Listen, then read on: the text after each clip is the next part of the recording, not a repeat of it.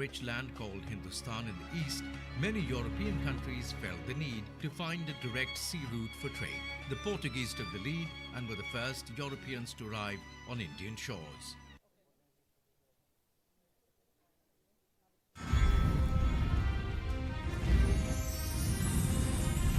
India's maritime history began a new chapter with the arrival of Vasco da Gama, who sailed from Portugal around the Cape of Good Hope in Africa to arrive at Calicut in Kerala in May 1498. Portuguese set up factories at Calicut, Cochin, Goa, Surat and other west coast ports. They also took control of important ports like Hormuz, Socotra, Aden and Malacca to effectively seize the Indian Ocean trade flow, thereby dispelling the Arab monopoly over trade in the Indian Ocean region. The Zamorans, with their capital at Calicut, a major trading port, had flourishing trade over land and through seas. The Zamorans resisted the Portuguese for over a century with the tactical acumen and valor of Kunjali Marakkars, who are credited with organizing the first naval defense of the Indian coast. Portuguese governor in Kochi, Albuquerque seized Goa and its surrounding areas by defeating the Sultan of Bijapur in 1510. Thereafter, Goa became the headquarters of the Portuguese India. The Dutch East India Company sailed their first merchant fleet and reached India in 1595. They did not challenge the Portuguese and conquered the forts of the Malabar coast around 1661 and established Dutch Malabar to protect Ceylon from Portuguese invasion. The East India Company was founded in England on the 31st of December 1600. A ship of the company, Hector, under the command of Captain William Hawkins, arrived at Surat. Emperor Jahangir granted captain permission for trade and also promised other trading facilities.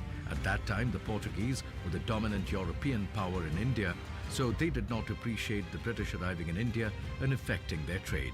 The French arrived in the Indian Ocean region in 1740 and established a strong base in Mauritius. During the 18th century, the French were the primary challengers to the British supremacy in the Indian Ocean. After a few initial French successes, the British decisively defeated the French in the Battle of Wandiwash in Tamil Nadu in 1760. The British knew the importance of the seas. In addition to taking over provinces over land, they also established a naval force which protected their sea trade and also kept adversaries at bay.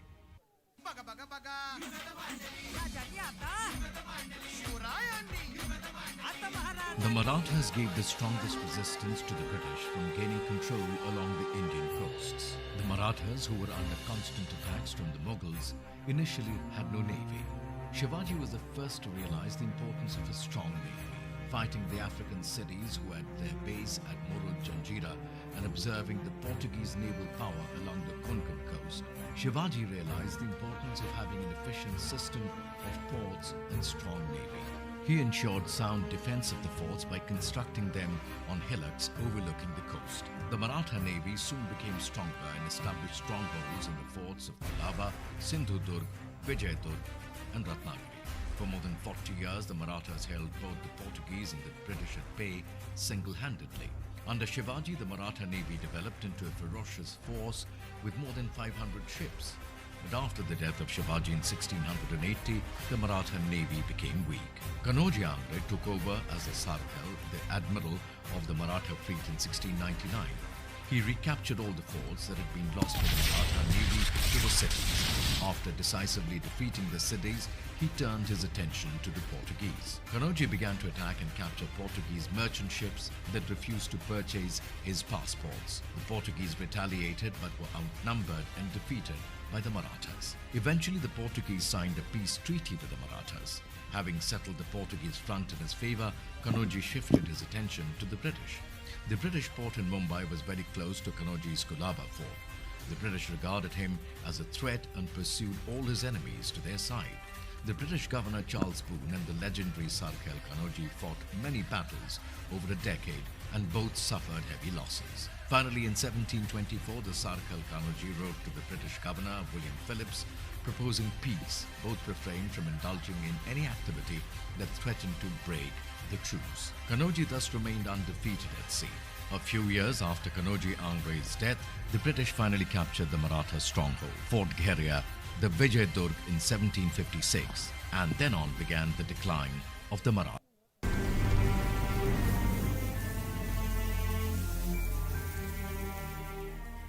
The East India Company came under the British Crown in 1830.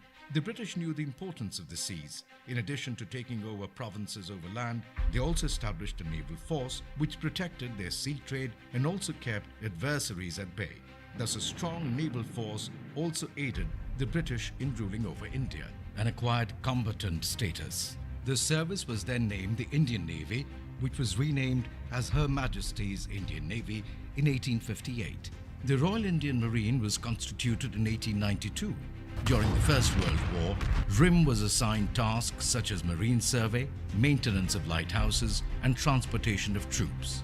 On the 2nd of October 1934, this service was renamed Royal Indian Navy, RIN, with its headquarters at Bombay. When the Second World War began in 1939, the strength of RIN on the 1st of October 1939 was 114 officers and 1,732 Agniveer, with only 16 officers manning the naval headquarters, which was located inside the naval dockyard at Bombay.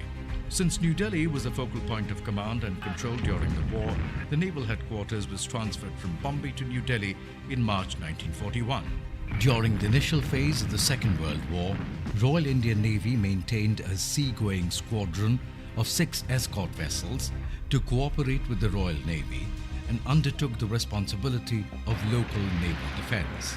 Merchant ships were armed and new types of vessels added to the fleet for protection of the Indian ports and the sea routes leading to them. Royal Indian Navy undertook combat duties and rendered commendable service in the Middle East and the Bay of Bengal. Its vessels operated in the European waters also, both in the Mediterranean and the Atlantic. They operate with success in the Persian Gulf, where their duties related largely to patrolling the coast and escorting the supply ships. In the period after the entry of Japan into the war, Burmese waters became the primary field of activity of the Royal Indian Navy.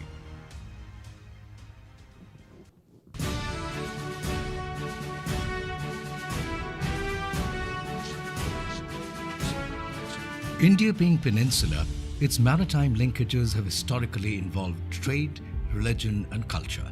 These early associations, however, were severed over time. With the partition of India post-independence, the Navy was divided into the Royal Indian Navy and the Royal Pakistan Navy.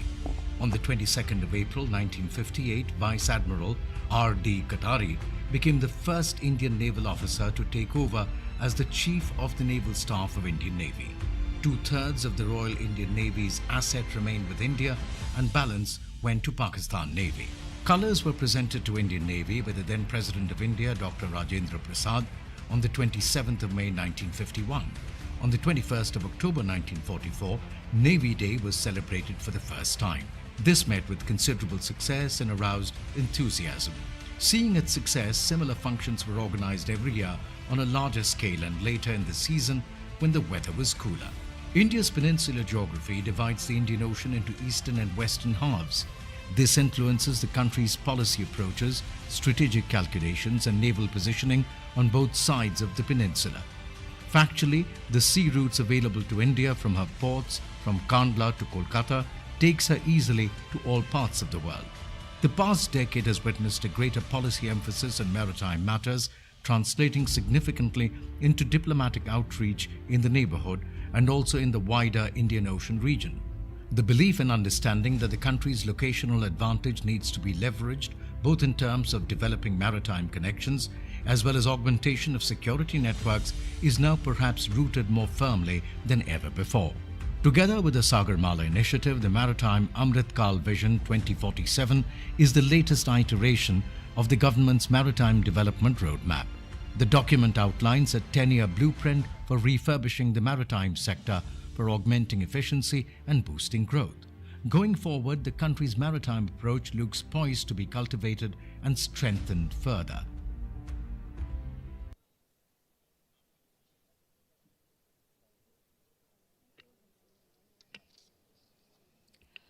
Good morning, ladies and gentlemen.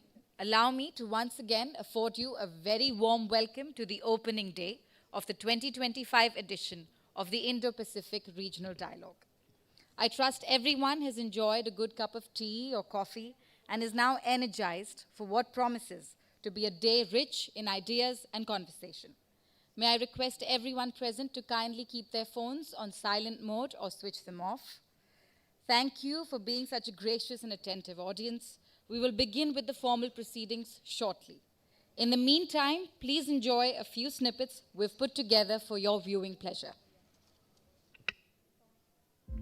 Over the last few years, the world's coastal areas have suffered devastating weather events.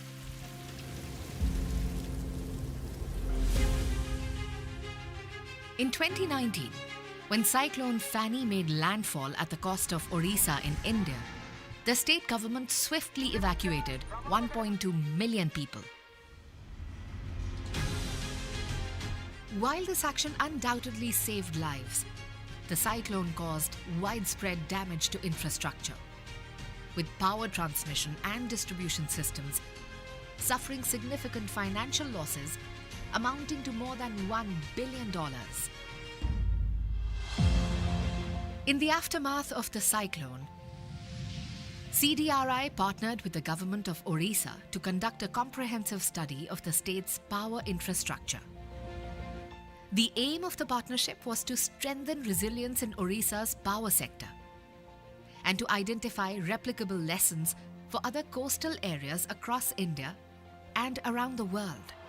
The CDRI's initiative to set up a study in Orissa has, for the first time, brought focus on an infrastructure sector that is often battered by repeated occurrences of cyclones. And the recommendations that have emerged from the study are very resilience building in nature, and they have been accepted now.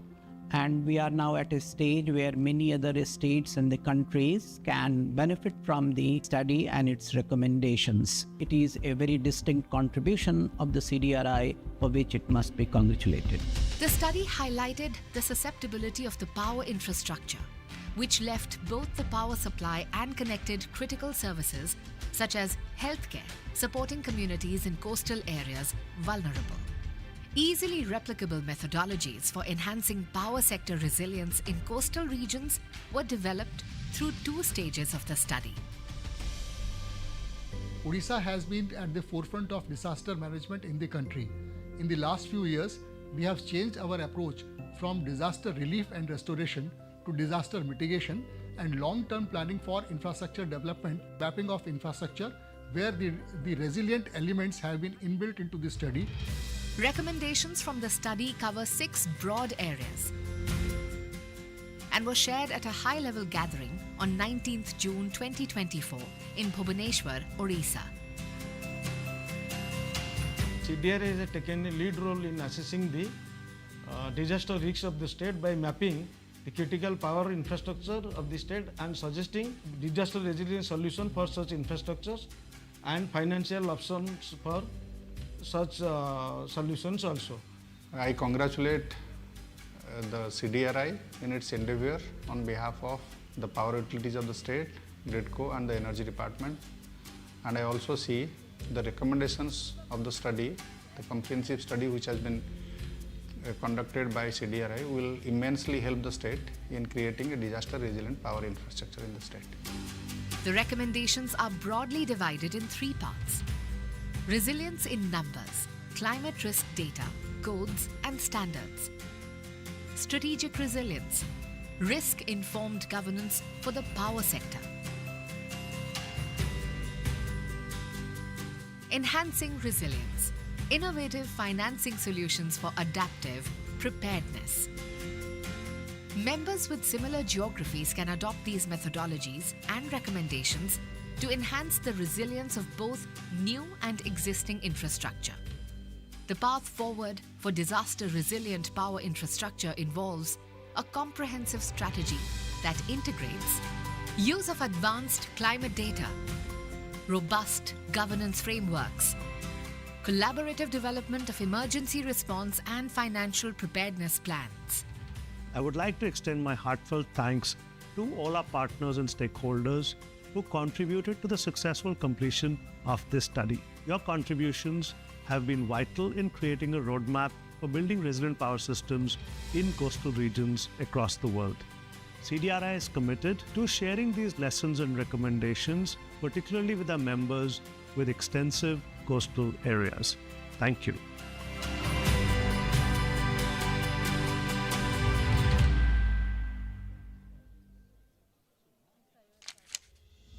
दस वर्ष पहले vision Sagar यानी security and growth for all in the region की आधारशिला रखी गई थी.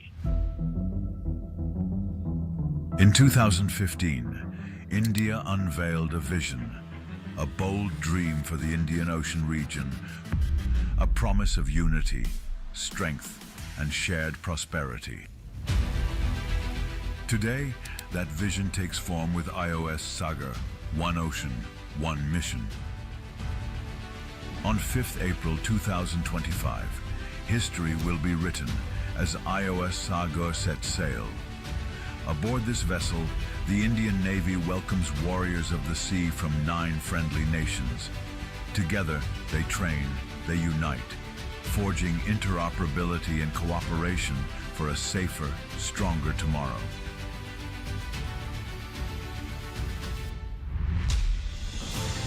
Indian Navy stands tall as the preferred security partner and first responder, extending a hand of friendship and resilience. This is a mission of trust, a testament to our shared destiny. And with the deployment of IOS Saga, it heralds the maiden edition of Exercise Ekyam, Africa-India Key Maritime Engagement, meaning unity in Sanskrit. This Indian Navy-led maritime exercise unites 10 African nations in combined training to mitigate shared challenges together. From the vision of Saga in 2015 to the waves of 2025, IOS Saga sails as a symbol of unity and resilience. Concurrently, Exercise Ekyam strengthens maritime security in the region with 10 African nations.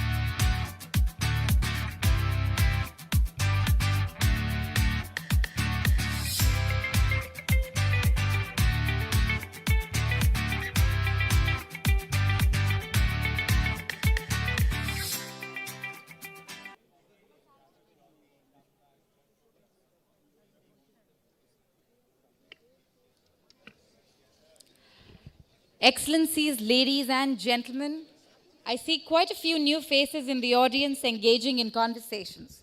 Always a promising sign. However, I would request everybody to kindly settle down. Ladies and gentlemen, I request everybody to kindly take their seats in the audience.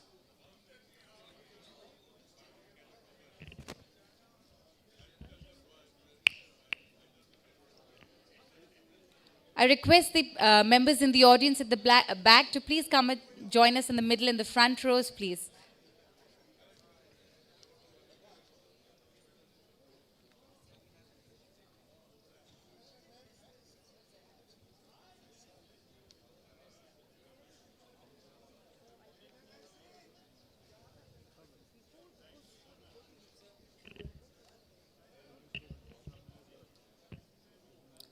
All right, and as we settle down, ladies and gentlemen, as the auditorium feels alive with curiosity and anticipation, for those of you whom I have the privilege of meeting for the first time this morning, please allow me to introduce myself again. My name is Priyasha Dikshit. I am a research associate at the National Maritime Foundation, and I'm delighted to be a host for this seminal event. I'm genuinely excited about the new friendships and conversations that the event over the next 3 days will witness. But perhaps I'm getting a bit ahead of myself. So before we embark upon this collective voyage of ideas, allow me to extend a very warm welcome to all our guests gathered here for the Indo-Pacific Regional Dialogue 2025. It gives me great pleasure to formally welcome you all on behalf of all echelons of the Indian Navy and the National Maritime Foundation to the opening day of this year's dialogue. A few administrative points before we move forward, ladies and gentlemen. I say this with utmost emphasis. I request everyone to kindly take their seats in the audience, please. Ladies and gentlemen, I request everyone to kindly take their seats in the audience, please. I request everyone to put their mobile phones on silent mode or switch them off. The Iprd is an annually recurring apex-level international conference of the Indian Navy, and it is the clearest manifestation of the Indian Navy's international outreach at the strategic level. In each edition of the Iprd, the Indian Navy, together with its steadfast knowledge partner, the National Maritime Foundation, endeavors to explore and elaborate upon one or more spokes of the deeply interconnected web that is the Indo-Pacific Oceans Initiative, or the IPOI. Building upon the insights and outcomes of 3 previous editions of the Iprd, this year we turn our focus towards translating vision into tangible progress. The deliberations this year will hone in on the criticality of the advancement of regional growth, maritime stability, and holistic maritime security through concrete measures for capacity building, referring to development of material resources, and capability enhancement, denoting the strengthening of human, organizational, and functional competencies. The overarching theme of this year's edition is accordingly promoting holistic maritime security and growth, regional capacity building, and capability enhancement. Once again, ladies and gentlemen, I urge everyone in the audience to kindly take their seats. I will briefly go through a few administrative points. First, and I say this with utmost emphasis, may I request everyone to please ensure that their mobile phones remain muted at all times. Second, I would urge all participants to refrain from interrupting speakers while they are delivering their presentations. That said, we strongly encourage you to pose hard questions and expect equally robust answers. And one more thing, kindly note that the biodatas of the speakers and the moderators are included in the event booklet that was handed to you during registration, and therefore, in the interest of time, we will not be reading them out. And now, ladies and gentlemen, please sit back and enjoy this visual treat. The tides of the Indo-Pacific are rising, not just in force, but also in consequence. Disruptions and partnerships echo across continents, sending ripples across the oceans, as fragility and ambition now sail side by side. Here, time doesn't just move forward, it folds. And then it resets. The future can't wait, but it can be redesigned at the Indo-Pacific Regional Dialogue 2025. Where nations converge to build capacity, transforming chaos into coordination and enhancing shared capabilities to rewind risk before it becomes reality. From undersea cables to floating economies, from port resilience to climate security, the architecture of tomorrow is being drawn right here.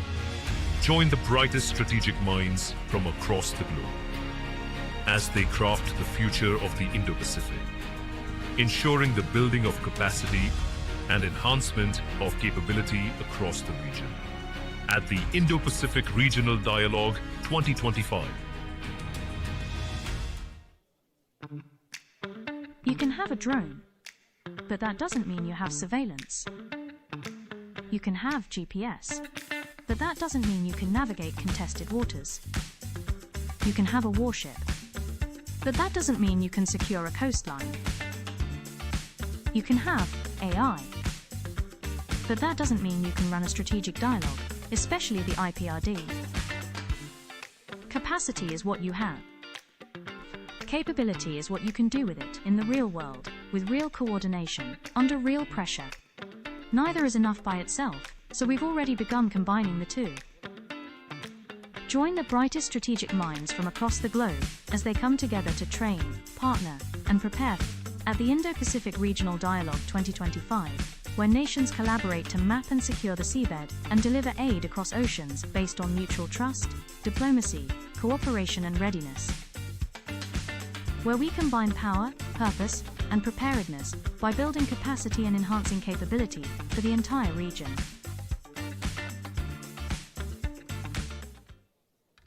The Indo-Pacific doesn't open with force. It opens with precision, with the right alignment, with a code. Each region, each challenge, powers a different tumbler in the lock. First, capacity. Infrastructure, equipment, and cutting-edge technology. Next, capability. Training, systems, and shared frameworks. Then, trust, partnership over dominance. And finally, foresight on climate, commerce, and conflict. How do island nations secure their futures when the sea itself is shifting? And what if the seabed becomes the new frontier of foreign policy? How do we ensure that the oceans connect what lies divided on land? Don't just watch as we crack the code. Let's step through that door together. Join the brightest strategic minds from across the globe as they turn the key and unlock the future at the Indo-Pacific Regional Dialogue 2020.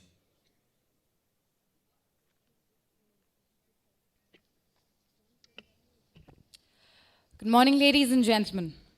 It is truly heartening to see the hall so full, the air alive with energy and anticipation. Before we begin, please allow me to introduce myself again. I am Priyasha Dikshit, a researcher at the National Maritime Foundation, and I'm proud to be your host for this event. It's often said that pictures speak louder than words. So, as we transition into the formal proceedings of the day, let's set the stage for our deliberations by taking a quick look at this sessional video, which will briefly take us through matters to be discussed in the forthcoming session. Lines drawn on a map are always clean, but the real world has currents that a map can't capture. A border on paper can't hold back a cyclone. Merely having a coastline doesn't make it resilient. The Indo-Pacific has always been more than its coordinates.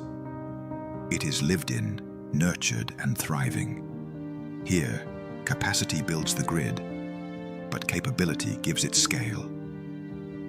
Welcome to Day 1 of the Indo-Pacific Regional Dialogue 2025, where strategy is charted through latitude in thought and plotted through meridians of cooperation. We begin by bringing apex-level focus to our deliberations and are reminded that maritime strategy is neither crafted alone nor built overnight.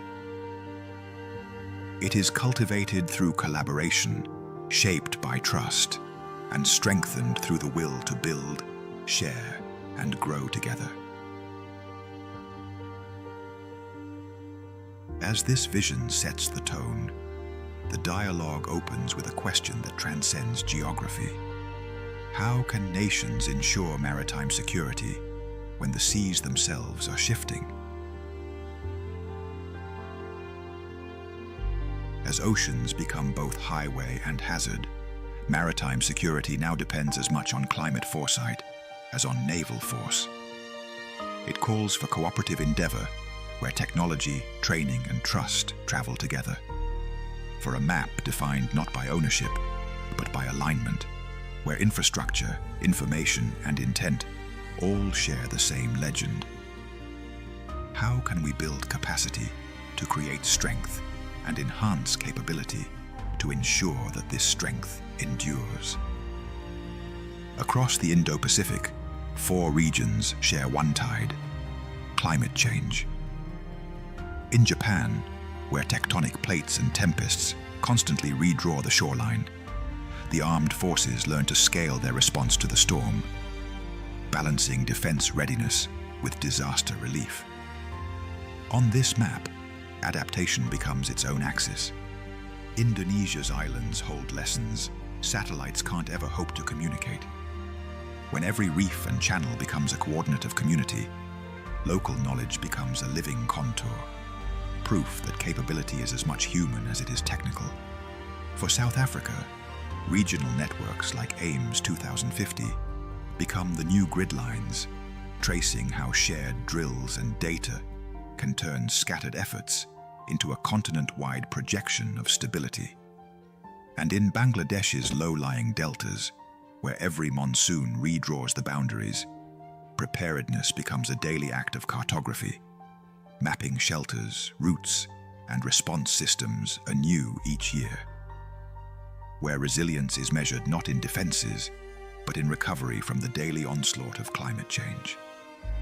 Together, these perspectives remind us to see climate cooperation not as charity, but as collective insurance for the future of maritime security. As we unfold the map, hierarchies dissolve and the conversation widens. Hosted by the Director General of the National Maritime Foundation, Chopal Ki Charcha evokes dialogue without the weight of formal diplomacy. Here, candor predominates as leading authorities from Germany, BIMSTEC, France, and the Netherlands each bring the realism of governance to the idealism of dialogue. How do we translate intent into infrastructure, technology into trust, climate commitments into command readiness? Watch as capacity meets capability without ceremony, and the coordinates of cooperation are recharted in real time. As the day draws to a close, we are reminded that maritime security isn't fixed by lines of control, but by lines of communication. Policy must build infrastructure that adapts and partnerships that endure, because the map is not the territory, and no single nation can hold the tide alone.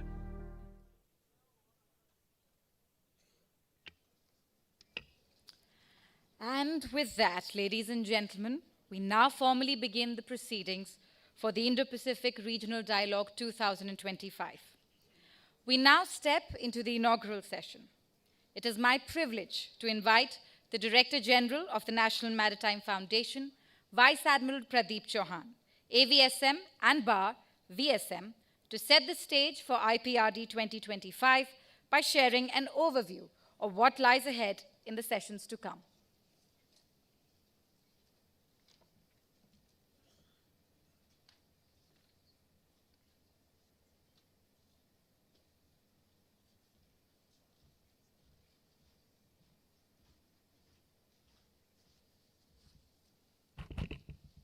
Excellencies, friends, ladies and gentlemen, I feel fairly comfortable being here, not because I've been there and done that a couple of times on the IPRD before, but because I am generally comfortable in the company of so many of you whom I know well and who have known me well over the many years of our existence together. Please allow me to echo, first of all, the welcome afforded to each one of you by our MC, the charming Miss Priyasha Dikshit, and if you will join me in giving her a hand, she'll be happy to conduct the rest of the ceremony. Otherwise, there's every chance that she'll get offended and go home and we'll be stuck.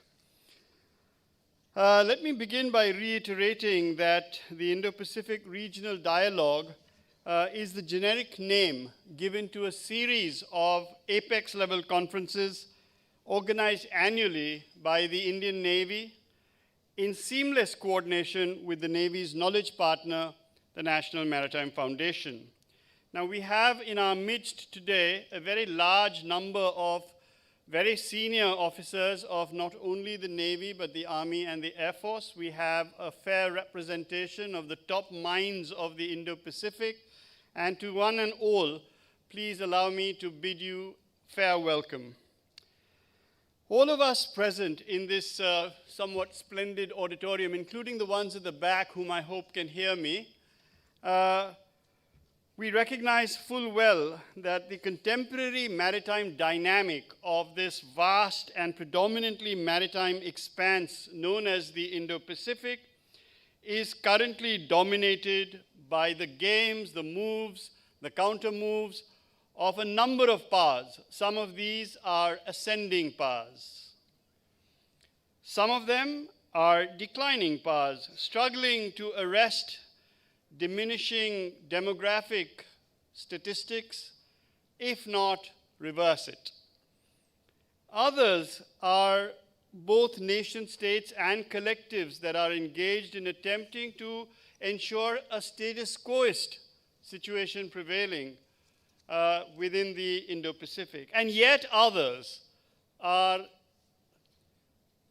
formulating and executing strategies that are disruptive in nature, seeking to upend the entire process that we have all worked so hard to actually put together, and which is what we commonly know as the rules-based order.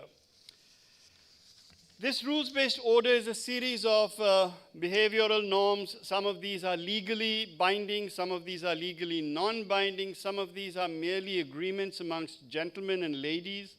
And all of them put together formulate and create this whole business of a rules-based order. Many people are under the mistaken impression, distressingly large number, of people are under the mistaken impression that UNCLOS, the United Nations Convention on the Law of the Sea of 1982, is the sole treaty that determines state behavior in the maritime domain. This is not true, of course. Many conventions predate the UNCLOS and remain in force. For example, many of you, all of you, will be aware that the International Maritime Organization is not merely an executive body of people. It is a convention that was ratified after it was signed by the requisite number of state parties. So too is the case with the International Convention for the Prevention of Collisions at Sea, what many naval officers here know as ROR, or many others know as COLREGs. But COLREGs and ROR are not just rules that we have to swat over and pass exams with. They are conventions. This is a convention, and it was duly signed and duly ratified by all countries, including those that seek today to create narrower and differing approaches to the whole business of the rules-based order.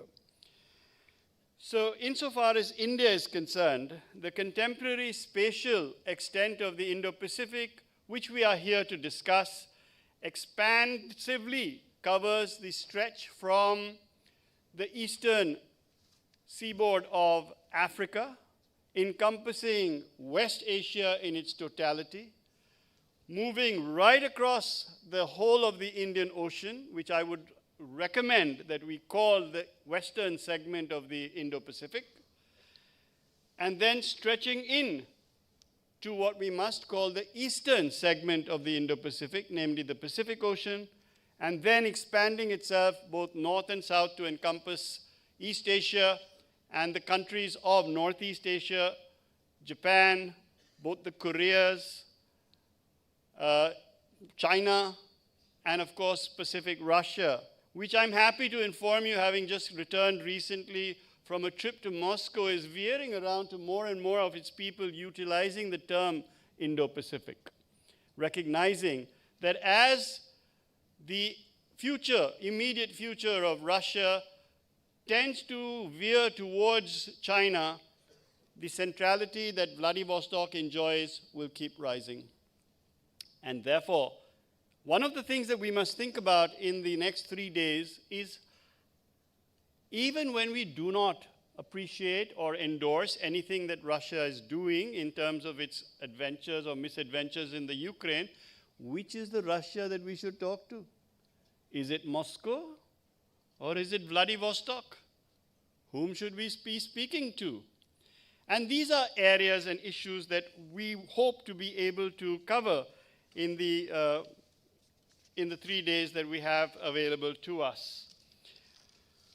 Also, within this whole Indo-Pacific, we are encountering a heady mix of cooperation, of collaboration, of competition, and very frequently of very near confrontation. Luckily, we have not slid all the way down towards conflict. But it is some slide that we must arrest for ourselves so that we do not go down that path. A number of civilizational states, India, China, Iran, are all reasserting their civilizational identities and seeking a place in the sun alongside equally old civilizational entities such as Japan. How are these to be managed? What should we be doing to ensure that cooperation and collaboration trump confrontation and conflict?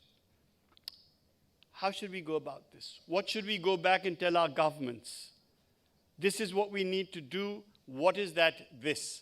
And over the next 3 days, one of the main thrust lines of our endeavor will be precisely to do this business of listening and thereafter of recommending and advising governmental echelons.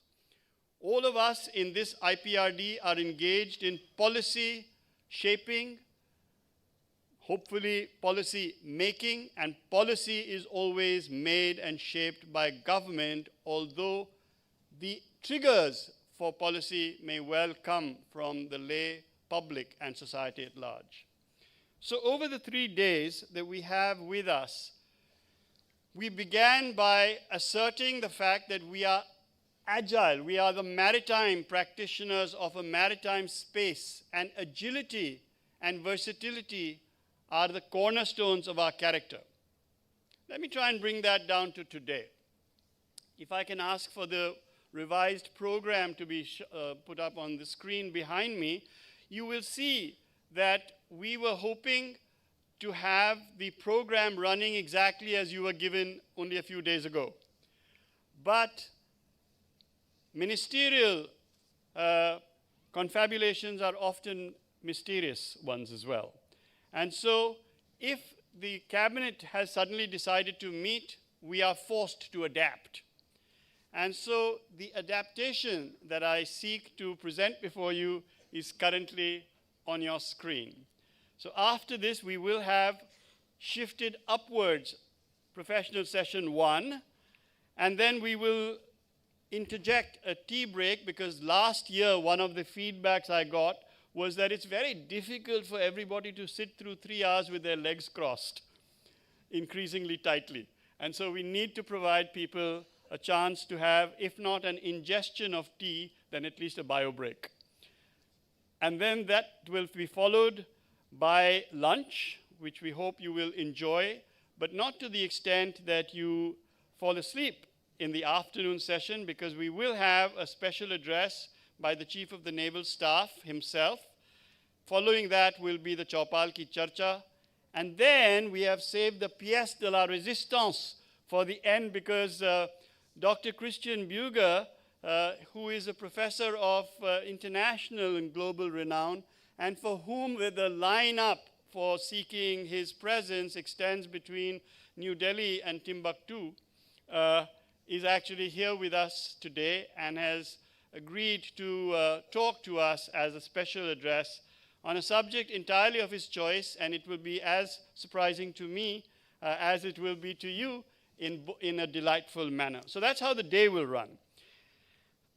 Tomorrow, we hope to be able to stay with the program that we have promulgated, and as a consequence of that, we may well have 1 or 2 changes on day 3, but we don't think that it is appropriate for us to be able to fit that in right away.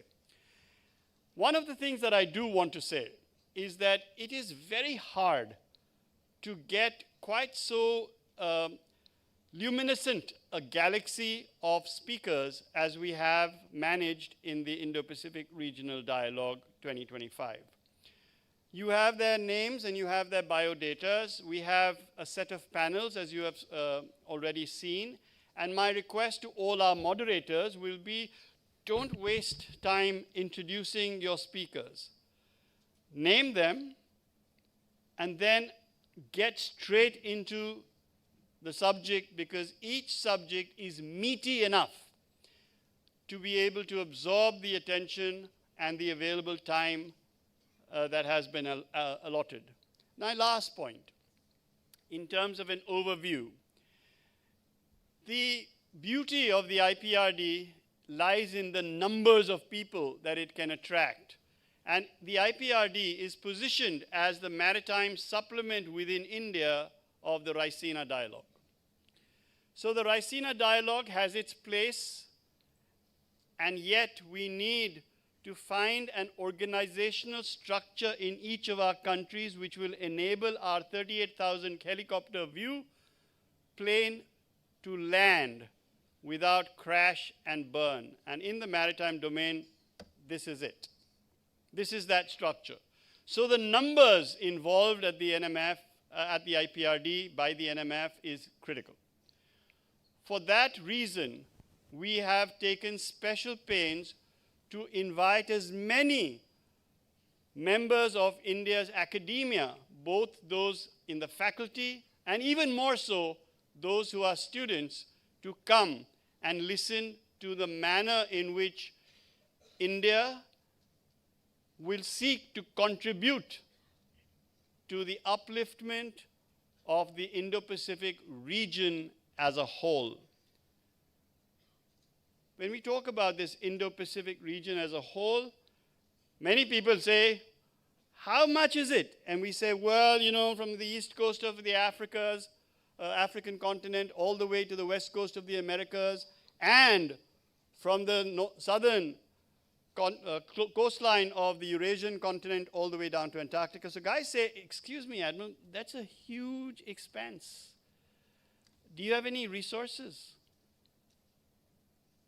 And we normally say, I don't know, guys, what should we do? Should we cut our coat according to the cloth that we want and that we have, just like mommy and daddy told us? Or should we weave the cloth according to the coat that we want? And the guys say, wow, Admiral, that's a neat turn of phrase. Clearly you can speak English. But it still needs resources. Do you have resources? And here, I would like the students in particular to bear in mind the difference between capacity and capability. Capacity is this auditorium. Capacity is a ship. Capacity is a hospital. Capacity is an aircraft. Capacity is a submarine, a drone, a dockyard. All this is capacity. You take this auditorium, great capacity. Fill it with idiots, you have no capability. Capability is the human skill, the human genius, the organizational ability, the legal framework that will allow you to maximize the capacity you have. You have only zero patrol craft? Well, I'm going to give you a patrol craft. Wow, I have doubled your capacity. Do you know how to operate the patrol craft? Do you know how to deploy it? Have you got a life cycle costing for it? Is there a op-com refit cycle? Do you have a training system? Do you have a legal framework? Yes, yes, yes, yes, and yes. Wow, you have capacity. No, no, no, and no. You have capability. No, no, no, and no. I'm afraid you only have a liability. So what we need from you is the ability to leverage your capability. And that capability rests with the young generations as much as it does with the older ones. So this business of the specific area of the Indo-Pacific Oceans Initiative that this Iprd seeks to address and flesh out is capacity building, capability enhancement. Some of us have excess capacity. Let's throw capacity at the problem. Some of us have enough capability. Then we should throw capability at a problem. There's no use playing a game of cards with the weakest suit in your hand. Play with your strong suit. Play with capability. Join us. This is a madcap venture that we're doing for the last 7 years. Join us in every respect. Be one more of the Don Quixotes. Tilt away at windmills. We will get all our governments to cooperate, to collaborate, rather than to compete and confront. I think I'd better stop there and hand over the proceedings back to our very charming, still charming, Ms. Priyasha Dixit. Thank you very much for your attention.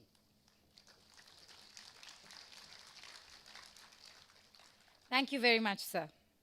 I'm now honored to invite Admiral Karambir Singh, PVSM, AVSM, former Chief of the Naval Staff and the incumbent Chairman of the National Maritime Foundation, to deliver his inaugural address. Please join me in giving a big hand to Admiral Karambir Singh.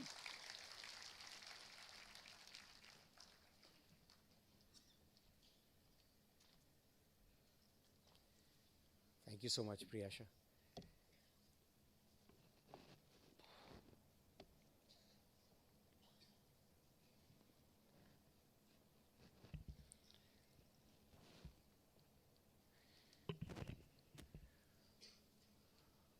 Dignitaries on and off the days. Vice Chief is here. Welcome to Iprd. Ladies and gentlemen, good morning. It's both an honor and a privilege to welcome you all to the 2025 edition of the Indo-Pacific Regional Dialogue, the Indian Navy's annual apex level international conference. It's a platform for exchange of maritime thought and strategy. Also, at the very outset, I wish to express my gratitude to the Chief of Naval Staff and the Indian Navy for their continuing trust in the National Maritime Foundation as the Navy's knowledge partner for this dialogue. The NMF cherishes this partnership as both a privilege and a responsibility. A responsibility to ensure that each iteration of the Iprd adds meaningful layers of intellectual rigor and actionable policy relevance to India's maritime engagement with the world. So today, there's a lot of pessimism in the air because of the geopolitics prevailing, but I'm going to speak on a positive note. It's not that I'm not aware of the problems that exist, but the fact that the topic is about the capacity building and capability enhancement, which requires us to collaborate, will make me speak in a very, very positive frame of mind, though I know for a fact that things are not as rosy as we would like it to be. So I'll start with the term Indo-Pacific, which has already been explained to you. The term Indo-Pacific today defines more than a set of coordinates on the map. It has become a strategic geography, a space where destinies of nations, big and small, are increasingly intertwined. And for India, Indo-Pacific is not a strategy directed against any country.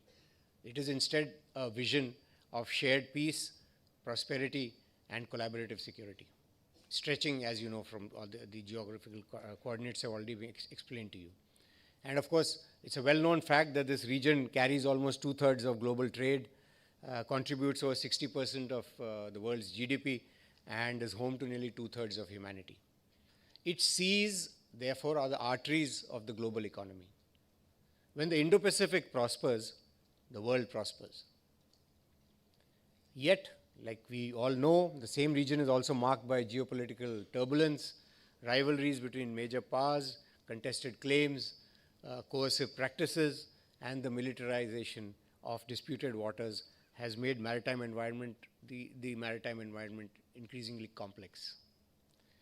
Add to this, of course, the growing weight of non-traditional challenges, and there are a long list: illegal fishing, piracy, narcotics, arms and human trafficking, climate change, rising fuel, sea levels, and pollution. And all this makes it very clear to us that security and growth in the region must be pursued together. And this dual pursuit of security and growth was at the heart of India's maritime policy of Saga, which is security and growth for all in the region, which today finds expression in Mahasagar, which is mutual and holistic advancement of security and growth across regions. Also, I want to draw your attention to the Indo-Pacific Oceans Initiative, which was announced by our Prime Minister in 2019. That Indo-Pacific Oceans Initiative actually complements and gives shape and structure to this India's maritime policy of Saga or Mahasagar. And it had identified 7 interlinked pillars ranging from marine ecology and disaster management to connectivity, resources, capacity and capability enhancement, which we are tackling today, maritime security and trade. And together all these formed a web, or they form a web of collaboration that reflects how deeply our futures are connected. So each successive edition of the Iprd has sought to flesh out India's maritime policy a step further, to give it a kind of a practical direction by individually exploring each of IPOI's spokes or pillars. So we have completed 3 of them, and this is the 4th one, and therefore this year our focus, as is given here, is promoting holistic maritime security and growth through regional capacity building and capability enhancement. And the explanation has been given to you very eloquently by the Director General, but I personally feel that capacity and capability are the twin engines of maritime strength. While both are vital, in much of the Indo-Pacific, it is capability rather than capacity that remains a more urgent need, especially since it's perhaps this element that is easier to address, and it is here that collaboration, partnerships and knowledge sharing can make a real and telling difference. Since we're going to discuss a lot about collaboration in this dialogue, I thought I'd dwell a bit on it. When we look at collaborative maritime architectures, it is important to note that in an oceanic theater as vast as the Indo-Pacific, no nation, however powerful, can secure its maritime interests in isolation. The challenges we face, whether traditional or non-traditional, are trans-border by nature, and so, therefore, must be our responses. Collaborative security, therefore, is not an aspiration. It's an operational necessity, and our actions and responses, therefore, must be collective. And at the heart of this collaborative construct, at least for India, lies a 3-tiered architecture. At the conceptual level, we have policy frameworks like Mahasagar and the IPOI that define our intent. At the political level, we have regional groupings such as the IORA, the IOC, BIMSTEC. We are very happy to have Director General BIMSTEC in our midst. The Quad, East Asia Summit that translate this vision into policy.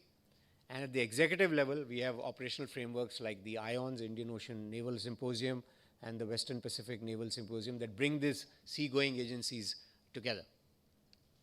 The IONS, for example, has emerged as a robust platform for dialogue, trust building, and coordinated action amongst the navies in the Indian Ocean littoral states. And as India resumes the chair of IONS, it would be our endeavor to, for instance, to strengthen the linkage with WPNS, to create a seamless continuum of collaboration from the Western Indian Ocean to the Pacific. So the goal is simple: to ensure that our collaborative maritime partnerships are not just well-intentioned, but are well-coordinated. That is the goal. That strategy and implementation move hand in hand. So, ladies and gentlemen, over the next 3 days, this dialogue will touch upon a wide array of issues. Allow me to highlight 4 or 5 focus areas that, in my view, deserve particular attention. First is maritime domain awareness. You know, the foundation of maritime security is awareness. We can only secure what we can see or are aware of. The IFC, IOR, and other IFCs in the region have already proven the value of information sharing. But the next step is to move from sharing data to sharing understanding, to build systems that can detect patterns, predict risks, and offer actionable insights in real time. Basically, we want to move from connectivity to predictability. So artificial intelligence and big data analytics and what have you will be critical enablers in this.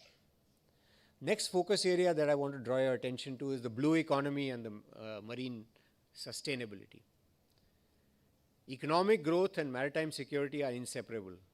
Unsustainable exploitation of marine resources, overfishing, unregulated mining and pollution undermine both prosperity and stability. The Indo-Pacific should therefore, I think, consider a blue economy compact, one that integrates marine conservation, renewable ocean energy, sustainable fisheries, and circular economy principles. India's active participation in the International Solar Alliance, I think something is happening now as we speak, and the coalition of disaster resilient infrastructure, for instance, can provide strong starting points for regional collaboration. The third focus area that I would like to draw your attention to is human resource development, building maritime talent. Because hardware without humanware achieves little. Capability enhancement begins with people, with trained seafarers, scientists, engineers, and policymakers.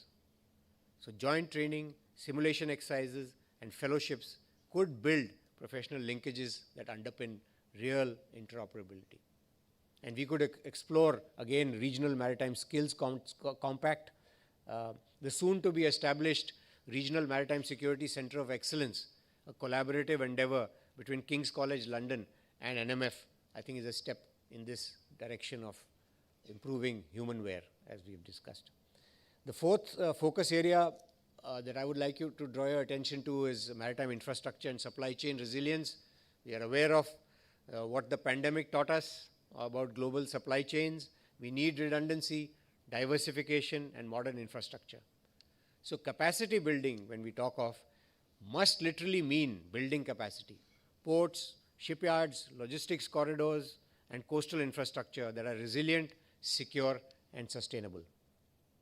Collaborative financing, public-private partnerships, and regional investment frameworks can ensure that all nations advance together in this endeavor. And the last focus area, technology, innovation, and interoperability. We know what is happening in the technological domain, the transformation that is taking place from unmanned surface and underwater vehicles to autonomous logistics and digital twinning. This new frontier is as much about data and code as it is about steel and propellers. These advances bring new opportunities, but also new vulnerabilities. Cybersecurity at sea is now as critical as physical security. We recently had a cybersecurity conference run by the Navy, and it was extremely interesting to be a part of that. So to remain ahead, I think we need to collaborate and connect on our innovation ecosystems. Collaboration in R&D, especially in green shipbuilding, AI-enabled navigation, and maritime cybersecurity will define the contours of our future maritime capability. And our collective aim should be to share innovation, not hoard it. A very utopian thought is, why have technology with tethers, technology without tethers? Equally, interoperability, both human and technological, must remain a constant focus, and exercises such as ICHEMI, Malabar, and Milan, amongst several others, already demonstrate the power of partnerships. Expanding these to include capacity building modules, technology demonstrations, and common operating net frameworks would greatly enhance regional readiness. Ladies and gentlemen, at the heart of any collaboration, and which includes maritime collaboration, lies the human dimension of trust and transparency. And as they say, trust cannot be surged, cannot be built overnight. It grows through transparency, consistent engagement, and shared purpose.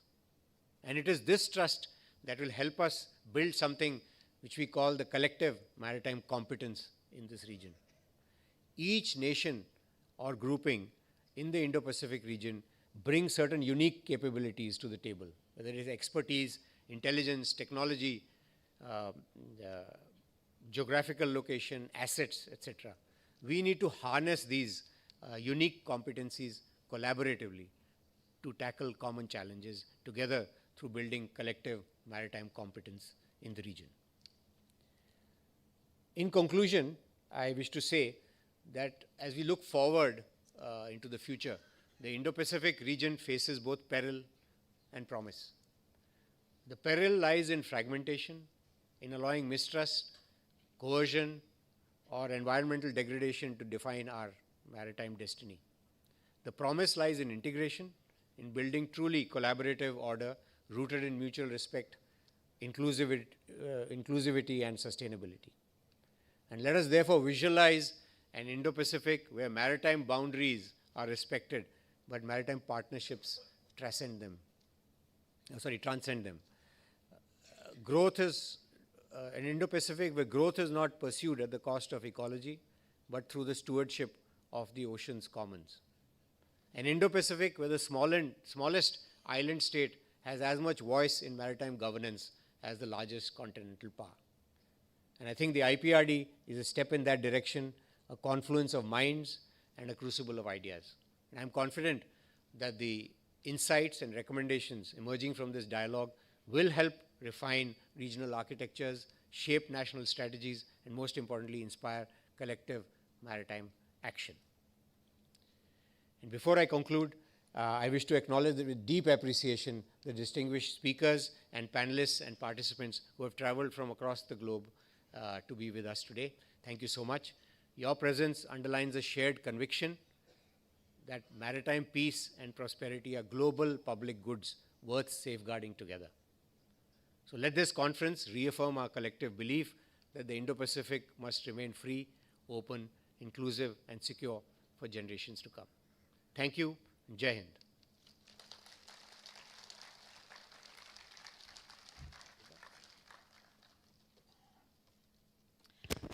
Thank you very much, sir. I think we would all agree that our speakers for the inaugural session have proven that all praise falls short when you're confronted by such brilliance which is fueled by both passion and experience. And on that note, ladies and gentlemen, let us delve into the first of a series of hopefully engrossing professional sessions that have been carefully curated by the NMF team.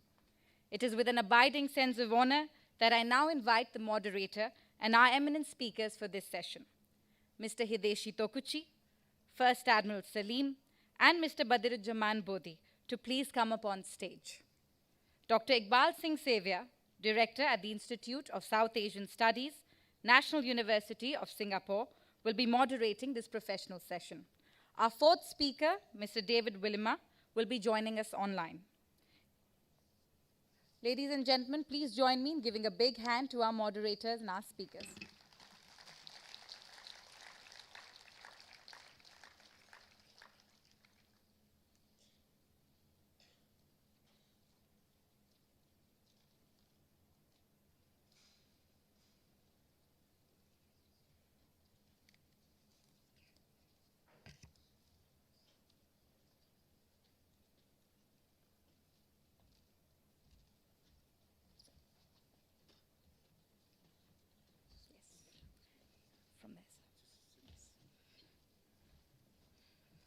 As I mentioned, Dr. Iqbal Singh Sevia is the moderator for this session.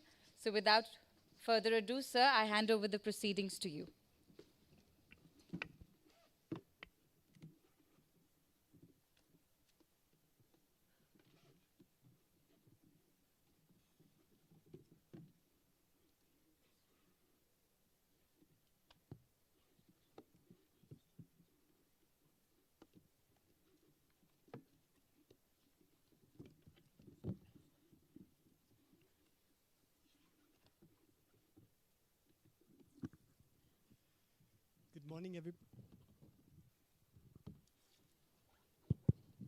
Good morning, everybody. It's my pleasure to welcome all of you to the first session of the day entitled Cooperative Capacity Building and Capacity Enhancement to Address Security Impacts of Climate Change.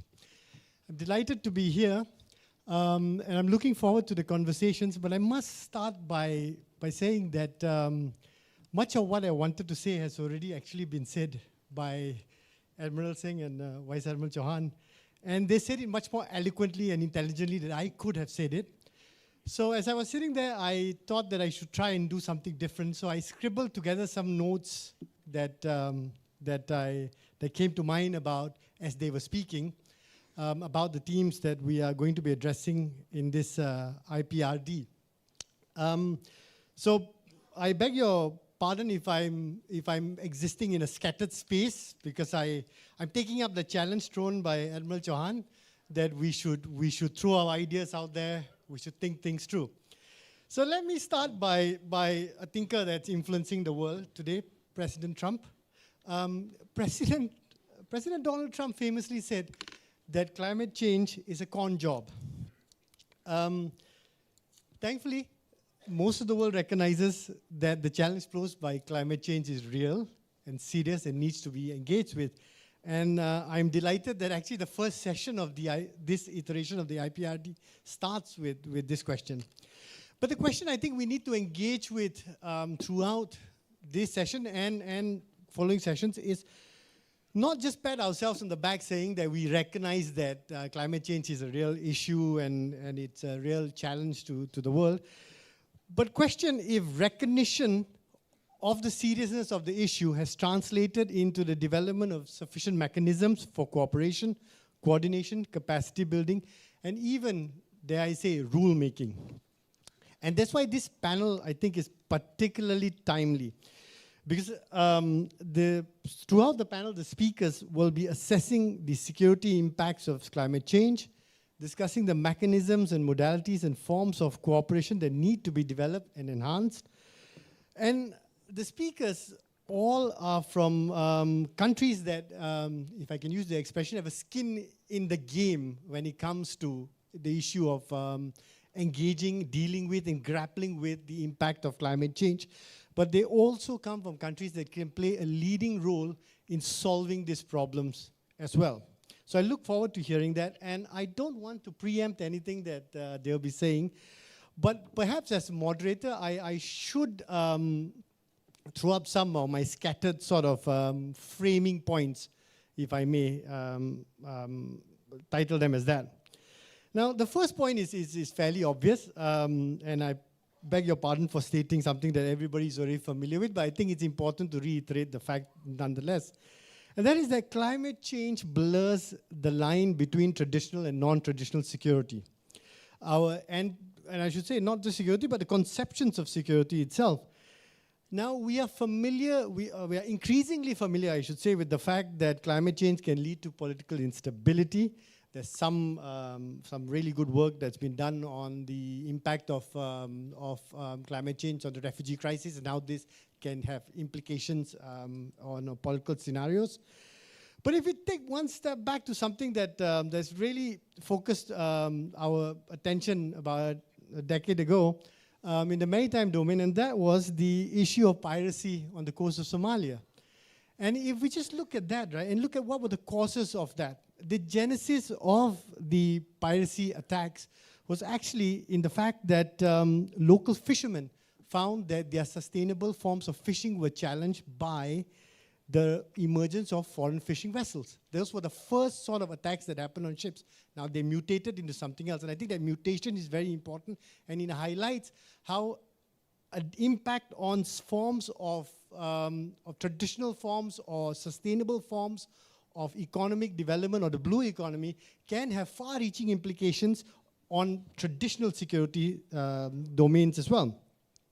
Now, the locals in Somalia have often also argued that their waters were polluted by dumping of toxic waste from Europe. Now, this is an issue that's not being grappled with enough as well, but we need to pay attention to such developments.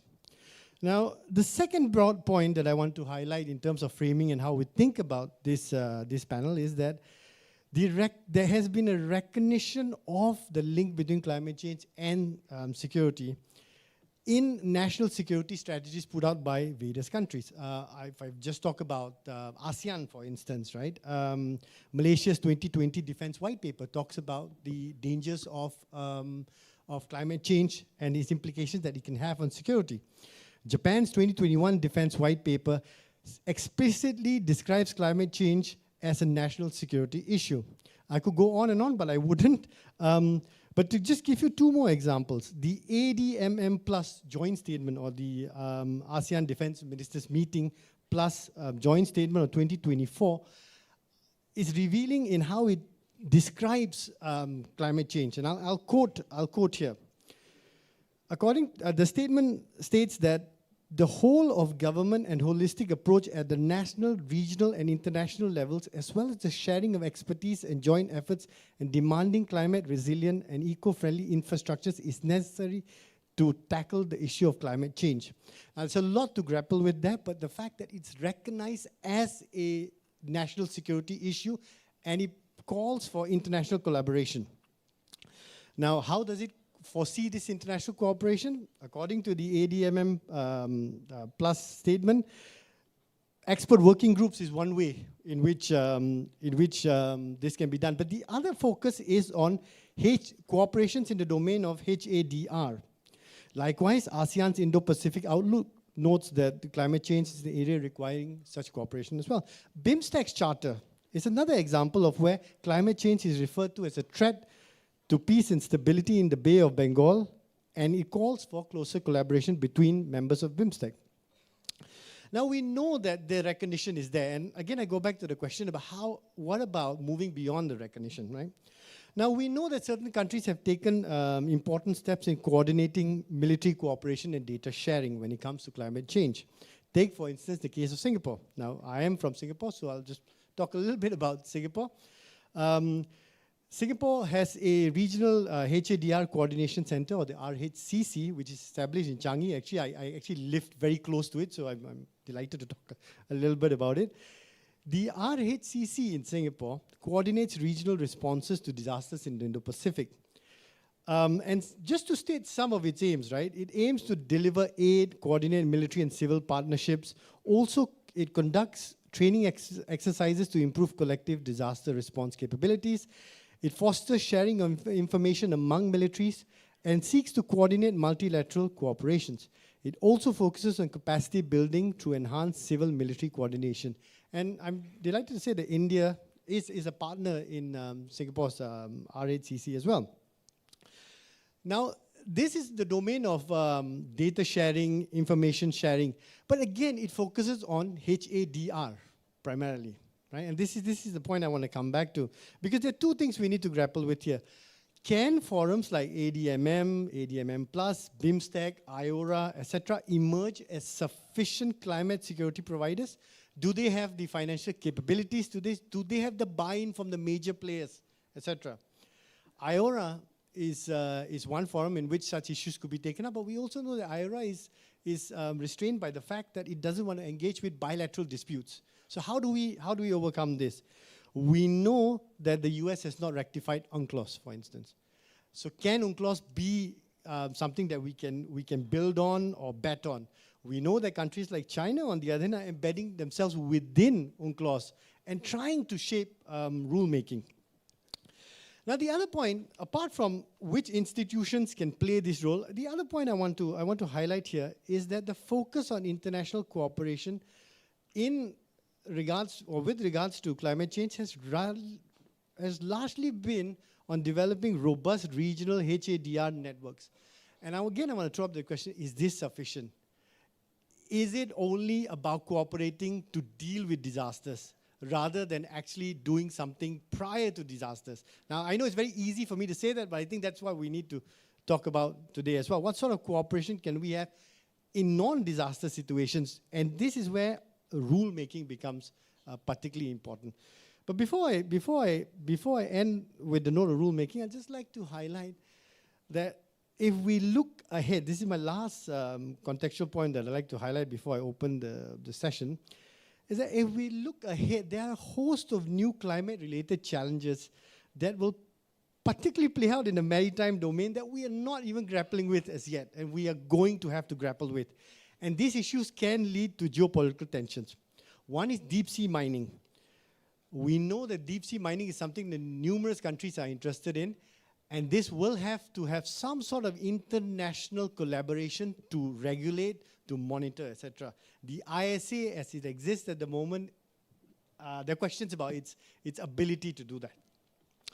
We know that maritime genetic resources, or MGRs, which include biological materials derived from ocean species that are often used in pharmaceuticals, food, and other industries, is going to be a new domain of competition. So the seas are going to be zones of competition.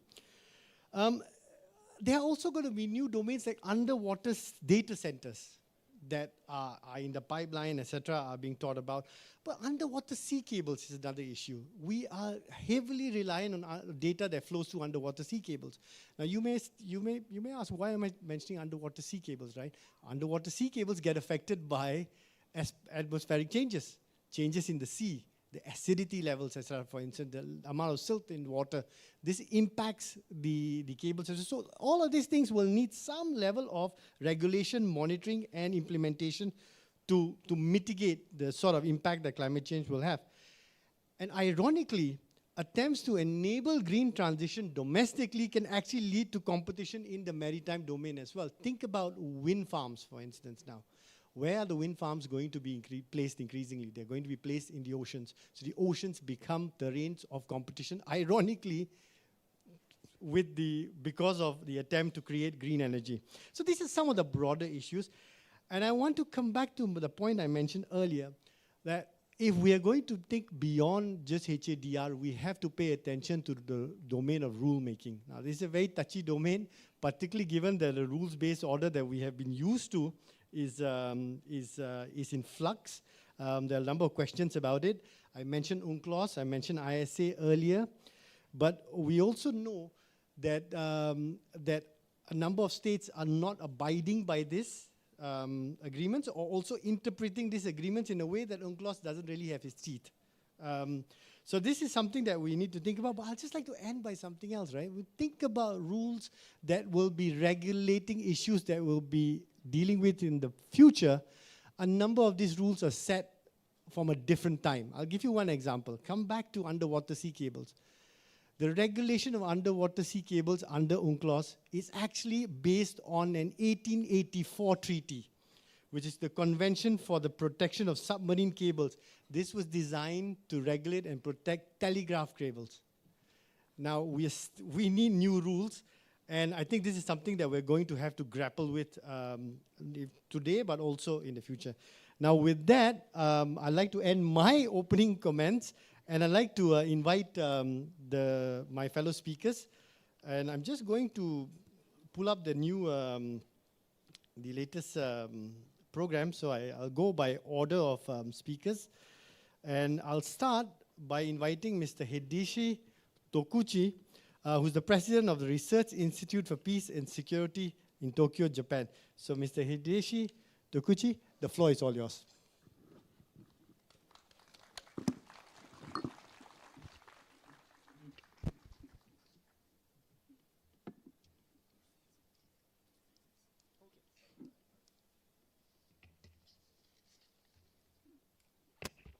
Well, good morning, everyone. First of all, let me thank the National Maritime Foundation and the Indian Navy for inviting me to this great conference every year. I'm very much grateful to all those people who made my trip to this vibrant country possible. Thank you. Thank you very much. As time is very much limited, I'd like to cover these several points just in brief. Protection of natural environment per se is a matter of environment policy, not necessarily a matter of security policy. And the word security is a convenient and elusive political term to show the urgency and priority of any issues attached to the word, such as energy security and food security. Therefore, we have to be careful in the use of the expression climate security. Many of the issues associated with climate security are just matters of environmental policy. And in this context, I would like to say that a reduction of greenhouse gas emission was not a matter of security policy or a concern for armed forces. This understanding is changing these days. Even emission reduction is becoming a mission of the military. I would like to touch upon this point in addition to adaptation and response to climate change. Climate change is a pressing global issue in today's world, but unfortunately, it is often politicized. There remains so many climate skeptics. Scientific uncertainty in climate change can become an easy excuse for skeptics to do nothing to address climate change. Climate change is often viewed as a favorite agenda items for liberals, and conservatives do not accept it. At the end of last month, U.S. War Secretary Pete Hegseth said in his address to flag officers, "No more climate change worship as part of toxic ideological garbage." What a big shift of policy from the Biden administration and even from the first term of the Trump administration. Climate change should not be regarded as a radical environmental or any other political movement in disguise. First and foremost, a cultivation of scientific integrity is a must. Also, winning the correct understanding of military experts on what climate change means to national and international security is indispensable because politicians and the public look to them first whenever addressing any security issues. U.S. War Secretary Hegseth quoted an old truth in his speech: to ensure peace, we must prepare for war. This motto applies to all countries, but war in what condition?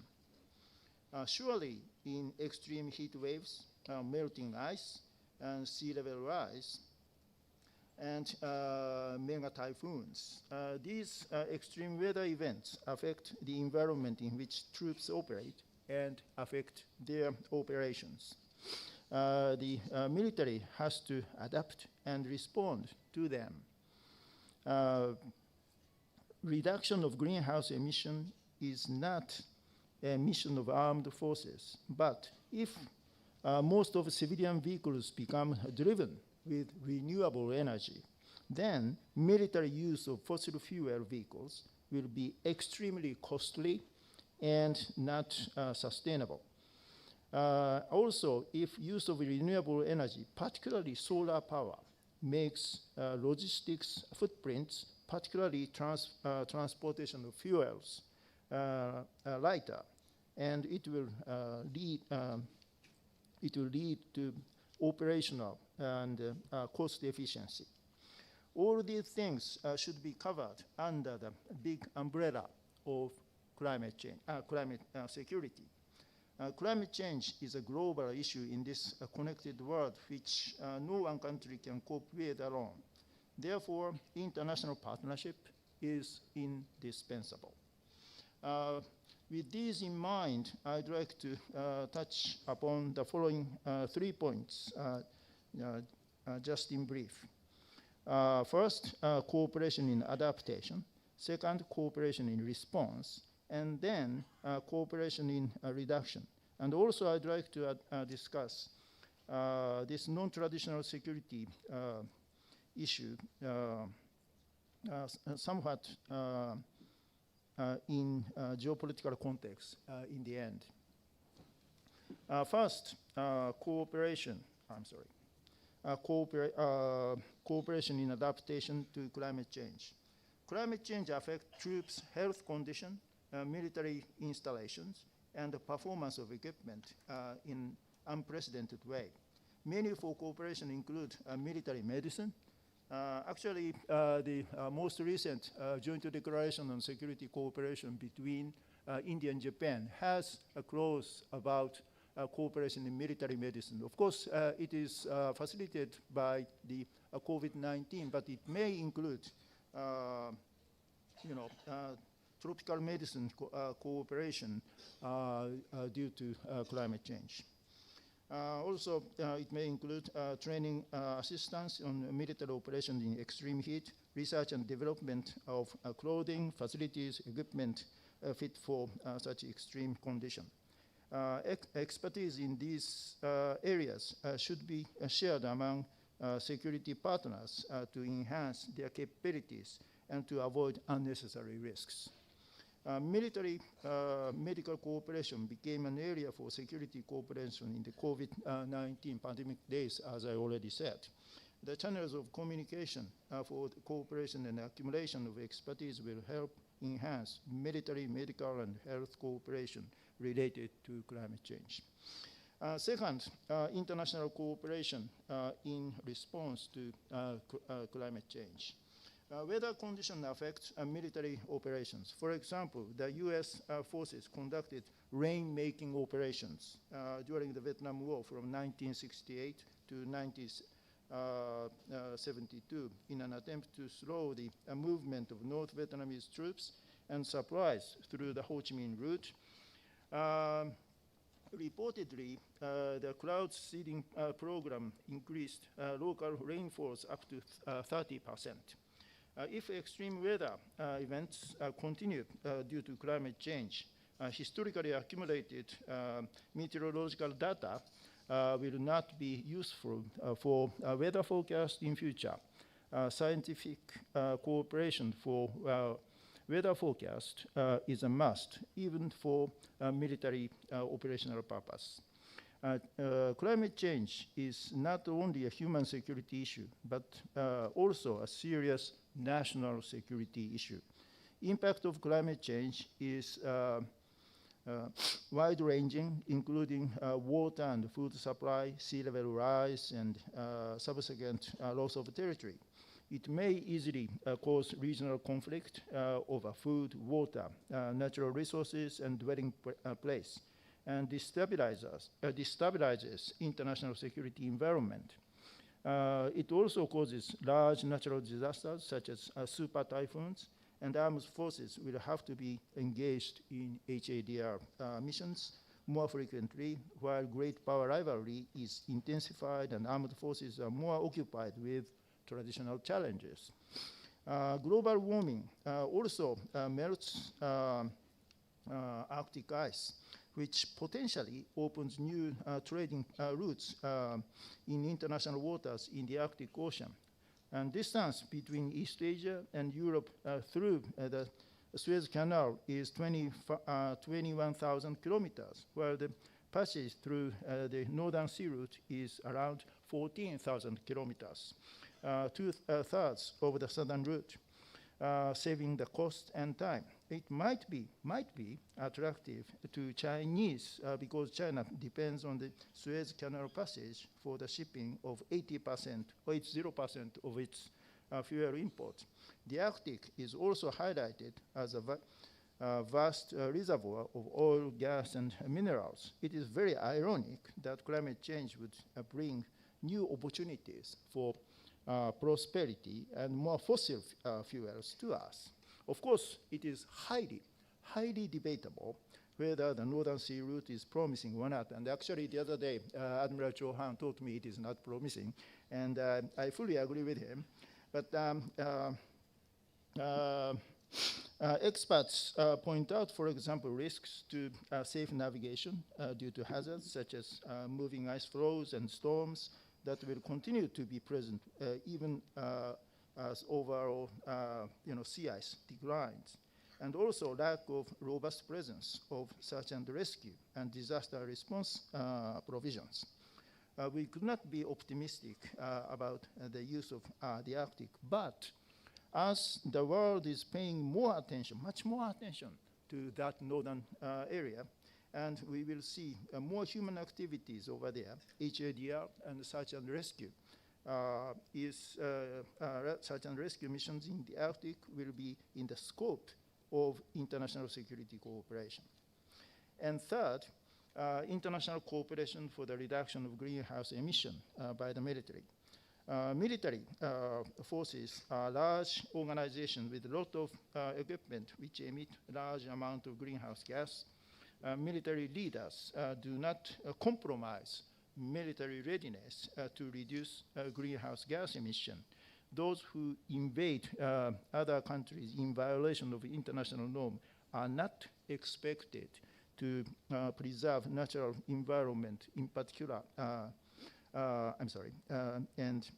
They will put defenders who comply with the regulations to reduce greenhouse gas emission at a disadvantage.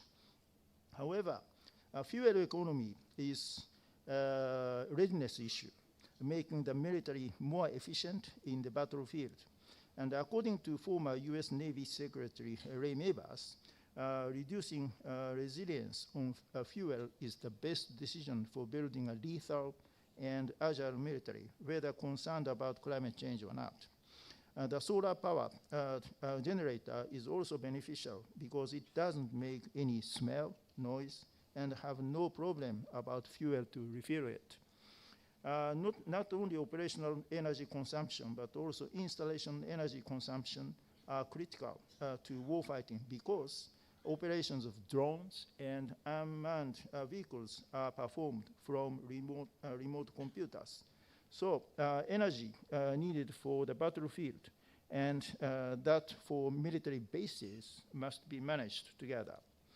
For the military planners, this is not about reduction of emission, but about enhancement of capabilities to perform their critical mission. Based on this recognition, they may want to explore the possibility of exchange of technological expertise and joint research and development on energy efficiency and use of renewable energy. An example related to this issue is MOU signed between Singapore's Defense Science and Technology Agency and ExxonMobil to explore the use of sustainable fuel. Now, climate change is a non-traditional challenge, but intricately intertwined with geopolitical risks. According to a report issued by the United Nations Office of Disaster and Risk Reduction 10 years ago, over the previous 20 years, 90% of major disasters have been caused by around 6,000 recorded floods, storms, heat waves, droughts, and other weather-related events. Introducing the report, head of this organization said, weather and climate are major drivers of disaster risk. And this report also says that the 5 countries hit by the highest number of disasters are the United States, China, India, Philippines, and Indonesia. And all these countries are located in the Indo-Pacific region. And today, some say that Asia is known as disaster alley, as this region is home to more than 90% of cyclone victims worldwide. Whether the figure 90% is accurate or not, everyone knows that this region, including Japan, is prone to weather-related natural disasters. And precipitation is becoming more extreme. Weak regional countries, particularly exposed to China's expansion, must not be more destabilized by natural disasters. China would exploit the vulnerable situation. We have to look north too. The Arctic is said to be the last ocean never to have seen any significant level of active combat existing as it does at the top of the world, far from the reach of mankind. But it is not so any longer. No matter whether the Northern Sea Route is promising or not, the Arctic is becoming another venue for the great power rivalry. As Finland and Sweden joined the NATO, all the member states of the Arctic Council, except for Russia, are NATO members. And China is more interested in the Arctic, identified itself as a near-Arctic state. And this summer, China simultaneously deployed 5 research vessels in or near the Arctic, and the US Coast Guard is watching, and we are watching too. And Russia and China are increasing their joint presence in the Arctic. In September 2024, China Coast Guard and Russian Border Service conducted a joint patrol in the Arctic for the first time based on the MOU signed in April 2023. There is a concern on the possibility of Russia-Chinese cooperation to disrupt a critical undersea infrastructure in the Arctic, as it would be low-cost, high-impact, asymmetrical enabler against the United States and NATO, and as the Arctic region is vulnerable due to the existence of choke points and lack of redundancy. Well, even efforts to reduce emission is not free from geopolitical rivalry. Minerals used for key renewable energy technologies are potentially weaponized. For example, China currently controls more than half the global processing capacity for many of these materials, including rare earth for electric vehicle motors, polysilicon for solar panels, and cobalt and lithium and manganese and graphite for electric vehicle batteries. International cooperation for the resilience of the supply chain of these key minerals is also necessary. In spite of such geopolitical roadblocks, there are so many things on the menu for climate security cooperation, helping vulnerable countries in the region build their capacity and capability is a pressing issue for the regional peace and stability. It is no use to be skeptic about climate change. We have to regard climate change as something to generate new opportunities for international security cooperation, of course, including military partnership. We shouldn't be too naive about cooperation. Today's world is full of both traditional and non-traditional challenges, and they are closely linked with each other. But climate change is too important and too urgent to be overshadowed by geopolitical rivalry. This is why cultivation of scientific mindset among the public to watch climate change as it is critically matters. I stop here. Thank you very much for your attention. Thank you. Thank you so much for that enlightening and very illustrative discussion. So I will now invite Admiral Salim to share his comments. The floor is yours, Admiral Salim.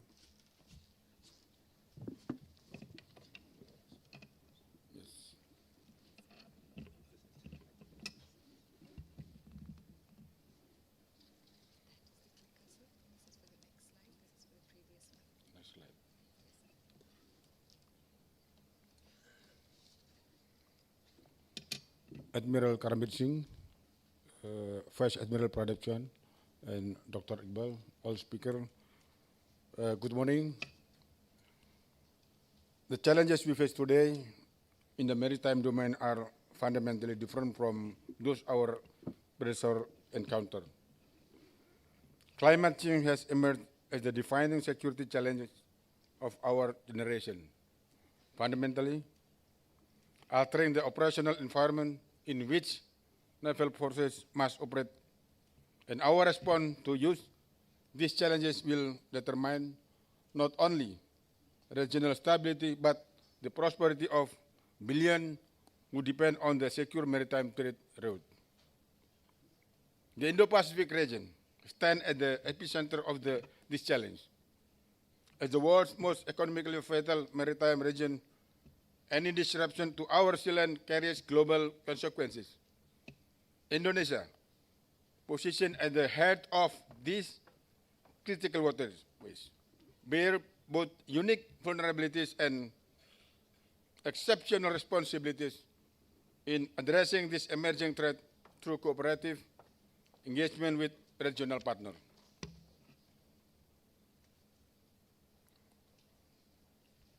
Climate change functions as a threat multiplier in the maritime domain, intensifying existing security challenges while creating entirely new vulnerabilities across multiple operational dimensions. We observe, across multiple operational dimensions, we observe rising sea level directly threatening critical naval installation and port infrastructure throughout the installation and port infrastructure throughout the Indo-Pacific. Simultaneously, changing weather patterns disrupt traditional shipping routes and create opportunities for maritime crime in previously stable areas.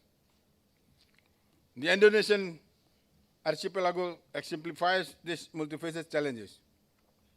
With over 17,000 islands facing varying degrees of climate impact, ranging from gradual sea level rise to the extreme weather event. We confront unprecedented complexity in maintaining maritime security. Coastal communities displaced by environmental change create internal migration pressure that destabilize regional security dynamics. Resource scarcity driven by climate change intensifies competition over fishing ground and marine resources, creating conditions for potential interstate tension and conflict that our naval forces must be prepared to address.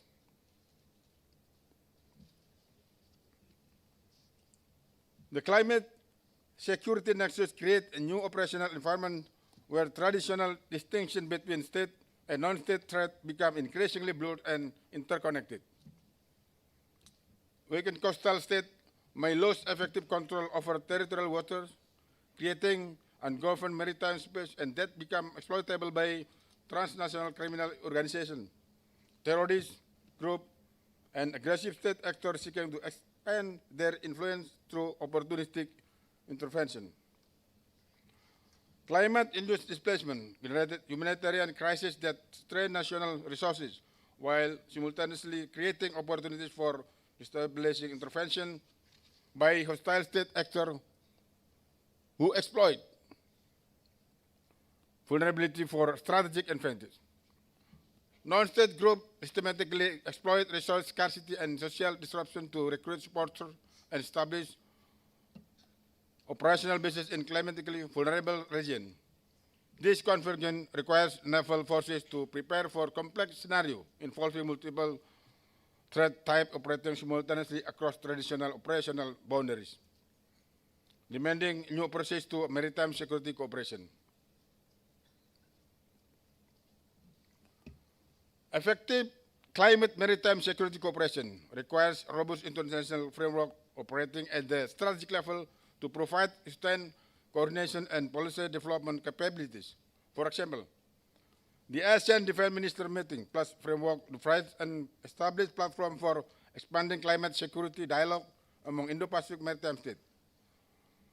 We should encourage this type of multilateral cooperation to be formulated within a wider region, involving more countries dedicated to climate maritime security in the form of working groups that comprehensively address regional challenges. Strategic cooperation must encompass intelligence sharing protocol specifically focused on climate-related security threats, joint assessment mechanism for evaluating climate vulnerabilities across maritime domain, and coordinated policy development for addressing climate-induced displacement and resource conflict. The establishment of dedicated Indo-Pacific Climate Maritime Security Initiative would provide essential international continuity and strategic direction for cooperative effort while ensuring sustainable long-term engagement among participating nations.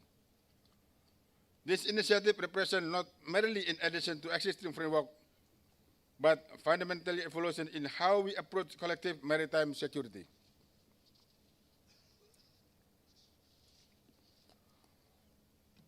Operational cooperation requires tangible mechanisms that effectively translate strategic agreement into measurable maritime security outcome through coordinated action and shared capabilities.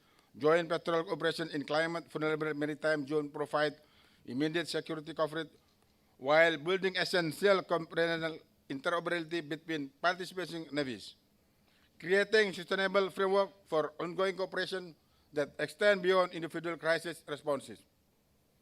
Combined training exercise focusing specifically on climate-related scenarios, including humanitarian assistance following extreme weather events and security operations in areas affected by sea level rise.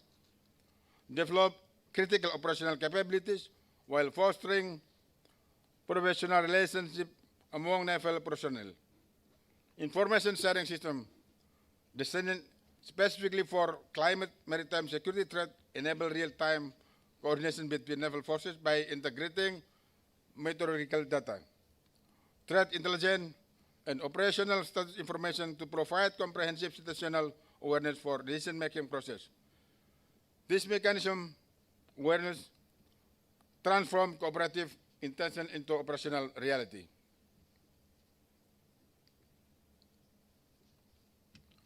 Aggressive state actors may systematically exploit climate-induced vulnerabilities to advance territorial claim or expand regional influence in areas where traditional state capacity has been weakened by environmental pressure.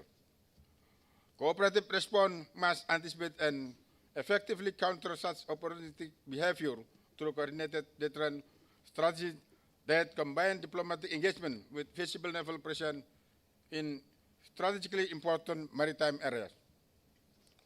Non-state threats in climate-affected maritime environment require comprehensive response that integrate naval operation with broader security measures addressing root cause of instability. Transnational criminal organizations exploit weakened state capacity and displace population to expand trafficking operations and establish new operational bases. Terrorist groups use climate-induced social disruption to recruit supporters and launch attacks against critical maritime infrastructure. These challenges necessitate coordinated responses that combine naval capabilities with law enforcement and development initiatives requiring unprecedented level of interagency and international cooperation. Technological cooperation represents a critical enabler for effective climate maritime security responses, providing cost-effective solutions while building shared capabilities that benefit all participating nations in joint development of climate-resilient naval technologies, including advanced weather monitoring system, sea level monitoring network, and climate-adaptive vessel design. Enhance collective operational capabilities while reducing individual development costs through shared research and development investment. Maritime infrastructure faces particular vulnerabilities to climate change impact, including port facilities, naval bases, communication system, and critical shipping channels that support regional economic activity. Cooperative protection approaches enhance infrastructure resilience while distributing protection burden equitably among participating nations. Shared development of climate resilient infrastructure technology provide practical solutions for common challenges that individual nations face in maintaining operational capabilities. This technological cooperation ensures that our collective response capabilities evolve as rapidly as the threat as we face.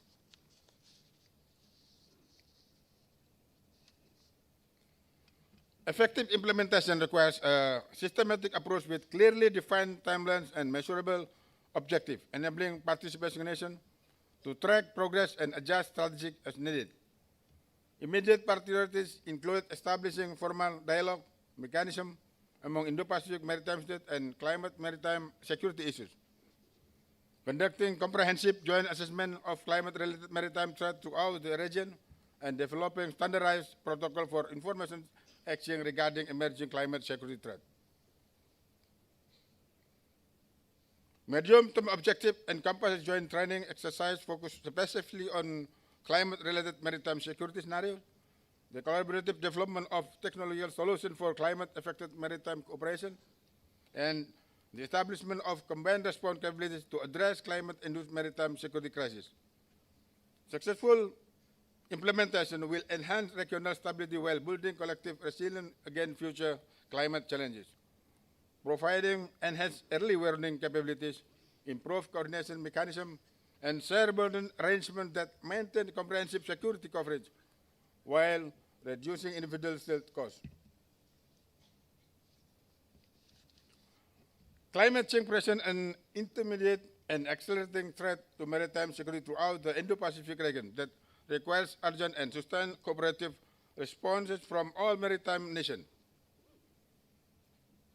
Traditional approaches to naval security must evolve rapidly to address these unprecedented challenges through enhanced cooperation framework, innovative technology solutions, and integrated operational approach that address the complex intersection of climate impact and security requirements.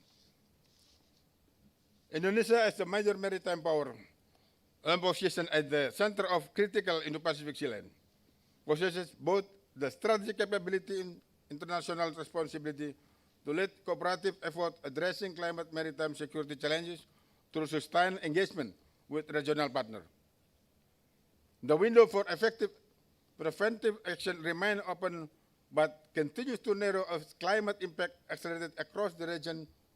Immediate initiation of cooperative framework, joint planning process, and shared capability development remain essential for determining whether the Indo-Pacific successfully adapt to climate security challenges or become overwhelmed by their cumulative effort and on regional stability and prosperity. The choice before us is clear. We can act proactively throughout cooperative engagement, building the institutional framework and operational capabilities necessary to address these emerging challenges effectively and collectively. Alternatively, we can continue with traditional approaches and find ourselves reaching to crises rather than preventing them. The maritime security of the Indo-Pacific and indeed global maritime stability depend upon the decision we make in the coming months and years. The time for action is now. Thank you for your attention, and I look forward to our discussion.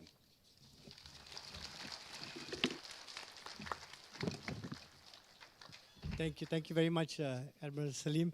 Thank you to both our speakers for such rich and engaging thoughts. And I'm sure they've given us a lot of things, a lot of ideas to chew on, given us a lot of food for thought. And I know we have to break for tea and snacks. So this is a good moment to chew on the ideas that they've thrown at us. And as Admiral Chauhan said, maybe a bio break as well. And we will gather after tea break to continue with our third speaker. And then we'll have a question and answer session as well. So thank you all for joining us. And I'll see you again after the break. Thank you, sir. Ladies and gentlemen, we will reassemble here at 11 sharp. I request the audience members seated in the center and to the right of the auditorium to prefer exits from front and rear to their right, whereas those seated on the left to prefer the exit at the rear to their left. Thank you.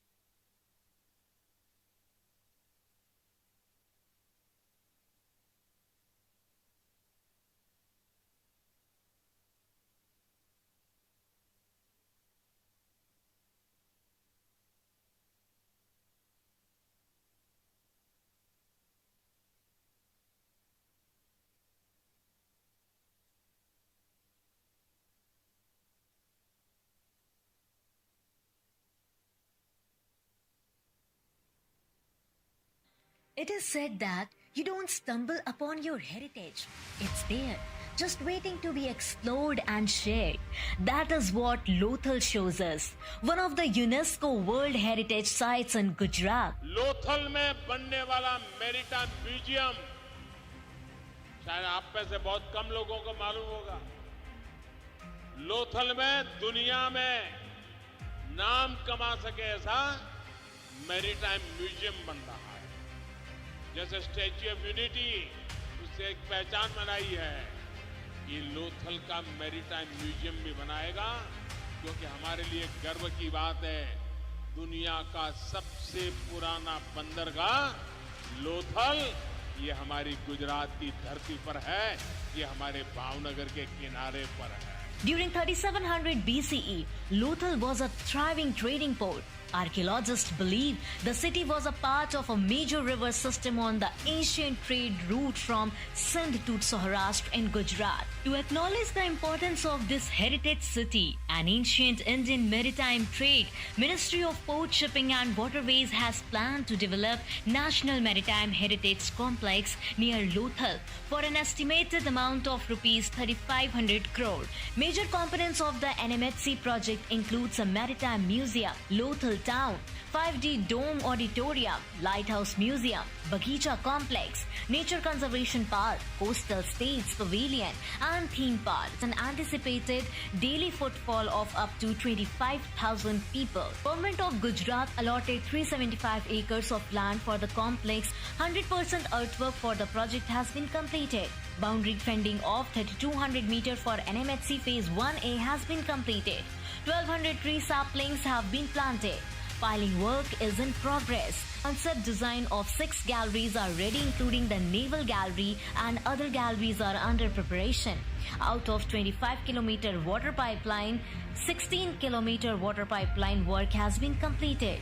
A world-class complex to showcase India's rich and diverse maritime heritage is coming soon.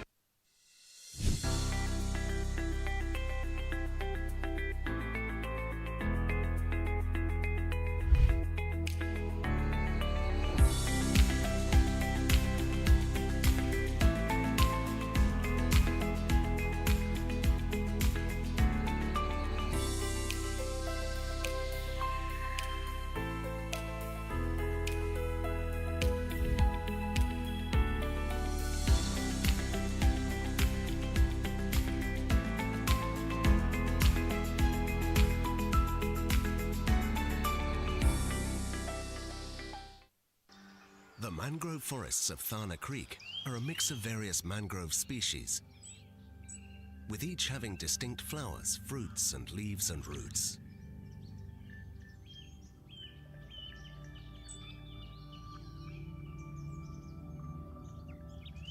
These roots support the function of breathing in soils deficient of oxygen. The mangroves also help create a unique ecosystem of various species,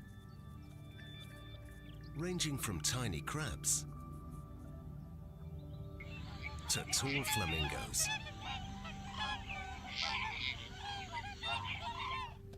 Crabs play an ecologically important role in the mangrove ecosystem. They carry the leaf litter to their burrows, which helps in nutrient recycling.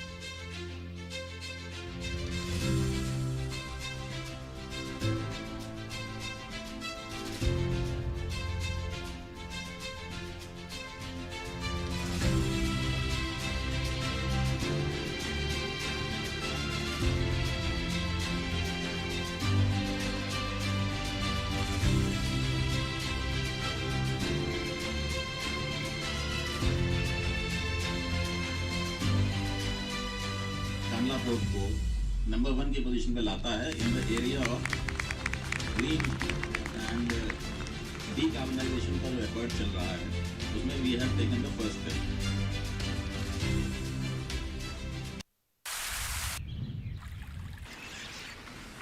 Nature gave us abundance, clean rivers, boundless skies, and the rhythm of life in every leaf and tide. Then came a creation of human innovation. Plastic. Light, durable, and economical, but also creeping into oceans, settling atop the highest peaks, seeping into our soil and food. What began as convenience is gradually becoming a challenge. This World Environment Day 2025, India unites. Together we resolve. One nation, one mission. End plastic pollution. 2018 में ही भारत ने single use plastic से मुक्ति के लिए 2 स्तर पर काम शुरू कर दिया. हमने एक तरफ सिंगल यूज प्लास्टिक पर बैन लगाया और दूसरी तरफ प्लास्टिक वेस्ट प्रोसेसिंग को अनिवार्य किया. Rethinking how we use it, where it ends up, and how we can do better. लेकिन व्यक्ति को अपने जीवन में भी एनवायरनमेंट के प्रति सतर्कता से रहना चाहिए और इसलिए हमें एनवायरनमेंट फ्रेंडली लाइफस्टाइल को अपनाना चाहिए. वापस से रिसाइकल, रीयूज इस पर जाना चाहिए. Through everyday actions, in every refill, every reused bottle, every cloth bag, this shift is visible in what we buy. Neem combs instead of plastic, eco-friendly cutlery instead of disposables. Step by step, behavioral changes are being induced that help in shape an environment-friendly lifestyle. And when there's learning, there's room for new ideas. From art to interactive games, storytelling sessions to hackathons, ideas take shape, solutions develop, and change begins to spread. Let's take a pledge to adopt life. Lifestyle for environment. Let's join hands together to implement Mission Life. To continue this commitment, a national plastic pollution reduction campaign is being launched, reinforcing our collective action through a whole of government and whole of society approach. This World Environment Day 2025, India takes steady steps forward. Let's be counted as pro-planet person and be a part of the change we wish to make to end plastic pollution and to turn Mother Earth into a cleaner and greener planet.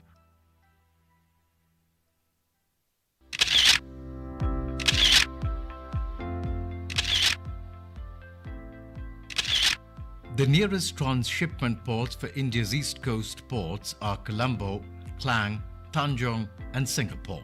A transshipment port needs minimum 20-meter depth to berth big ships. The Great Nicobar has a unique advantage of a natural 20-meter draft. The proposed international container transshipment port at Galthier Bay has an ideal location on the east-west international.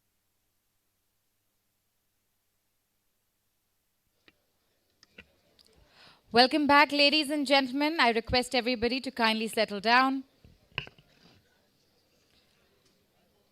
Our ushers will help guide you back to your seats. We'll take a moment for everybody to settle down. Ladies and gentlemen, we will begin shortly.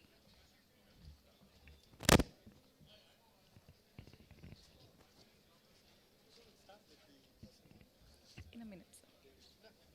Yes. As you can see, ladies and gentlemen, we have our moderator and our speakers on the stage already. Kindly settle down, please.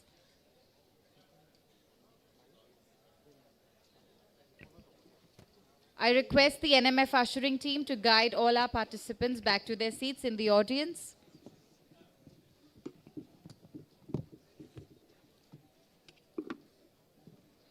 While everyone else joins us, we'll take a few moments. Please sit back. Our AV team has prepared a little visual for you.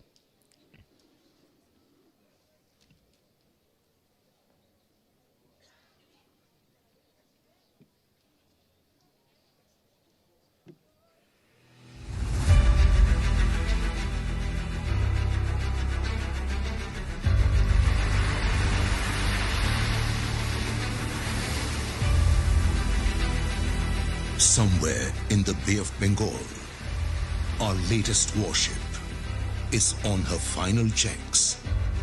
XO, commence battle act. All positions PWO, priority battle area subsurface. Welcome aboard the submarine hunter, Androth. She prowls in the wake of her legendary predecessor. The erstwhile Androth was commissioned on the 30th of June 1972 by Commander KBL Saxena at Riga in the USSR. Under 18 old men, she served with distinction for over 27 years. Androth has been designed and built by the legendary Garden Reach Shipbuilders and Engineers Limited. With almost entire equipment of the ship being indigenous, the project is in line with our government quest for Atmanirbharta. मैं इस पोत का नाम भारतीय नौसेना पोत आंध्रोथ रखती हूँ. Named after the largest island in Lakshadweep, she carries forward a proud legacy. Fittingly, her crest bears the cone snail, a silent, deadly predator native to Androth Island. Launched in 2023, her modular construction enabled a rapid and an efficient build. 77 meters long and powered by an advanced water jet propulsion system, Androth is built for speed and maneuverability. Her water jets give her an edge in shallow water anti-submarine warfare operations.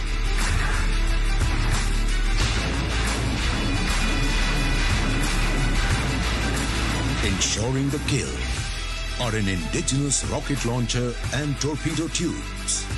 A set of hydraulic mine rails provides rapid mining capability. Her naval surface gun enables low-intensity maritime operations. Ensuring self-defense is Maritime, an anti-torpedo decoy system. Future-ready, her design focuses on efficiency and automation.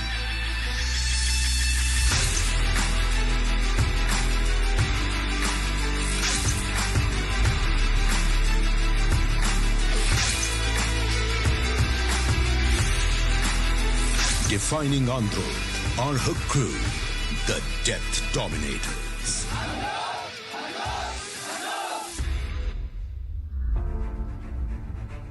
As one, they have trained hard to strengthen their fundamentals and master complex systems.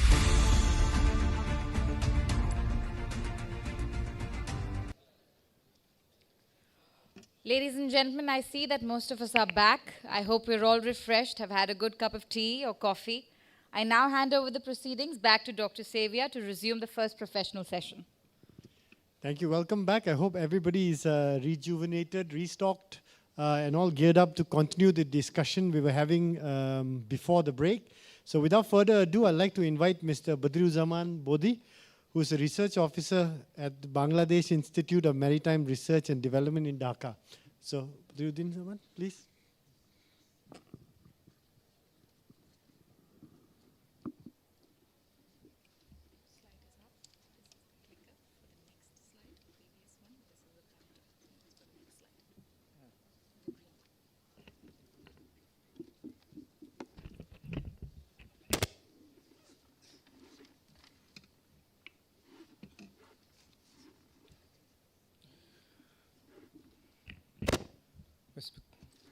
Respected Chair, distinguished panelists, and learned audience. Assalamu alaikum and very good morning to everyone. I am Badruzzaman. I am a research officer at Bangladesh Institute of Maritime Research and Development. First of all, I would like to thank National Maritime Foundation for inviting me to this wonderful session. It's a great pleasure and truly an honor for me to represent my country, Bangladesh, and also my institute, Iprd, at this significant event. The topic today I'll discuss has immense significance, not only for Bangladesh, but also for South Asia, and also for the global perspective. So in my discussion, I will try to provide an overview of Bangladesh's perspective on climate change, highlights its profound security implications to Bangladesh as well as the region or South Asia, and discuss the cooperative process that Bangladesh has been pursuing over the years to mitigate these challenges. And I'll finally share some my thoughts or recommendations on the issue that is very important for Bangladesh and also for the South Asia. Basically, I'll try to focus on more Bangladesh and also in touch with the South Asian, because the region also suffering the same types of climate vulnerability and its impacts. So climate change mainly results from global warming, we know that, and human activities like deforestation, burning fossil fuels, and rapid industrialization, etc., also intensified this global warming. And according to IPCC, the Earth has warmed by 1.1 degrees Celsius since pre-industrial times, and such increase is primarily due to greenhouse gases, mainly from carbon dioxide and methane. And this continuing temperature rise actually result in many extreme weather events in our part of the world or in South Asia, where Bangladesh also part. If I give some examples about the salinity, about the sea level rise in Maldives, heat waves and droughts in Pakistan, salinity intrusion and sea level rise in Bangladesh, and also the massive frequent cyclones in India, this actually clearly shows us that our regions, South Asia, are more vulnerable to climate security impacts. In general, this sort of impacts we're facing in our part of the world, like salinity intrusion, floods, water scarcity, drought, heat waves, sea level rise, and of course, cyclones. So let's say something about Bangladesh, which is located at the delta of the Ganges, Brahmaputra, and Meghna rivers, and also bordered by India in three sides, to the north, west, and east, and Myanmar to the southeast, and the Bay of Bengal to the south, which actually we love to call as our third neighbor. So Bangladesh, as a low-lying deltic nation with 170 million people, the security impacts of climate change on Bangladesh is huge and multidimensional. Interestingly, in geographic sense, we face two kinds of climate impacts.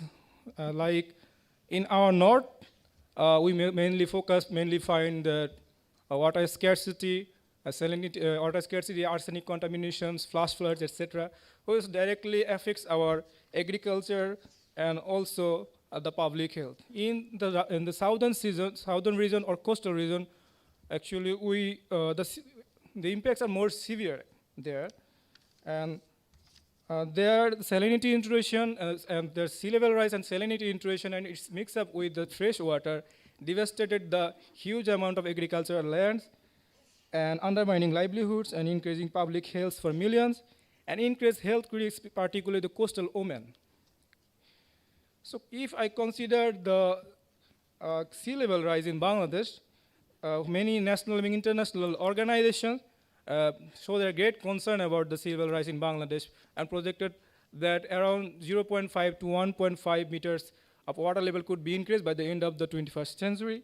This means that a vast amount of our lands could be submerged by the Bay of Bengal, and it will undermine our livelihoods, and that will increase next security impacts for Bangladesh and as well as the whole region is climate migration or climate refuge, you can call it. So climate migration Bangladesh is facing is that, and according to IPCC, by the 2050, this number could be surpassed by 13 to 18 million people because of the sea level rise and coastal flooding. And in present times, this migration has been ongoing, as the climate was actually said that in each day, almost 2,000 people migrated to the further north Dhaka from these impacts. And since 1971, over the 7 million people actually migrated toward either to Dhaka or Chittagong or Khulna from this salinity, from the sea level rise and coastal floodings. Another important aspect for Bangladesh is the disruptive climate change patterns. You know, the geographical location monsoon wind actually faces, Bangladesh faced many natural disasters over the years and learned how to adapt with these climates. But what climate change actually doing is disrupting the traditional patterns. So that's why the adaptation and mitigation policies and mechanism for Bangladesh has actually become less effective due to the disruptive climate patterns. So for Bangladesh, this situation is not like about surviving from disasters, but also adapting and mitigating to a climate situation which are more vulnerable and disruptive than ever before. So dear audience, amidst such problems, Bangladesh governments also over the years taken some initiatives like in 2003, Bangladesh government introduced National Environmental Management and Action Plan for environmental management and climate adaptation and mitigation. In 2009, Bangladesh Climate Change Strategy and Action Plan also adopted for climate adaptation and mitigation strategy. And the same year, Climate Change Transfer also formed to project more funds which aim to make Bangladeshi people more climate resilient. In 2008, Bangladesh introduced Bangladesh Delta Plan 200 with the help of Netherlands for making climate resilient water, land, and infrastructure. And in 2021, the country updated its nationally determined contribution, or so shortly called NDCS, under the Paris Agreement to the target emission reduction and climate adaptation. And many more are actually on the table to be listed. So one of the notable achievements from such sort of frameworks is that Bangladesh has developed an advanced cyclone early warning system which significantly reduced the cyclone mortality rate actually from 300,000 deaths in 1970s to less than 30 deaths in recent cyclone Amphan. So another issue is the community awareness program has been continued over the years about like flood and cyclone shelter programs, flooding, agriculture and aquaculture programs, water purification and sanitation program also go on by the government. And besides government initiative, Bangladesh Armed Forces also play a key role here, particularly Bangladesh Army, Navy, Air Force, Coast Guard, and also fire brigades play a key role in there. So if I focus on Bangladesh Navy in particular, because I'm from Bangladesh Institute of Maritime Research and Development, patronized by Bangladesh Navy particularly doing a great role in climate security and humanitarian assistance. For example, during cyclones, the Navy conducts its humanitarian assistance and disaster relief operations, which means that evacuating a large number of people from vulnerable to safe place and also delivering relief and maintain a contact to make them more protected. Bangladesh Navy also helped to Bangladesh Navy also helps to support Bangladesh government's policy of coastal protection and marine resource management, and also works with Bangladesh Water Development Board and local government to building embankment, cyclone shelter, and river dredging to reduce floods. So in this section, I will shortly say something about Iprd, which is a Navy patronized research think tank. Actually, since its inception in 2018, critically analyzes Bangladesh government's roles and Bangladesh Navy's roles in different maritime affairs like maritime security, climate change, marine domain awareness, etc. So Bangladesh, Iprd actually contributes a lot on comprehensive climate adaptation and mitigation strategies. And the institute has a good experience on working on climate change issues. Like in latest, we have 3 projects in our hands work on about shoreline transformation due to climate change and sea level rise and its impacts on Bangladesh coastline, and also coral reef protection in our Saint Martin. So let's say something on this global perspective on this. Bangladesh follow multilateralism from its beginning, and through this principle, Bangladesh believes that cooperation is the key to success. And Bangladesh understands that in our part of the world, non-traditional security is the most priority because of its nature. So that's why climate change among this non-traditional security is one of the greatest threat. So climate change, Bangladesh considered that we need a unified multilateral actions to essentially tackle this non-traditional security risk. If I say something about our close neighbor, about India, because we have faces many similar kinds of natural climates in our regions, like sea level rise, salinity intrusion, droughts, flash flood, etc.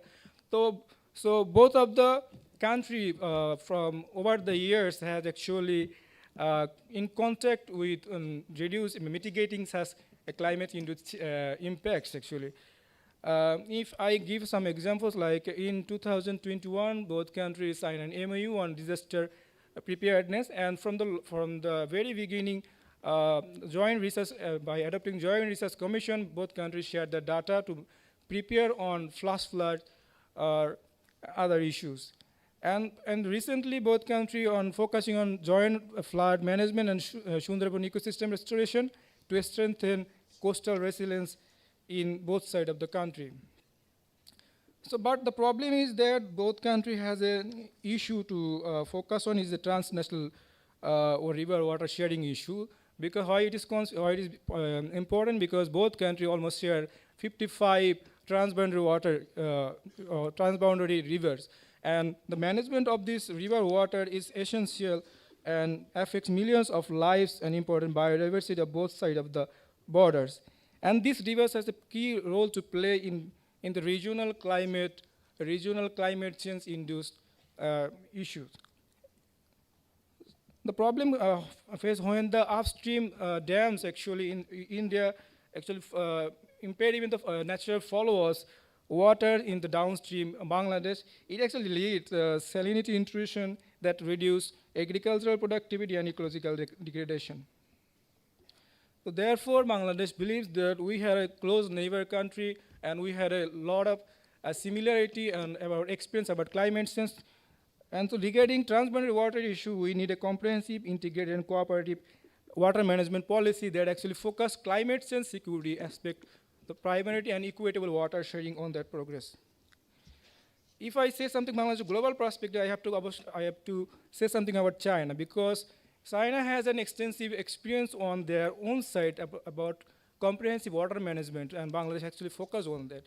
So recently, Bangladesh actually in contact with China about the comprehensive water management initiative. This initiative focus on hydrological forecasting, flood prevention, disaster reduction, river dredging, and also technological transfer. Another significant issue that Bangladeshi media and Bangladeshi intellectual forum is discussing about the Chinese proposal of Tista projects.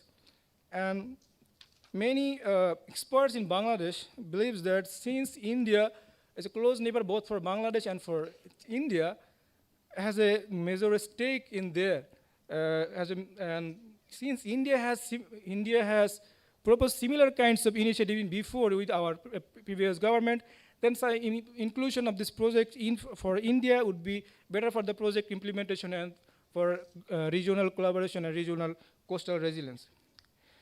Another thing we need to focus on the interinstitutional collaboration between, if I say something, between Bangladesh and Bangladesh Navy and Indian Navy.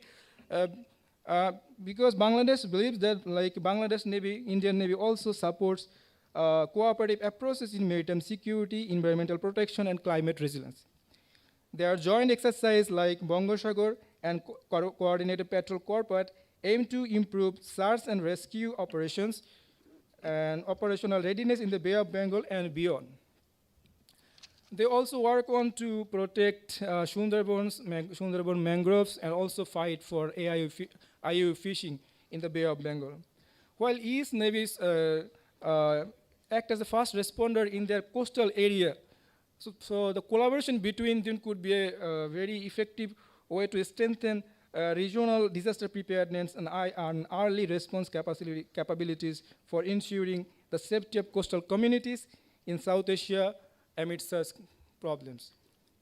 So dear audience, after all this discussion, if I say something about our view for what should we do in the regional context and for Bangladeshi context to address and mitigate the security climate change-induced security aspect, first of all, we should focus on strengthen our regional collaboration like platforms like SARC,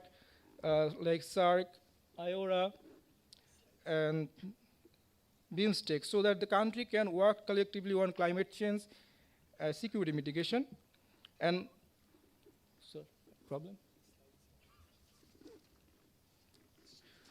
So secondly, we can formulate a collaborative frameworks that can be called as a Bay of Bengal framework, which will assist us in improving early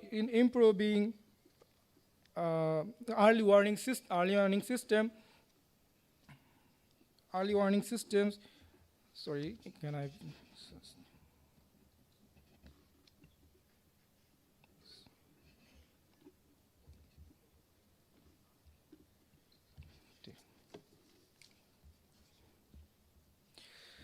So promote coastal restoration and ecosystem management. Another important factor is that for the regional collaboration and address mitigating the climate-induced security risks, we need to a coordination effort from not for national level, also from our civil societies and also military institutions. And of course, we need to rebuild regional capacity through joint research, training, academic and technological exchanges, so that we can learn from each other and our way of to mitigate the climate change, and that will help us to bring a change in our country. Another important fact is that we can focus on, we can make a belt like on Antarctica, because the ice melting on Antarctica has an implication to in our vulnerable countries like Bangladesh, Maldives, India, and of course in Pacific countries who also faces that. So we can make an coordinating institution on that. And finally, to address the climate change security impacts, we must take part in international mitigation plans through our indigenous sharing our knowledge and innovation that to make our planet more safer and more sustainable. So dear audience, in conclusion, I would say that Bangladesh affirms that while climate change poses an unprecedented security challenge for all of us, it also gives an opportunity to go beyond the geopolitical dimension and focus on more regional collaboration. Therefore, we believe that, or Bangladeshi believe that by working collectively as a cooperative partners, we can mitigate the security crisis emerging from the climate change and transform the region, South Asia, as a model for the rest of the world, that how we can mitigate from such impacts, and as a prosperity for the upcoming generation to come to follow them. So respected chair, distinguished panelists, sorry for taking too much time. Thank you for listening to me. Thank you. Thank you, Badirujaman. And you did not take too much time. You're bang on time, actually. So not to worry. And now we have a speaker joining us online. So we'll turn to Mr. David Willemer, who's a climate researcher at the Institute for Security Studies in Pretoria, South Africa. Thank you so much, Chair. And it was nice to also listen in on perspectives from Bangladesh. My name is David Willemer, as introduced, and I am a maritime researcher at the ISS, Institute for Security Studies, focused. I look at the ocean climate nexus, ocean governance, blue economies, as well as maritime security as well. And it is a pleasure to join you this morning, morning my time. It is unfortunate that I couldn't be there in person. Nonetheless, we're thankful for technology and undersea data cables. So I'm going to this morning just briefly touch on the impacts of climate change on maritime security in the Western Indian Ocean region from the African side, which is the western side of the Indo-Pacific conversation, of course. And just in terms of how that interplays with maritime security, we know I won't touch too Mr. much on Willema? this because, sorry? I'm really sorry to interrupt you. We'd have an easier time looking at your presentation if you could switch it to full screen mode, please. To presentation Full mode. screen. I would do that. Just give me a second. Yes. Is that better? Much better. Thank you. Sorry for interrupting. No worries.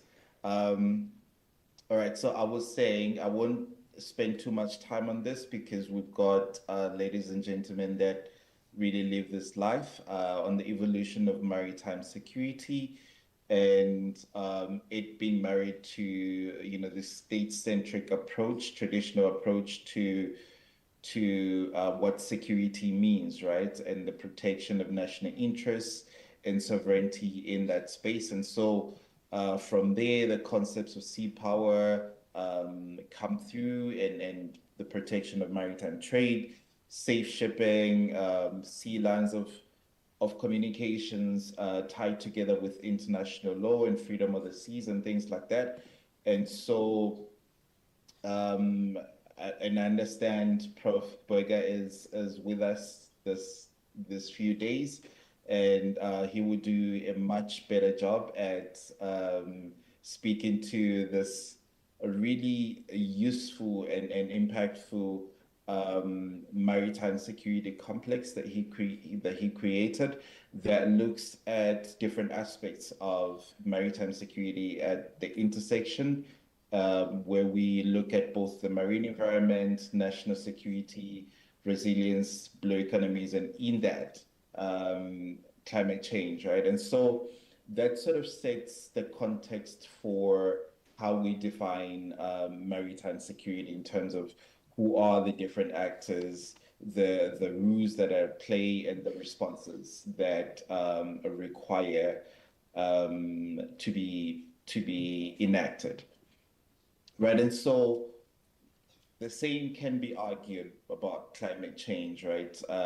In recent years, we've started seeing climate and security being sort of brought together, and the questions about is climate change a national security issue have arisen, and how does it interplay, for example, with sovereignty issues?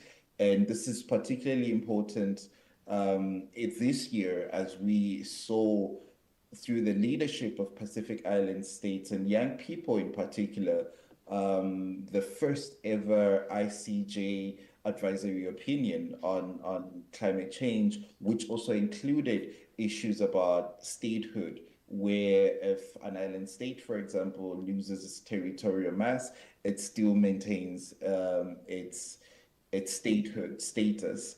And so that is very important that perhaps I know efforts are already at play to ensure that that is translated into international law. And that is very important in the context of climate change. And so just broadly, a broad sweep about the maritime security context and some of the issues that we face in Africa, from drug trafficking, IE fishing, which remains the most prevalent issue. Increasingly recently, we're seeing cyber attacks on critical maritime infrastructure, maritime terrorism, piracy, marine and plastic pollution, money laundering, and things like that. And so the question then is, how does climate change really intersect with the issues that we speak about?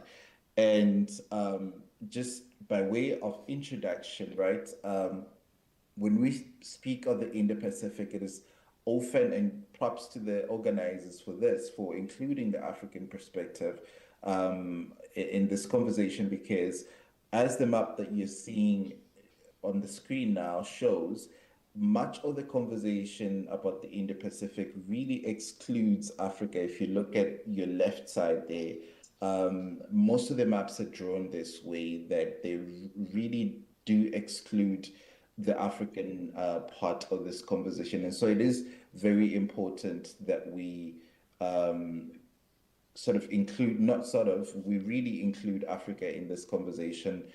We've got a host of countries on the eastern side of the continent, and when we really look closely, it moves all the way from Somalia up north there to the Cape, right? And so this region, like I said, it spans from Somalia to the southern tip of South Africa, including countries like Kenya, Tanzania, as well as our island states, Madagascar, Seychelles, Comoros, Mauritius, and the French territories of Mayotte and La Réunion. And the population of this region is at the moment around 240 million to at least 306 million, and this is projected to only grow in the context of Africa being the youngest continent in the world.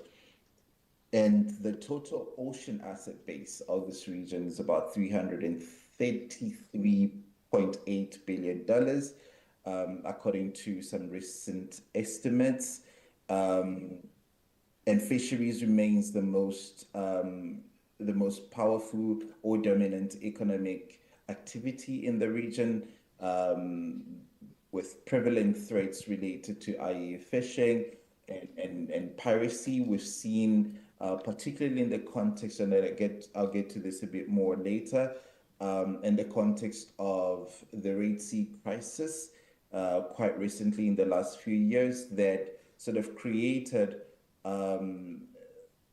the necessary ground for a resurgence, what many argue is a resurgence of piracy, but really is a resurgence if the conditions that give rise to piracy have always been there. We've never really dealt with the root causes. We've only approached it from a military perspective and suppressed it, right? And so that situation can also be looked at when you look at Cabo Delgado province in Mozambique and the security crisis that is there.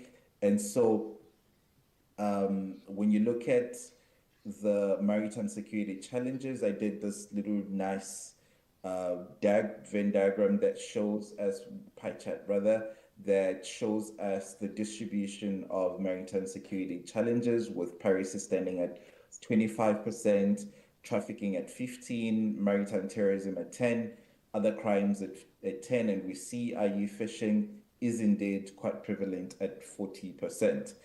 And so the IRIS did a maritime threat analysis, and so with the vulnerability index, I sort of put their data into this nice diagram that shows that the impact score of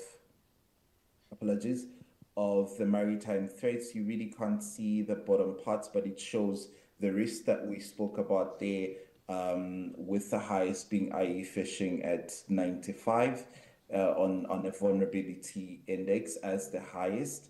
And then how this works, I wanted to play this little video that speaks to the evolution of the Red Sea crisis. We see there the increase in shipping traffic from 2023, around when the Red Sea crisis started, to traffic coming all the way down to the Cape of Good Hope, as you will or well are aware of.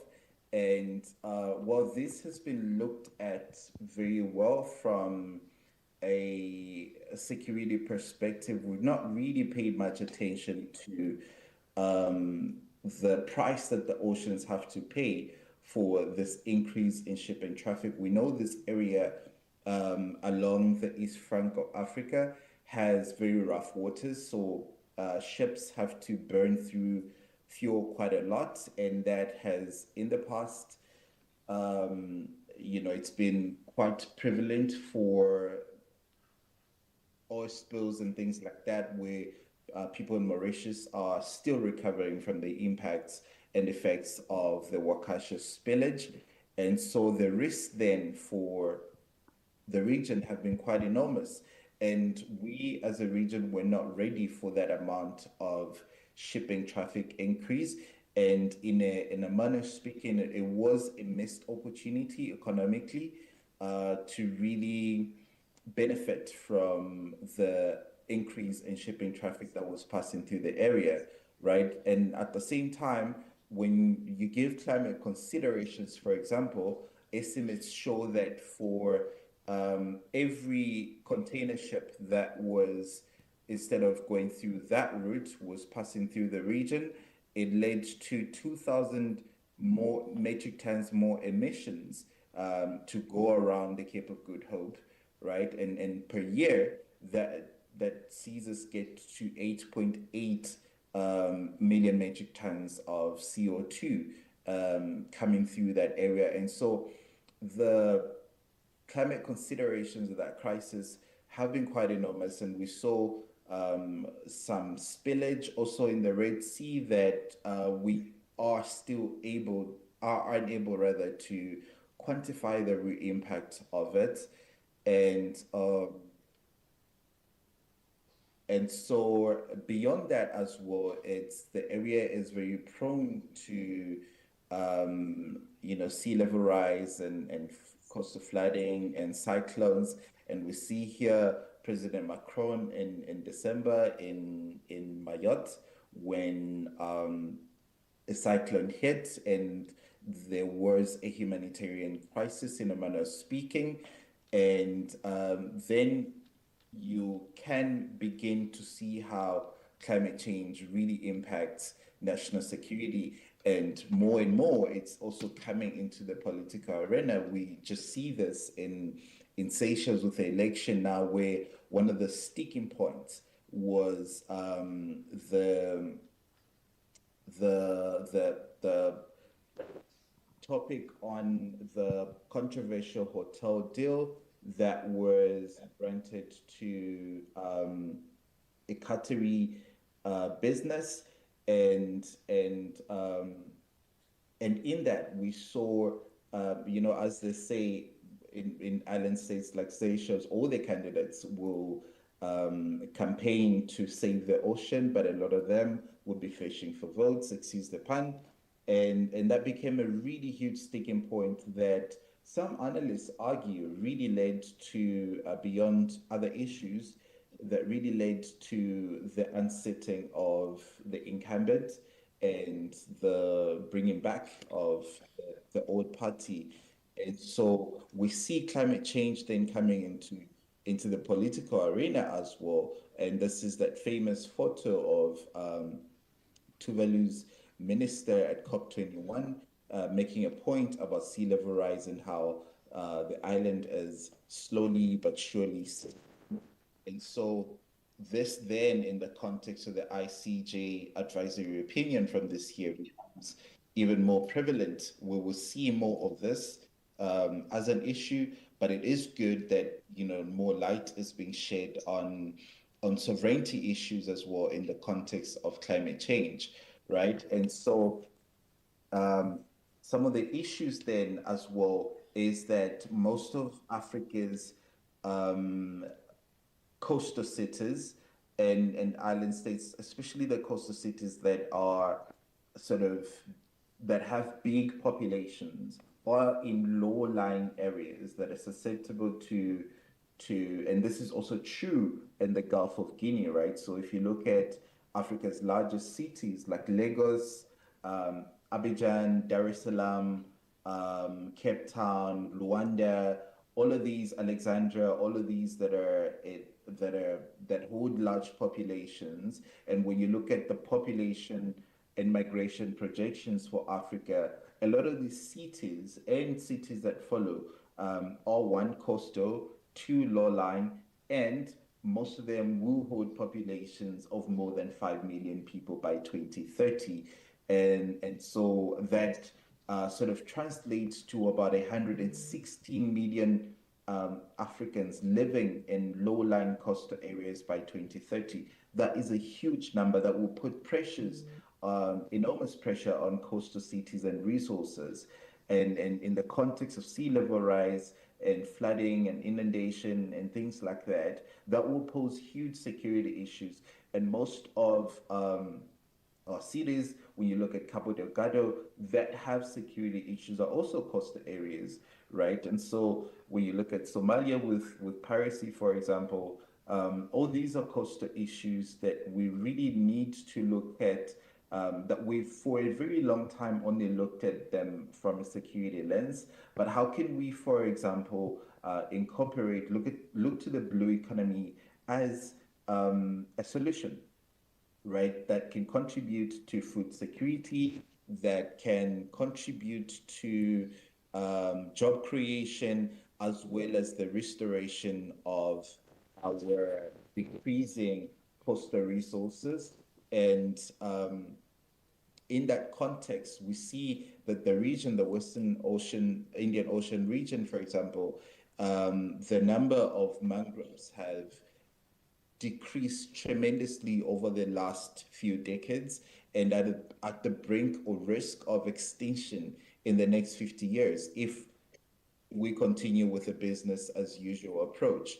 And so in terms of regional responses then, we see that initiatives such as the Great Blue Wall Initiative, which I am a huge fan of, and the former president of Seychelles, James Mitchell, is a patron of, have been born. It is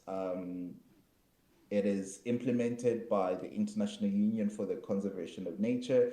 It is a Western Indian Ocean born African-driven roadmap to achieve a nature-positive world by 2030, with the goal of dramatically accelerating and upscaling ocean conservation actions while enhancing ecological resilience and the development of a regenerative blue economy. And it aims to, and this is already in play, and why I'm also a huge fan of it in such a short, since it was launched in 2021 at COP21 in Glasgow. Millions of people have been sort of included in this, and it has a locally driven, youth inclusive, women inclusive approach that looks at scaling already existing national and local initiatives that are now just brought to scale, and not just scaling up, but scaling wide to include communities and more people, to create this network of regenerative seascapes across the 10 countries of the region. And it has three main objectives: biodiversity, climate, and economy, right? To effectively and equitably conserve at least 30% of the ocean space in this area, contributing to international commitments such as the Kunming-Montreal 30 by 30 goals. And in that space, we understand, our colleague from Bangladesh spoke about the role that mangroves, for example, play in climate regulation, right? And we understand that also, in particular, in our context, we have an unemployment crisis. We have young people that are not employed, that if left unchecked can be a security risk. And so we can look to the ocean for solutions by unlocking the development of regenerative blue economies for 70 million people that live along the coastal areas in the region. And so that is the importance of this work. And on the slide, I would like us to just look at a short video that explains this a little further. I believe IT is on top of that. I will keep quiet for about a minute and 30 seconds just to play that video. IT, thank you.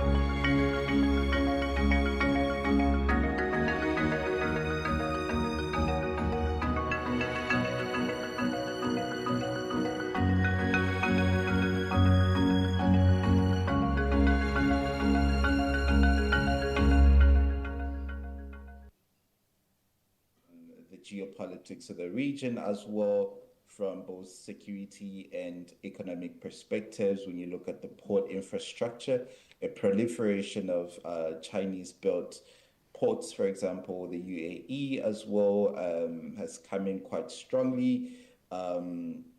You know, India from a security perspective, as well as the EU and other players. So it is such a busy region, as well as sovereignty issues as well. A lot of contestations about maritime boundaries and things like that. And with climate change impacts on the increase, a lot of what we thought were sort of, in a manner of speaking, permanent maritime boundaries will shift. That will probably cause more conflict, more national security issues from a sovereignty perspective. And so our thinking about this really needs to change and fast. In any case, I believe we are catching up to what nature has in store for us. And so just briefly, a few recommendations or points of intervention, and this is a non-exhaustive list. There's so much that we could do, that we should all be doing. Is you know, the ocean, as we know, doesn't divide us, rather it connects us, and so regional cooperation will always be a thing that should be encouraged and enhanced at all levels of governance and interaction, from the diplomatic aspects through to the scientific and the political ties, through organizations such as IORA, the Indian Ocean Commission, and others in the region, as well as cross-continental partnerships as well, because like I said, the ocean does not divide us. David, it connects us. We have key infrastructure vulnerability assessments that are really needed, especially David, with the I'm increase. sorry to interrupt you, but could you sum up in a minute? Sure, of course. Yeah, This is sorry. the last slide. No worries. And then MDA, capacity building, and looking at human security and disaster response with a proliferation of maritime impacts. And then we look at the ocean as a geopolitical space with all these frameworks and treaties coming up. How do they intersect with the climate conversation? And on that note, colleagues, I would like to thank you for your attention and for giving me the chance to contribute to this important discussion. Thank you very much. And that is my email address on the screen if anyone wants to get in touch. Thank you. Thank you, David. Thank you so much. And thank you to all four speakers for providing perspectives from different parts of the Indo-Pacific. And as I was reflecting on all the papers, something that I think we should bear in mind as well as we approach the question of be it maritime security or climate security in the maritime sphere, is the fact that while the Indo-Pacific is a connected region, connected ocean, we have to also engage it as a space, geopolitical space, that's marked into regions where different states, different powers have different capabilities and different capacities as well. So that's something that we need to bear in mind as well. And actually, that leads me to one of the questions I was going to throw to the panelists as well. But let me start with Admiral Salim, because I know, Admiral, you've just come back from Beijing, where you've been involved in discussions about maritime security. And something that I think we all need to engage with, especially with regards to this panel, is what sort of, we know that the geopolitical space is in flux now. We know that multilateral institutions are raising questions have been raised about how they operate, etc., in their future. And this also opens the question about how the major states are positioning themselves in terms of maritime security, but how they would facilitate cooperation or block cooperation in terms of climate change initiatives as well. So let me start with you, and if you could share some of the insights of the discussion you had in Beijing. So thank you very much. Ladies and gentlemen, let's talk about maritime security cooperation. A couple of months ago, I went to the Guiyang Military Academic Science and also to the Nanjing University and then Beijing. So when I was in lieutenant and until captain, I went to the Europe, US, last course in National Defense College. I brought with India. And why China invited me when I was become admiral. So when China want to how to manage China ASEAN maritime security cooperation. So and also after from China and then US embassy invited me how to make US in ASEAN maritime security cooperation. No. Because in ASEAN we have ASEAN Chief of Navy meeting. So I give explanation that the most important thing in maritime security cooperation is the most important element is information sharing. I live in the Navy more than 25, maybe my senior, Karamasi maybe more than 30 or 35, and 15 at sea. What do we get information sharing until now? What do we get information sharing? Nothing. Intelligence sharing, nothing. Small pieces of information. We have an experience around 3 months ago, 2 tons of narcotic in Indonesia. It's not because of information sharing. Just suddenly we catch the yachts. Because I wrote, have researched some article a few months ago, some challenges about information sharing, like until now we don't have the form of how to report if that has happened at sea to the agency and then to another country who is responsible. Nothing. The challenge another, data fragmentation, interoperability, and then legal regulatory barrier, trust issues, technology challenges, and also cultural differences is very difficult to find. And there is no, we call strategic trust, not only for the stakeholder, but also interstate. So I talked to China, and all the professors in Nanjing University said the 9-dash land is not legal for China to claim that another area. He said that China want to make some coordination, something like that for the ASEAN.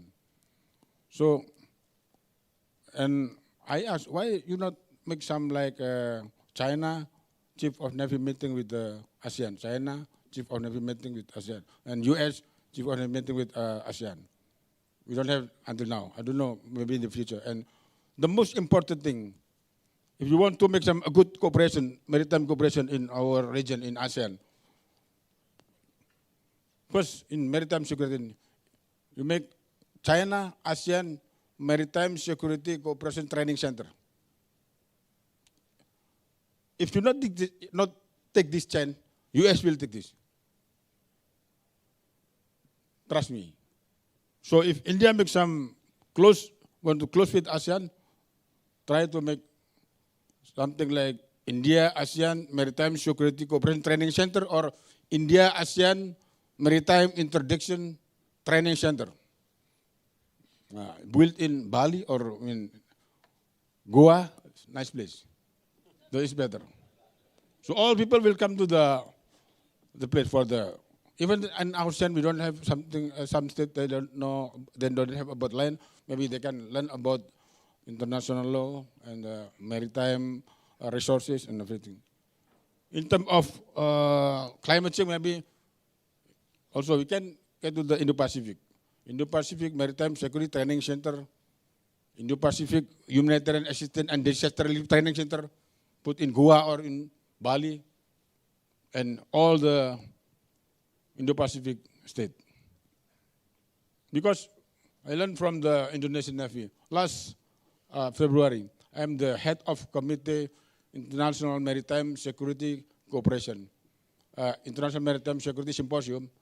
We invite around 59 countries in the world and around 30 Chief of Navy come to the Bali, including all we invite the America, US, Russia, China also. And they can make it, and then we can discuss. But the problem is very rough behind the desk, something like, I don't want to speak with this country, but I will manage it. And we can continue because if there is problem, there is an answer. So this maybe this my thought is very important. If you want to make a close cooperation, just make training center. But it's very expensive. But it's very good in the future. Thank you very much. I like where you ended. If there's a problem, there's a solution. Yeah. What about Mr. Tukuchi? What about yourself? How do you see the great power rivalry that's playing out now impacting the issue of potential for collaboration on climate issues? Yeah. In 2008 and 2009, the annual piracy incident of the coast of Somalia was more than 200. And at that time, not only European countries and Asian, the NATO countries, EU countries, Japan, Australia, the United States, India, but also Russia and China, all those countries, more than 30 countries, joined the efforts to crack down piracy over there. So therefore, a few years ago, the piracy incident case was almost zero off the coast of Somalia. So that was a success story. And at that time, it was very easy to regard piracy as a common enemy for us. But now, just 5 years ago, COVID-19. At that time, the measures to cope with COVID-19 was too much overshadowed by great power rivalry, particularly in the rivalry between the United States and China. And now climate change. It is also overshadowed by great power rivalry, and at the same time, very unscientific attitude of the United States as well. So I'm very much pessimistic about how to cope with this global issue without paying much attention to geopolitical rivalry. It's very difficult, but so I have no quick solutions to this problem, but it is always important to keep the channel open between the United States and China, United States and Russia, and among those big powers, in order to share the common understanding on this global serious issue. Badiuzaman and David, both of you in your presentations highlighted the role that international institutions and international collaboration can play. Could I ask both of you to elaborate on how you see which institutions you think are going to be able to shape more collaboration with regards to climate security? So, Badiuzaman, would you like to go first? Thank you. Am I audible? In my discussion, I mainly focused on about Bangladesh and the regional aspect, and where I suggest that an institution like SARC, IORA, and BIMSTEC can be good platforms to play the role in climate-induced security impacts, mitigating the security impacts of climate change. And if I say something about SARC, that maybe it's a dormant situation, but when it established, it has a section to discuss about or addressing the climate change issue actually. And recently the BIMSTEC, they also had some wing on the climate change issues. So what we face is that and majority of the time majority countries mention about Donald Trump and his deliberately negligence to the climate issue, and what we face is today is that what the industrial country is actually doing has a great impact on our sea level and melting down the Arctic ice, and this has a security impacts on our regions. So I believe like IORA, SARC, and BIMSTEC has a great get stake to be part in our region. I'm just mentioning in South Asia and also in Southeast Asia because the climate aspect, climate security impacts on in this sort of areas are mostly similar. So that's why I think that this sort of regional platforms as well as the international platforms that can play a good role in there. Thank you. David, could I ask you to also elaborate on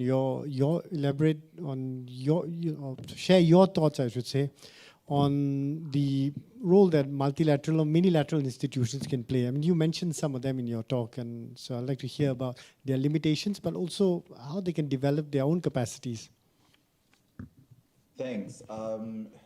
So the first thing for me there is the recognition that the local, the regional, and the global, the international are all interlinked, right? And so we are, as has been alluded to already, at a time when multilateralism is at risk, and trust has been very eroded in our multilateral institutions.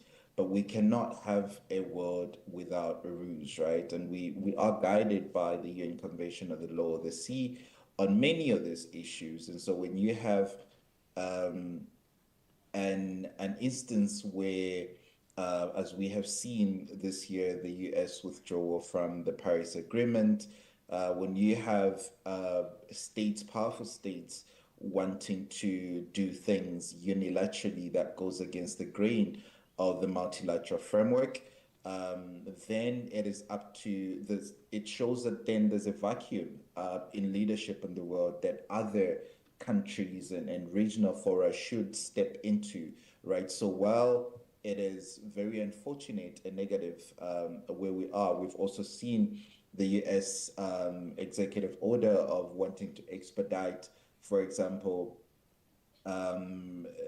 sort of, I guess, a transition into deep sea mining, accelerating deep sea mining without fully understanding the risks of that in this global commons under the common heritage of humankind principle. So all these issues point to one, that multilateralism is at risk, but secondly, that we actually need it even more.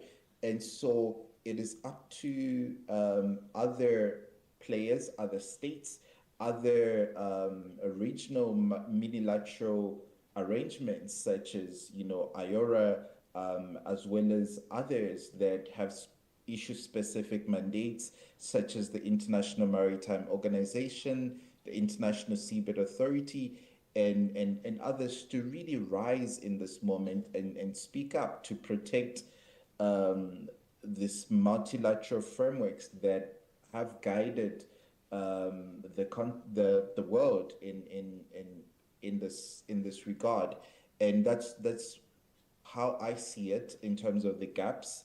So yes, there is a threat. Yes, there is a risk. Yes, there are challenges, but there is also opportunity for leadership to emerge, and that would be my message. Thank you. Thank you. And if I can just add to that as well, right? When we talk about deep sea mining, the deep sea treaty that's been agreed to but not necessarily ratified by many countries actually makes landlocked states stakeholders in the resources of the sea as well. So that is cause for optimism, but it complicates matters further about the capacity and capabilities, right? With that, I'd like to open open for questions. So please do raise your hands. I believe there are roving mics that would present themselves magically to the person I point at. I am not necessarily going to go with hierarchy. I'm going to go with the hand I see first. So the floor is open. I see a hand over there. The gentleman just over there. Good morning. My name is Saibal. Audible? Yes, we can hear you, yes. Yeah. I had two questions. First one for any of the panelists, which is that, we know about the staggering sort of budgetary estimate estimates for this, climate change mitigation. So are there any estimates available for, climate security aspects and what has been sort of spent so far? That was my first question. My second question is to you, to the chairman, is are there differing sensitivities related to, country-specific or geographical-wise in terms of the climate security aspects that we discussed? Thank you. Do you want to take the first question? Do you want to take the first question? No, I'm asking. Yeah. Do you want to take the second one? Yeah. Do you want to take that? Or David, do you want to take the question about the resources that have actually been expanded? Yeah, sure. I can add a thought or two. The simple answer is not enough, right? Very inadequate funds. We know SDG 14, for example, that is related to life underwater, is the least funded of the SDGs, and yet it has the most transformative potential.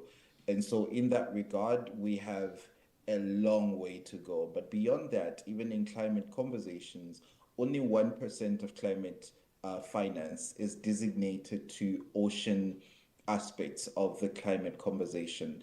And even when you look at funds such as loss and damage through the COP processes, all those pledges to climate change adaptation, not much of it goes to coastal areas. So I wish I had a better answer to give you, a more positive one that is, but the simple answer is it's not enough at all. And the onus is not just on governments, it's on the private sector as well, because let's face it, they also do much of the polluting in any case. And so that we should be adding pressure to those actors as well. Thanks. So the climate security refers to the ways in which climate change affects national, regional, and global security. It is about understanding how environmental changes like rising temperature, extreme weather drought, and flood, and sea level rise, and create or worsen security risks for societies and government. And the key aspect of climate security, like human security, and economic security, food and water security, migration and displacement, and also for the military and strategic security also. The most important is environmental security, is beyond human concern, that the degradation of ecosystem like forest, coral reef, wetland, and long-term planetary stability. That's my climate security. And I think I was invoked in that question, so I'll just quickly add to that by saying that while the threats may be common, different countries have different capacities and capabilities, just using that slogan that we're going with. So they each have different vulnerabilities depending on the resources and investments that they've done, but also their economic standing as well. And also, we should see climate change as, in many cases, as a threat multiplier. So it depends on the political situation in a particular country as well, how climate change could impact that as well, and then the local domestic scenarios play in. In the interest of time, let me take 3 questions at the same time. So I saw a hand over there, followed by a hand at the back there, and then the third hand over here. Sure. Thank you. I'm Commodore Uday from the Indian Navy. I have 2 quick questions. One is for the distinguished speaker from Bangladesh, and the other is to gentleman from South Africa. To the speaker from Bangladesh, as you highlighted in terms of climate challenges which Bangladesh is facing, there's only so much geographic area that is available, and population continues to increase. It's a challenge. So what is the envisaged way ahead? Though you did touch upon a little aspect. And the reason I ask you is, have there been any studies undertaken in Bangladesh about the regional security implications of climate change in Bangladesh? And how do you plan to cooperate with the regional countries to address this? And my question to the gentleman from South Africa, while you have highlighted that we can only hope that things work out, and I'm sure you'll agree hope is not a strategy. So in terms of your hypotheses, how pragmatic is it in terms of having a network of regenerative economic seascapes versus the real politic of inward-looking development initiatives? Thank you. And there was a hand at the back there, followed by a hand here. There. I'll come to you next. Okay. Hello. Sure. Okay.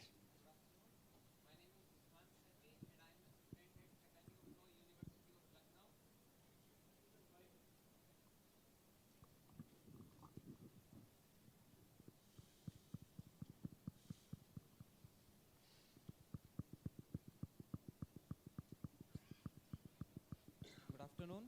My name is Usman Saifi and I am a student at University of Lucknow. My question is to Mr. Hideshi Tokuchi.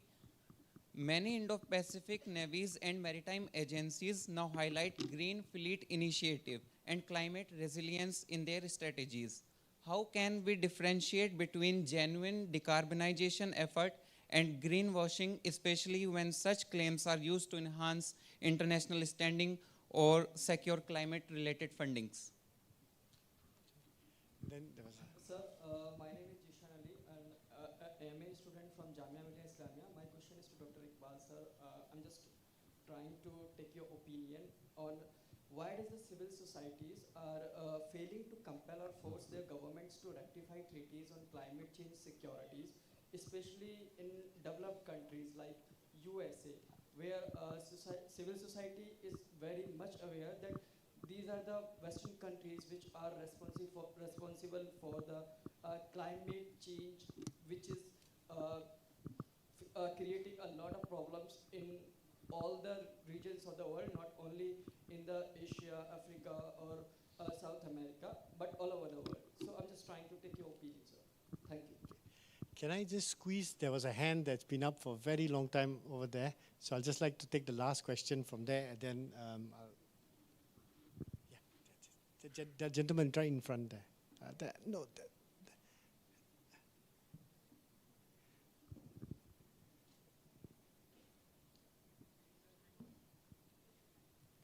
Good afternoon, sir. My question is to the Admiral from Indonesia.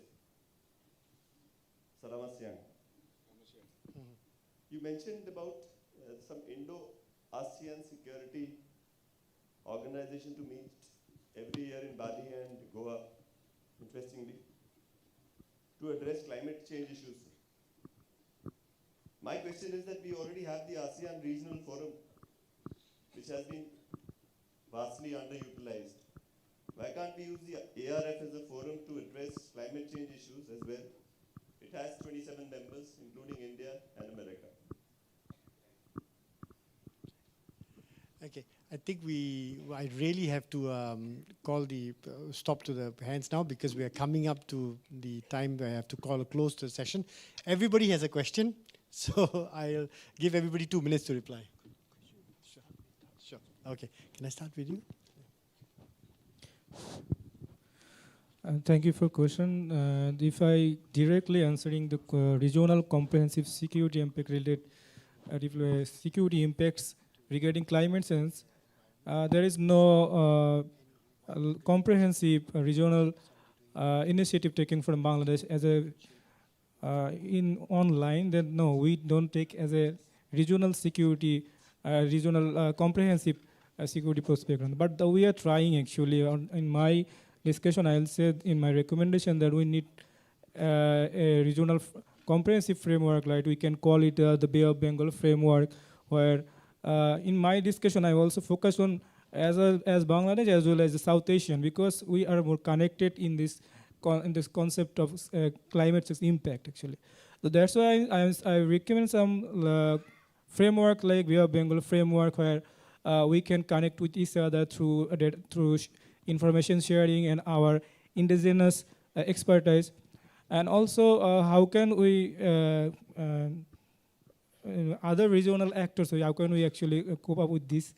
If I say something about Tista River, I mentioned about my Tista Chinese proposal of Tista project, where India actually one of the major stakeholder on the transboundary river. We also focus on the inclusion of India, and also through this Bengal framework, which I mentioned in my discussion, we focus on collecting more, coordinated more countries in this framework, or other regional institutions like IORA, BIMSTEC, where we can collaboratively act together as a regional pact to address our regional climate change in security index. Thank you. David, would you like to take the next question in 1 minute? Yeah, maybe less. I didn't get the tail end of that question, but I think it was related to how pragmatic it is to create regenerative seascapes against realpolitik, and I'm imagining that's related to geopolitics. So that the answer is simple, right? It bypasses the state-centric debates and works with actual people on the ground that are working and have these initiatives. And so far, close to 500 million USD has been invested. And even from aerial satellites, you can see the regeneration. So it is probably the most pragmatic thing, and it is happening and actually working. Thanks. You want to go next? Thank you very much for the question.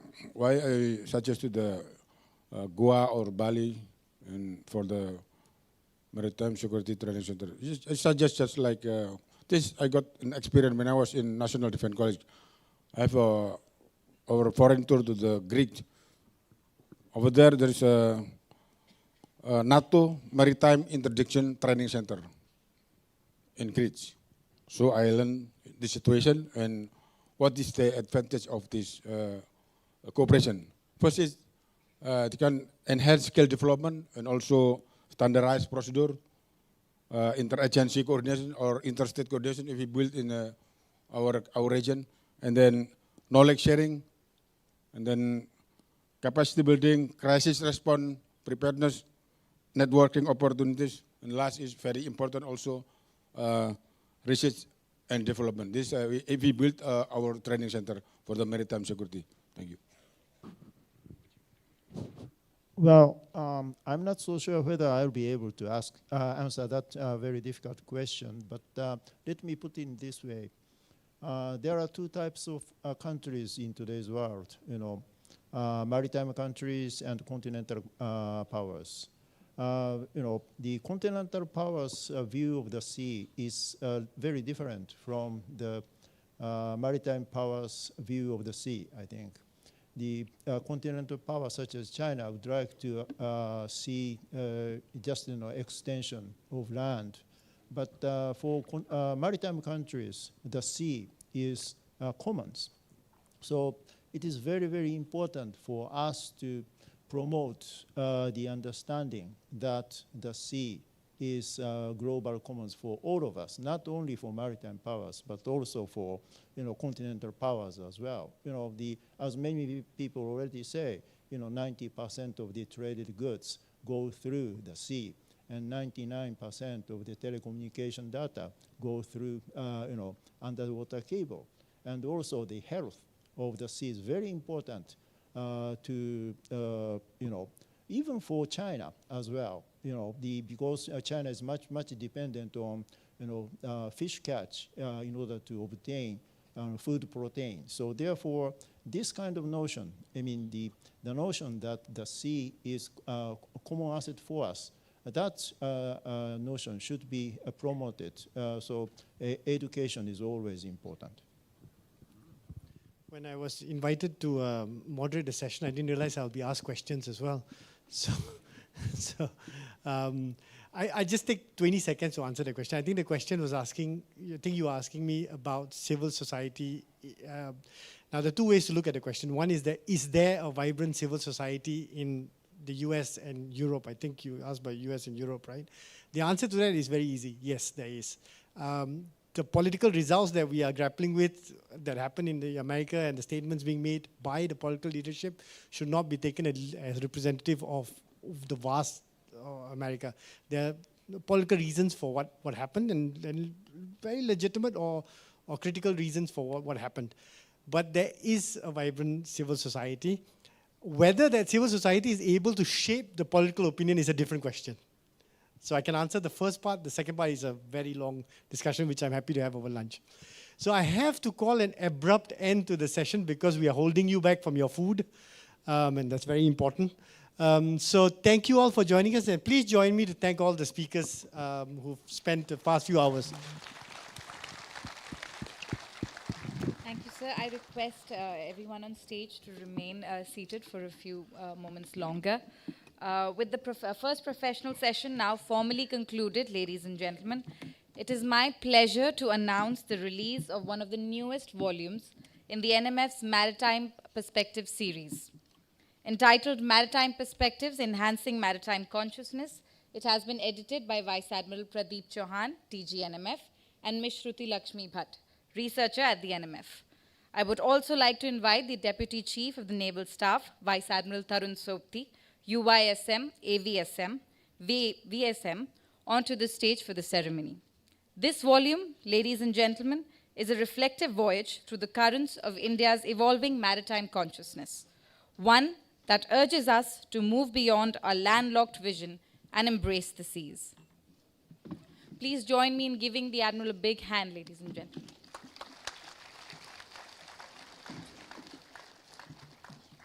He is being accompanied onto the stage by Vice Admiral Pradeep Chauhan, DG NMF. And now may I request all dignitaries on stage to please, sir, please take the lead and release the volume.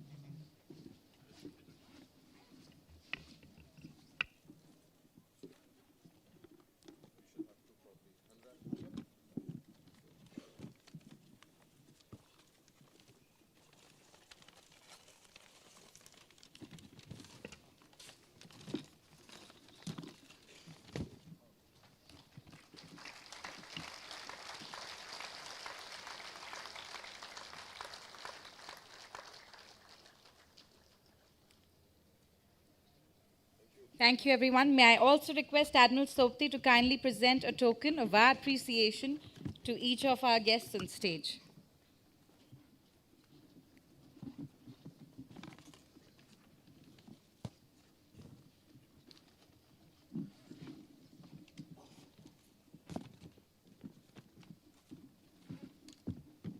Mr. Hideshi Tokuchi.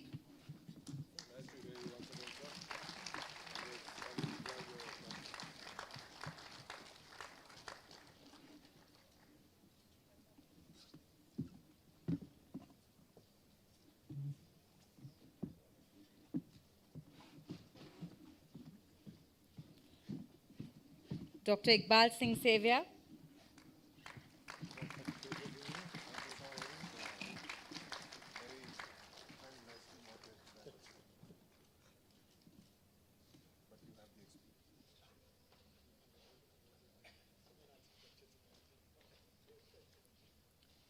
First Admiral Salim.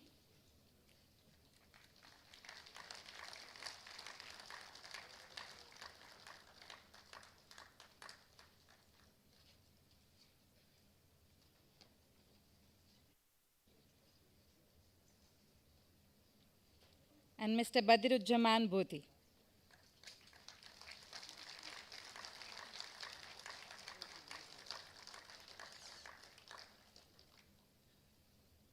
Dr. Willima, while you're not physically present with us, we would also like to thank you. Great appreciation for your presentation as well. I request everyone on stage to gather in front of the tables for a group photograph. We'll have Mr. Willima on screen as well.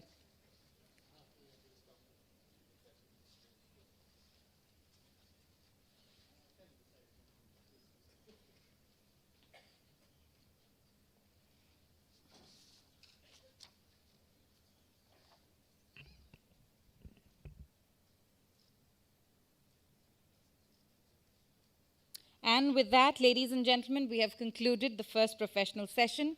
May I request everyone on stage to kindly resume their seats in the audience. Ladies and gentlemen, after a morning of navigating ideas and charting new intellectual waters, it's time to drop anchor for a well-deserved lunch break.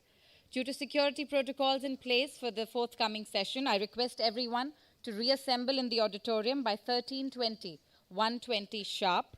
The lunch will be served at 3 separate venues, please make note. Upper portico for flag officers, speakers, and dignitaries. Lower portico for officers and equivalent. And all our other esteemed guests are welcome to have lunch at the Ashoka Pavilion. Thank you very much.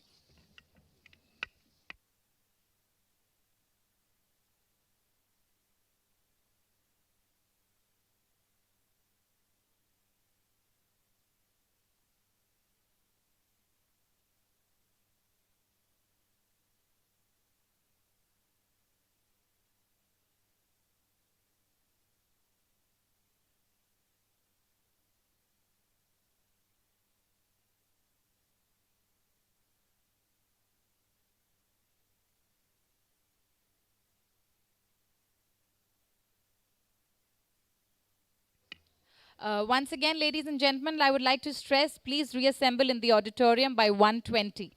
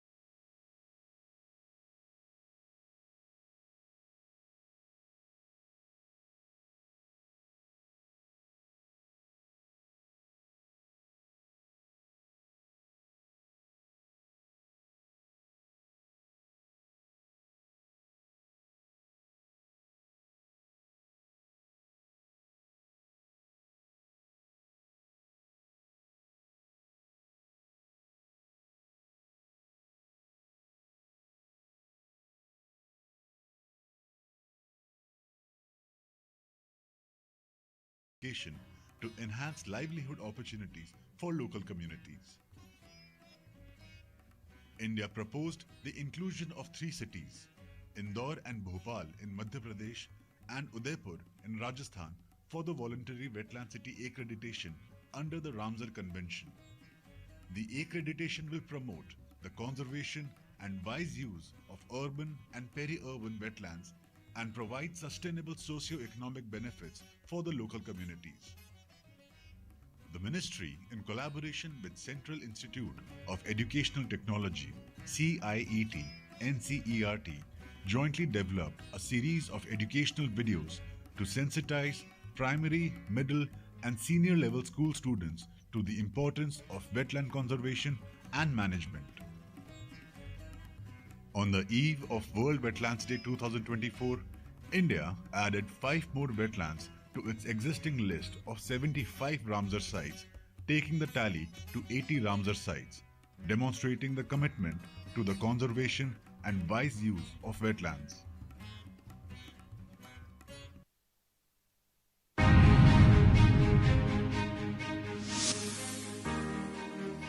Modern warships are engineering marvels.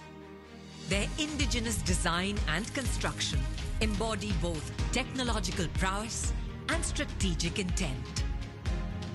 Few tributes to India's maritime power stand taller than the mighty Udaygiri and Himgiri.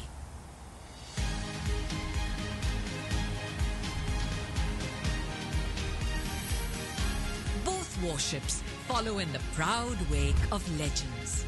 Their predecessors, the erstwhile Udaygiri and Himgiri, marked our transformation from a buyer's to a builder's navy. Both warships served the nation with distinction for over 3 decades.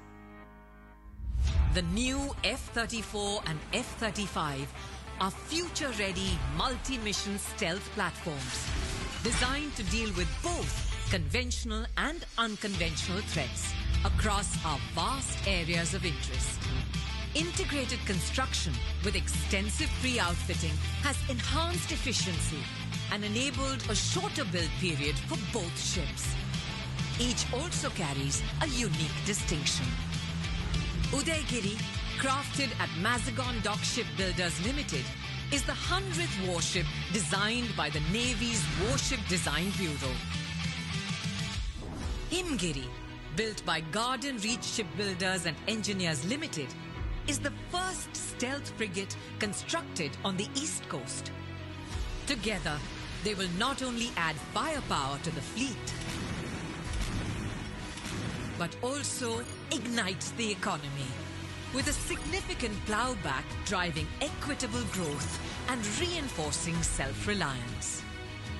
Equipped with next-generation technologies, these platforms symbolize a strong and secure nation and mark another stride towards Viksit Bharat. Committed to the Navy's core values of duty, honor, and courage, Udaygiri and Himgiri will soon hoist the ensign and stand combat ready to undertake any task, anytime, anywhere, anyhow.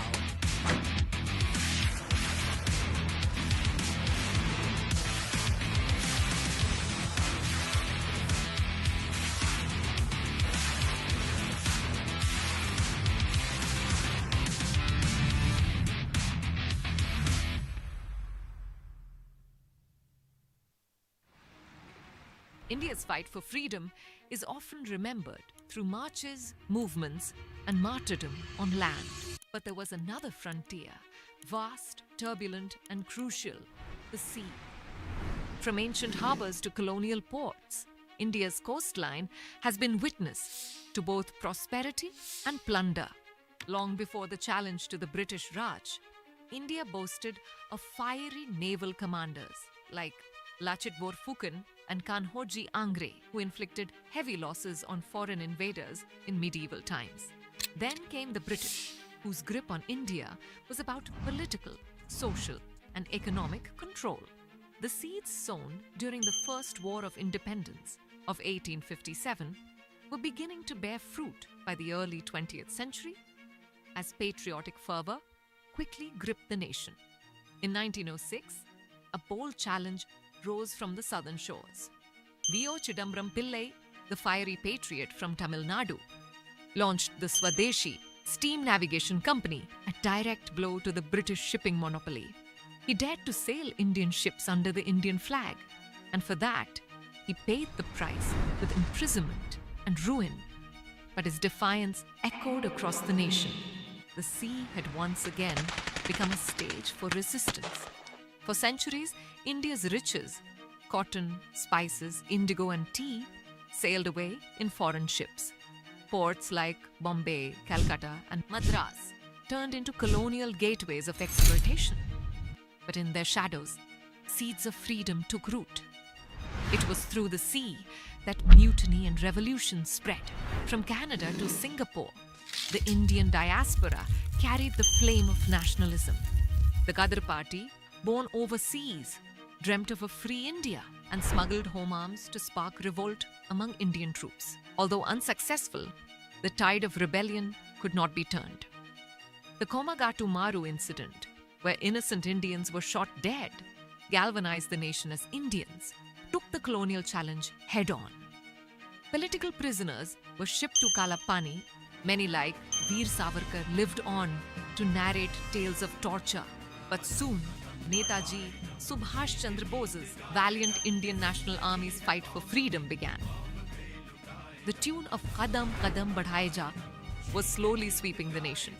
And then, in 1946, the Royal Indian Navy mutiny exploded across numerous ships involving thousands of sailors. They no longer saluted the British crown. They no longer sang, "God Save the King."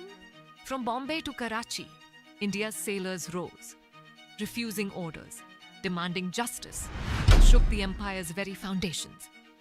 Native Navy personnel and citizens alike formed the backbone of this struggle, striking not just for better wages, but for freedom itself. When the tricolour finally fluttered atop the Red Fort in 1947, it carried the hopes of millions and the memory of our maritime heroes. From VOC Pillai to the Royal Indian Navy rebels, the sea was no silent spectator. It was a battlefield, a silent witness. Today, as India builds a vibrant blue economy, we honour those who dreamt and died for a free India, so that future generations could walk in freedom. The story of Indian independence isn't just written in ink and blood. It's etched in the tides.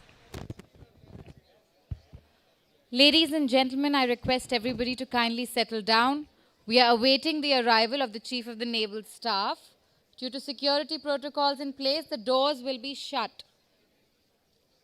Kindly settle down, ladies and gentlemen. Due to security protocols, the doors of the auditorium will be shut soon. We are awaiting the arrival of the Chief of the Naval Staff. When the Admiral arrives, the gentlemen are requested to rise. The ladies are requested to respectfully remain seated. I repeat, when the Admiral arrives, the gentlemen are requested to rise. The ladies may remain seated.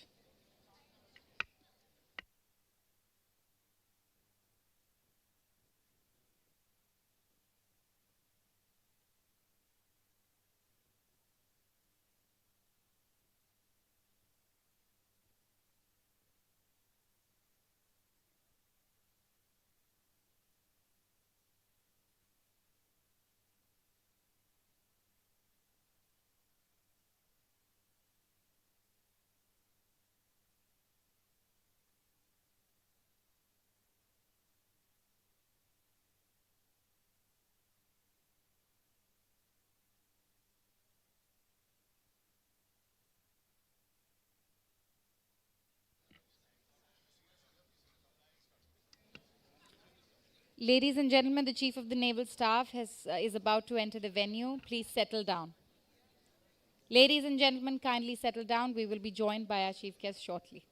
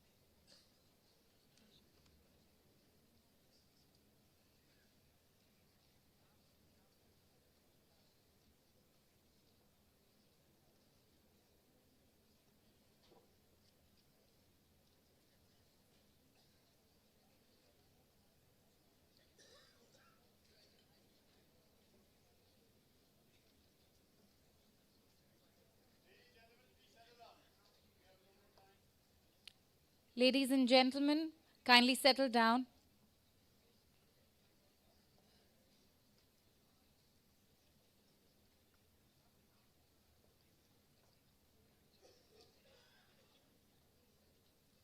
I request everyone in the audience to find a comfortable seat and kindly settle down.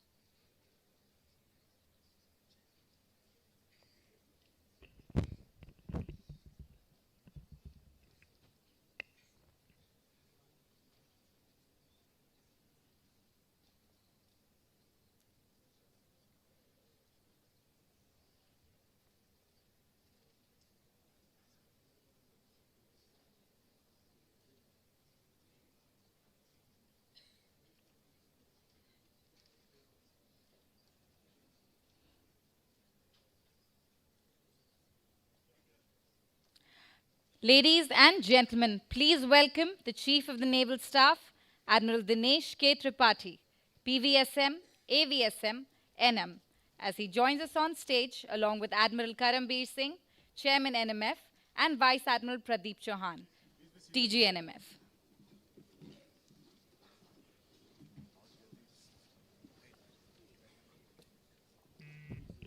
Excellencies, ladies and gentlemen, it is with a palpable sense of privilege that I now request Admiral Dinesh K. Tripathi, the Chief of the Naval Staff, to address this assemblage.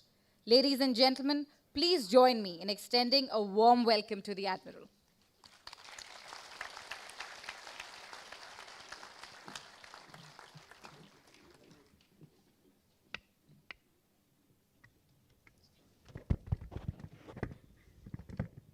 Check, okay. Can you hear me at the top? All right, thank you. Thank you very much.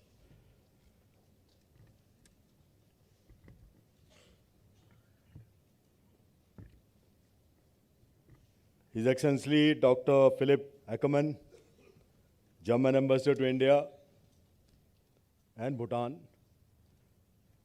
His Excellency Mr. Indra Mani Pandey, Secretary General BIMSTEC.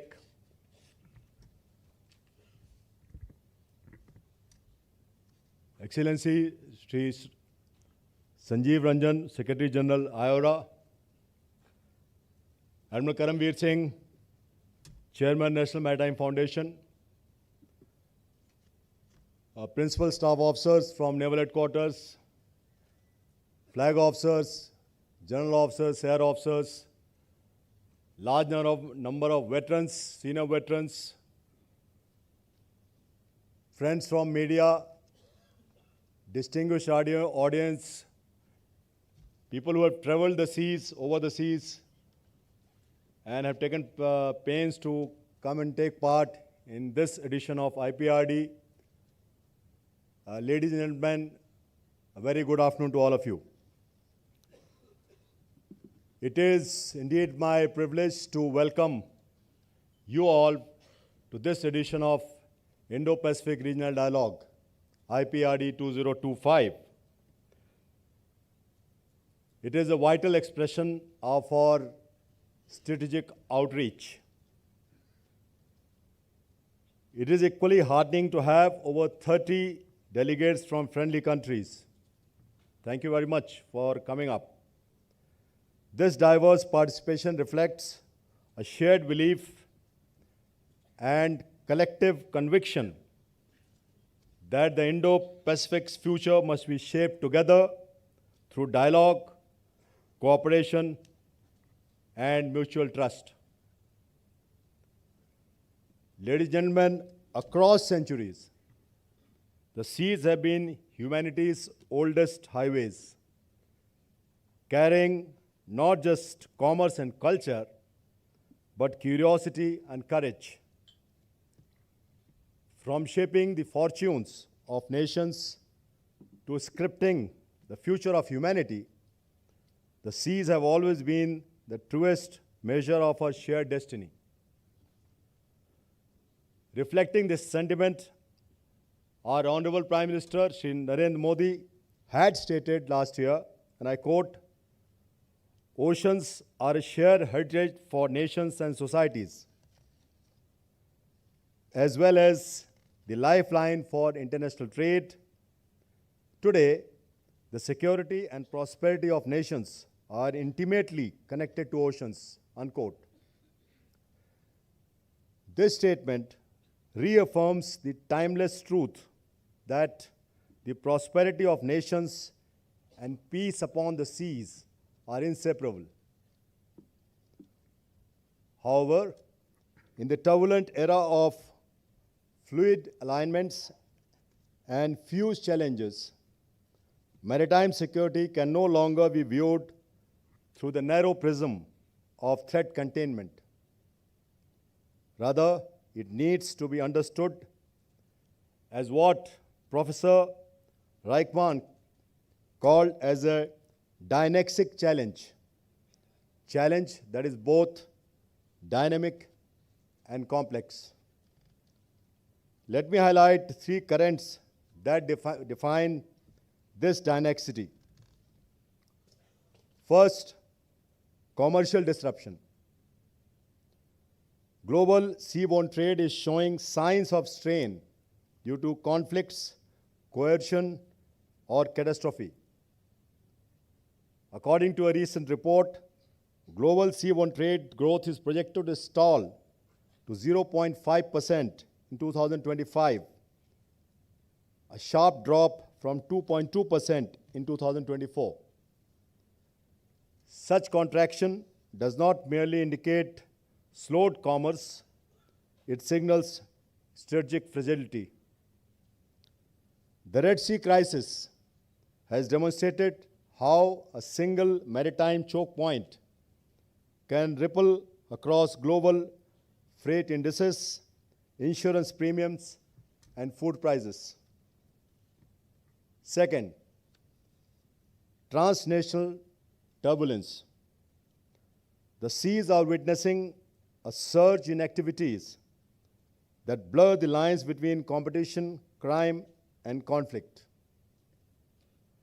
Illegal, unreported, and unregulated fishing, piracy, arms and narcotics trafficking, and human smuggling, etc., have emerged as major maritime stressors.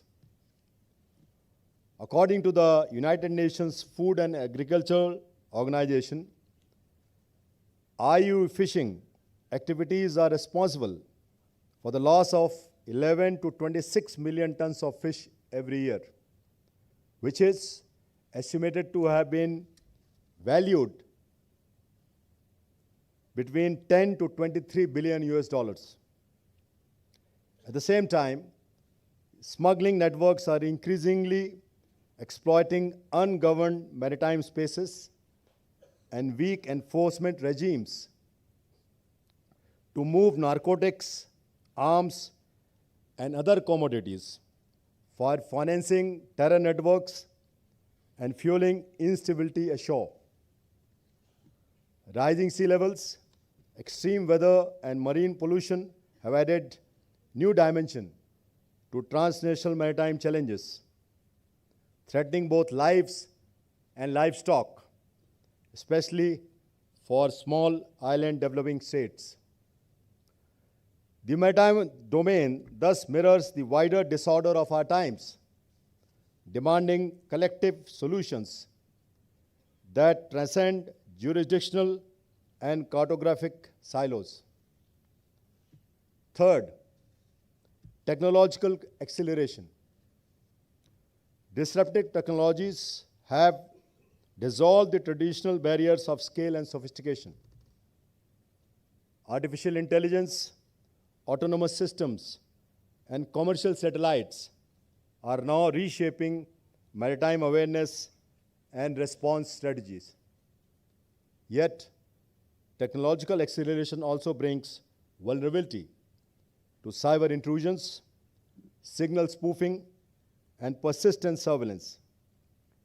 In the Indian Ocean region alone, recent IFC IOR, more of which I'll talk later, that assessment recorded near daily episodes of GPS jamming and electronic interference.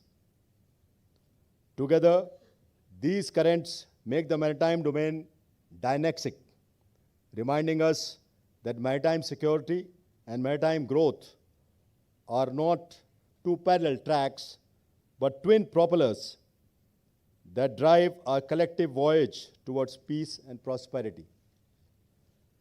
As the seas grow more interconnected and indispensable, so too must our strategies. It is in this context that India has elevated its maritime vision from Saga, that is security and growth for all in the region, to Mahasagar, or mutual and holistic advancement for security and growth across regions.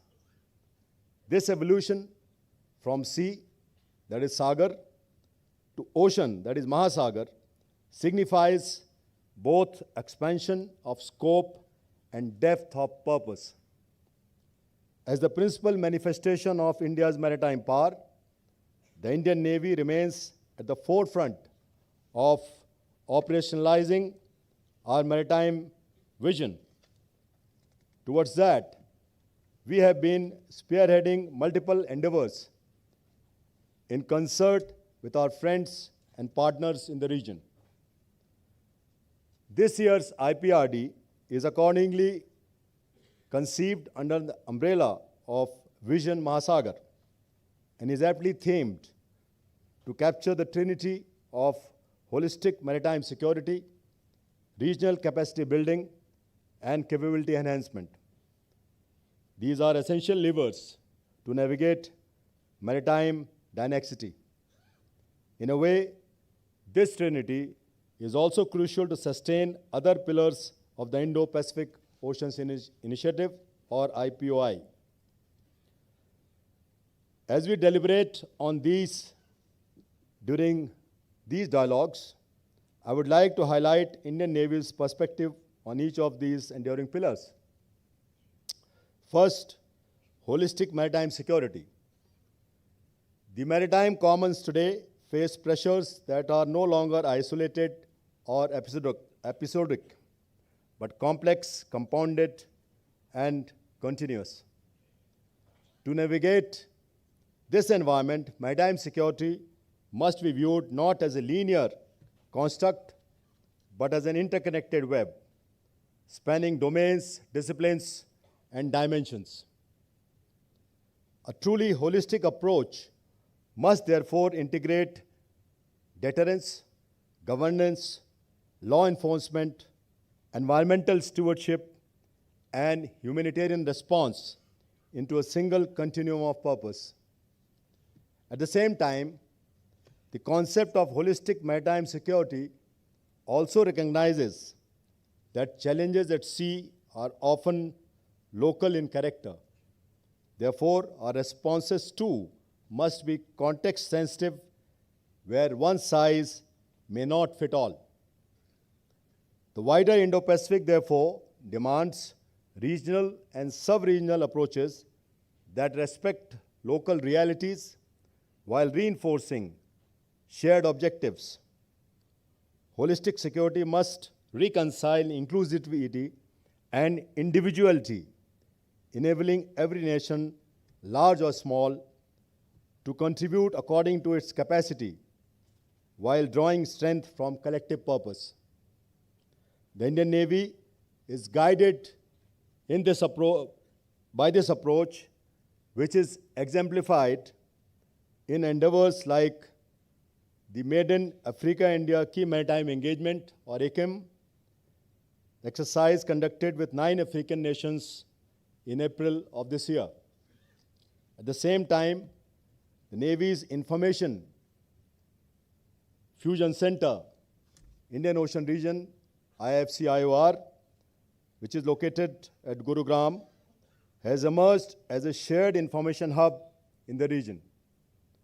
Through seamless communication and cooperative response to multiple contingencies at sea, IFC-IOR has endeavored to overcome information asymmetry with information equity, resulting in International Maritime Organization designating as a voluntary reporting center. Whilst the center currently hosts 15 international liaison officers who are doing stellar work in information sharing, our aim is to enhance the capacity to host about 50 ILOs by 2028. Considering that holistic maritime security is both an enabler and an equalizer, going forward, we need to craft region-specific initiatives and solutions tailored to meet specific needs of the region or a country. Second enduring pillar, capacity building. In naval parlance, capacity is tangibles, expressed in terms of hulls, airframes, ports, logistics chains, and industrial ecosystems.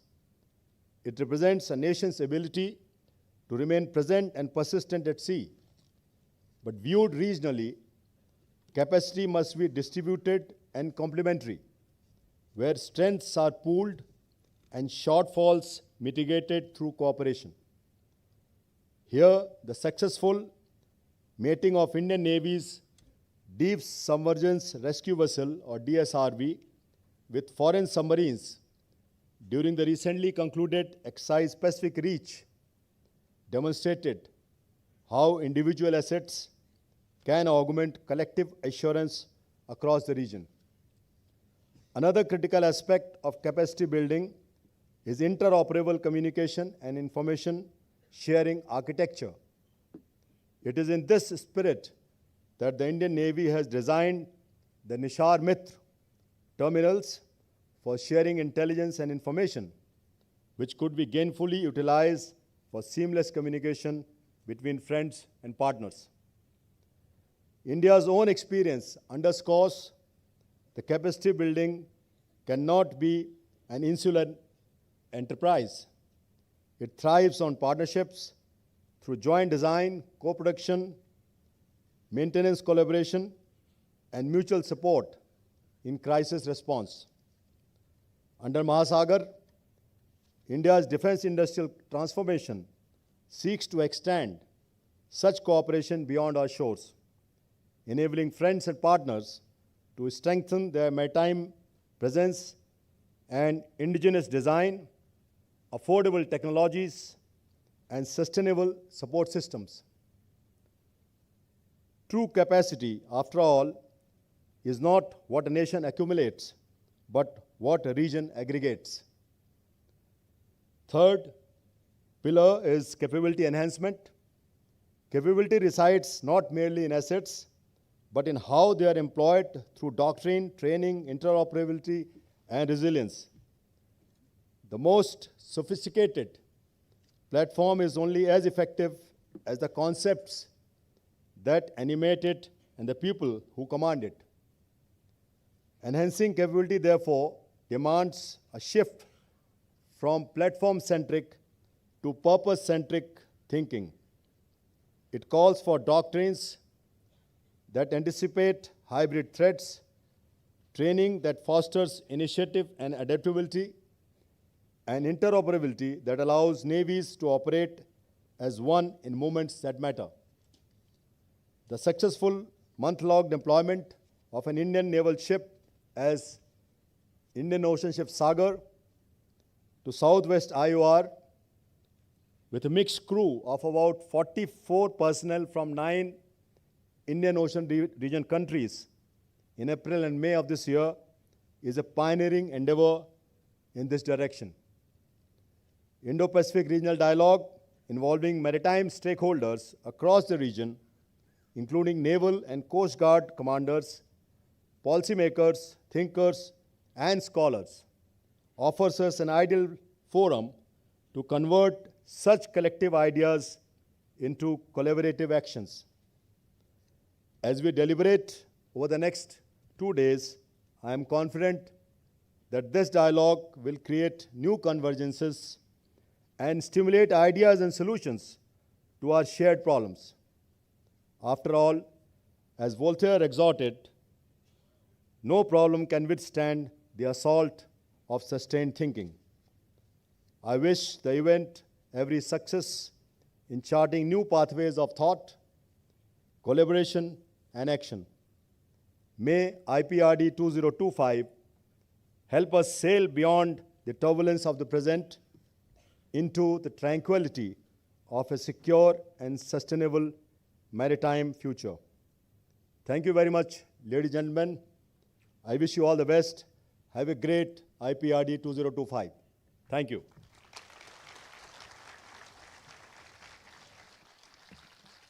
Thank you, sir. Your thoughtful address will certainly inspire and inform the discussions ahead. Excellencies, ladies and gentlemen, it is a great honor for all of us to have the Chief of the Naval Staff recognize and acknowledge the research scholarship of the NMF by his consent to release the NMF's latest publication, authored by Captain K.S. Vikramaditya, Senior Fellow at the National Maritime Foundation, whom, ladies and gentlemen, I am delighted to invite on stage and introduce to you. This book, entitled Future Maritime Warfare, presents a compelling and forward-looking analysis of how emerging technologies, from artificial intelligence and cyber systems to space and unmanned platforms, are reshaping the character of conflict at sea. I now respectfully request the Admiral to kindly do the honors.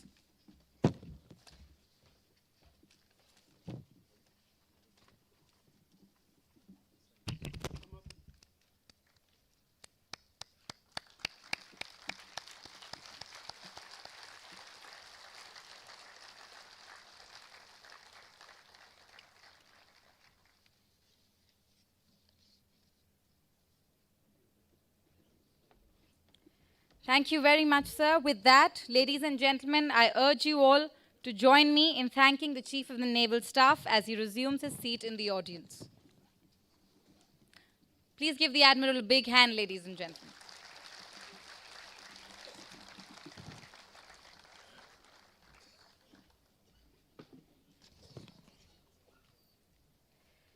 Excellencies, ladies and gentlemen, we are privileged, we are delighted, in fact, to announce that Iprd 2025 is not only making an indelible impact in this hall, but is also setting new benchmarks on the global digital stage.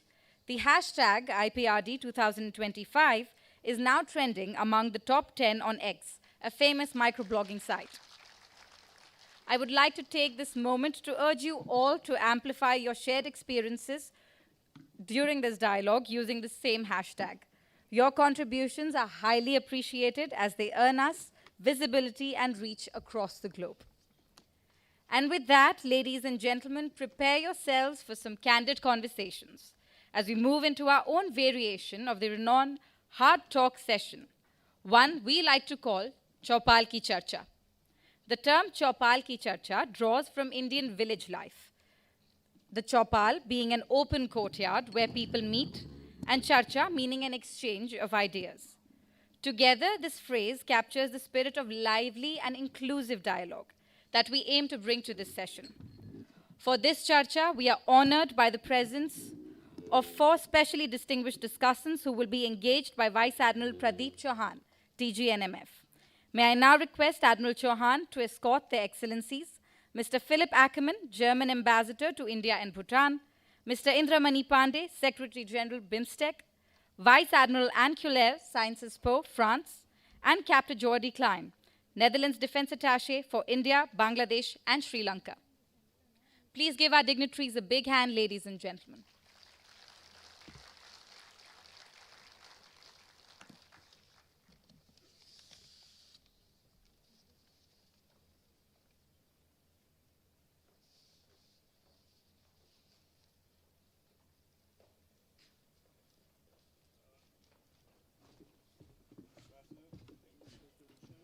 With all our dignitaries now on stage, I hand over the proceedings to Admiral Chauhan.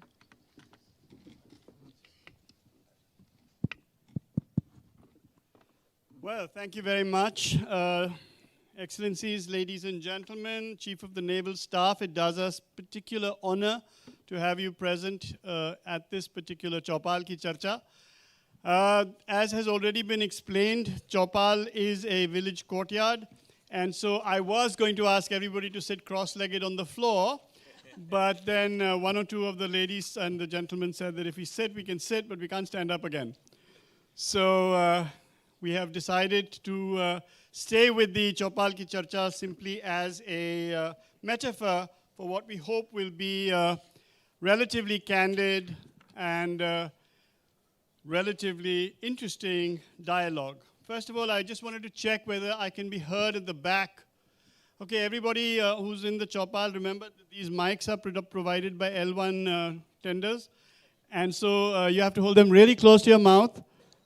Make like Donna Summers. Let me make some introductions first of all. For those of you who have come in the afternoon, I am Vice Admiral Pradeep Chauhan, and I am privileged to be the Director General of the National Maritime Foundation. Joining me in this Chaupal today are, first of all, Dr. Philip Ackerman. His Excellency Dr. Philip Ackerman is Germany's ambassador to the Republic of India a post that he has tenanted with great distinction since the 24th of August 2022, if I'm not wrong. He's a doctor in philosophy in art history, and he joined the German Foreign Service way back in 1993. I myself joined the Indian Navy even farther back in time in 1975. And his overseas postings are, however, much superior to mine. They include Rabat in Morocco and also incorporate New York, where he was a member of the German mission to the United Nations. He's been the head of the German provincial reconstruction team in Kunduz in Afghanistan. He is no stranger to India, and between 2007 and 2010, he served as the political counselor right here in New Delhi, after which he was appointed head of the German AFPAC, that is the Afghanistan-Pakistan Task Force. Some of you will remember that term was very popular at that time, within the Federal Foreign Office. He has also served as the deputy head of mission in Washington, D.C., and before returning to India as ambassador, he did a 5-year stint, once again at the Federal Foreign Office, but this time as Director General for Africa, Latin America, and the Near and the Middle East. Ladies and gentlemen, would you please put your hands together to welcome His Excellency. Now, the thing about Chowpals is that, fame is generally jostling with reputation and acumen. So I'm very proud and privileged to introduce our next guest, who is Ambassador Indramani Pandey, immediately on my right. His Excellency Ambassador Indramani Pandey is the incumbent Director General of the Bay of Bengal Initiative for Multi-Sectoral Technical and Economic Cooperation, otherwise known as BIMSTEC, of which we have spoken earlier today. He is a career diplomat with some 35 years of rich and varied experience in the Indian Foreign Service. Prior to taking up his current assignment, he served as the permanent representative of India to the United Nations, so you can see some commonalities there, and other international organizations in Geneva. And I have had the great privilege of having interacted with the ambassador when he was an additional secretary to the Government of India, heading the Disarmament and International Security Affairs Division, or DISA, of the Ministry of External Affairs. Now, Ambassador Pandey has served his country with uncommon distinction and has tenanted a variety of diplomatic positions in Indian missions in Egypt, Syria, Pakistan, and Afghanistan. More commonality. Apart from senior diplomatic postings in France and in China, he was also a member of the permanent mission of India to the Conference on Disarmament in Geneva, Switzerland.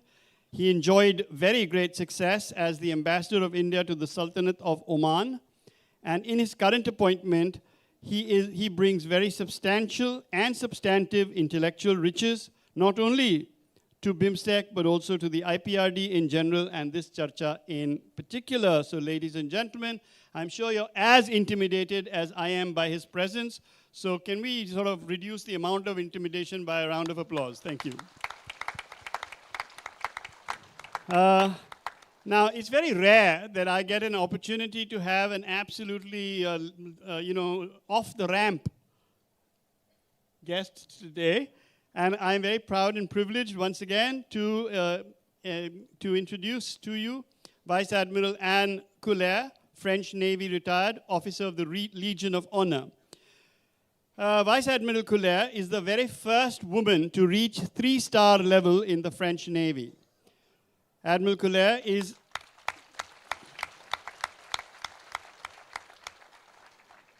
she's an experienced and deeply respected practitioner with 10 years at sea and 2 seagoing command appointments under her belt. In the course of her illustrious naval career, she has been the Joint Chief of the French Armed Forces in the Pacific. She's been Chief of Staff of the Admiral Commanding Indian Ocean, which is Alain Dienne. She's been the head of operational planning at the Combined Maritime Forces headquarters in Bahrain, and she was the Vice Chief of Naval Operations of the French Navy. She has continued to shine because it's very hard to pull luster off quite so illustrious a career. She has continued to shine even after her retirement from active service, and she's currently the Director of Research at the Management Institute for International Security, or TEMIS, which is in Paris. She's also a member of the visiting faculty at the world-famous Sciences Po University at Le Havre campus, where she lectures on maritime security issues in the Indo-Pacific. Some months ago, I had the great privilege of being asked to talk to the students of her course, and I realized after she'd finished with me why she was such a lecturer. And I received 2 or 3 lectures from her saying that sit down properly, look in front, and be...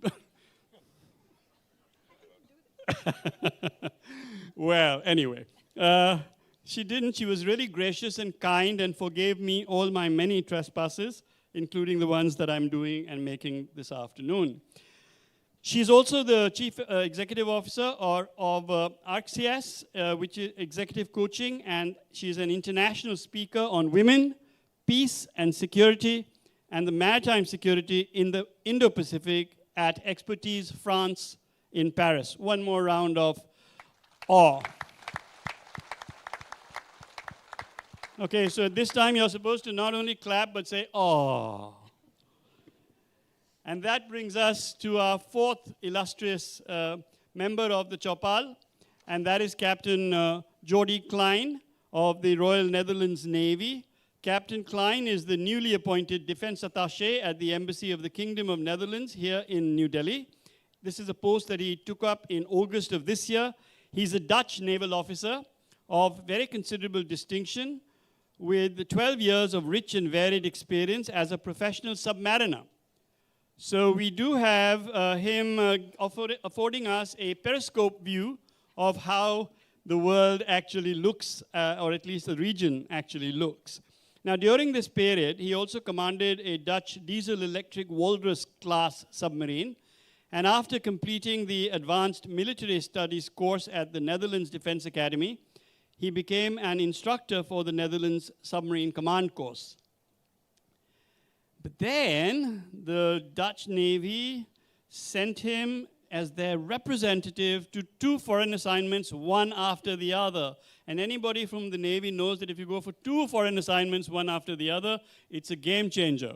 So he went first to Scotland, and then after that, he had another appointment immediately thereafter in London at the NATO Maritime Headquarters. And then he switched to the world of military diplomacy. And since then, he has been the linchpin between the Dutch defense attachés in the Indo-Pacific region and the defense attachés from the region accredited to the Netherlands. He distinguished himself in the 3 years that he spent as the Netherlands defense attaché for Suriname and Guyana, before being appointed as the Dutch defense attaché for India, Sri Lanka, and Bangladesh, a post that he tenants at present. So once again, may I request you to join your hands in welcome to Captain Klein. Thank you. All right, so now we come to the charcha itself. Last year, we had an absolute blast. We didn't give the ambassadors any time at all to think. And we just launched them off into the deep end, and some of them swam, and others pretended to sink, but then swam anyway. This time, I thought it would be a bit unfair to repeat last year's model, so I am going to give each of our distinguished ambassadors and guests maybe 4 or 5 minutes in which to make some overarching comments and explain their country's position in the maritime segment, I hope, within the Indo-Pacific, which is nothing if it is not a predominantly maritime construct, even though I must quickly hasten to add that it is a predominantly maritime construct, though it is not an exclusively maritime construct. So we will begin in the order that I introduced them, and if you have, Ambassador, if you have no problem, may I ask you, Excellency, to lead off. If you like to go to the podium, you're free to do that. If you wish to stay here, do that. The podium has 2 mics, both of them work. This one you have to really hold close to your mouth. So what is done at the Chopal then? At the Chopal, we Sitting smoke or? cigarettes and chat. Okay. chat. Okay. So my fantasy is not good enough to imagine me sitting on a village square. Too many elegant white uniforms in the public, I should say. But I'm happy to stay here if that's okay with you. Thank you very much for having me. Thanks, Admiral Tripathi, to be so kind and gather us here in this impressive hall. And it's an honor for me and a pleasure to speak to you today. I think one could say that the Indo-Pacific is not only a geopolitical region of growing importance, it's also, in a way, a reflection of what we will have to do. It's a reflection of our shared future. And I think we in Germany, we consider this region to be key to what we would call global stability, economic resilience, and a rules-based international order. So we are here with the Navy, but I think it goes beyond what the military can do. It's really an order we have to look at from a more geopolitical point of view. Germany has adopted by cabinet agreement in 2020 what we call our Indo-Pacific guidelines, where we have stated a clear commitment to partnership, presence and responsibility in this region.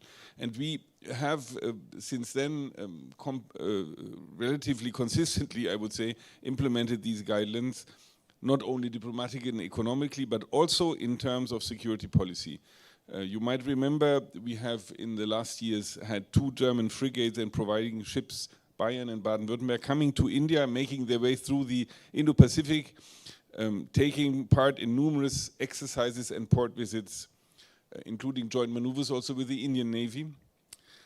And I would like, even though it's not the Navy, but draw your attention to the large multinational Air Force exercise with India, Tarang Shakti, which we did last year in Coimbatore in the same sort of context and framework.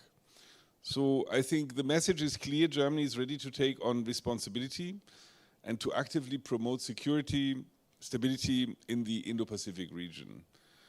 And this is, and let me make this little bracket here, not, it doesn't go without saying, because we in our immediate neighborhood have a very, very tense situation. We have a war, a very brutal and ongoing war basically in front of our doorstep. And that is keeping us very busy day and night. But at the same time, we feel that we should not neglect our commitment to this area here. So we need to show this presence. This presence will go on, and we will try to send more ships. We'll try, especially with South India, with South Asia and in the subcontinent. We will try to continue to do common maneuvers and exercises. I don't know whether you remember, but this last German frigate passed through the Taiwan Strait. We have there, with this passage, we have sent a clear signal in support of international law and freedom of navigation. And that's a principle that is central to this rules-based order in the Indo-Pacific I was talking about. In the Milan 2026 exercise, to which 145 countries are invited, we also will make a significant contribution. Now, when we look at India, Germany and India are linked by this strategic partnership based on shared values, mutual trusts, and the will to shape the future also in this region together. And I would say that this partnership, and that's my experience over the last 3 years, is becoming increasingly important in the face of global challenges, from maritime security to cyber security, and also to the defense industry. Germany and the Indian Navy are in the process of doing something hopefully very great very soon, Admiral. I'm not revealing too much of a secret, but I think we are on a very good way here. I think in a general way, discussions on joint projects, technology transfer and industrial cooperation reflect our mutual interest in deeper security policy integration, and that's what we are aiming for, striving for.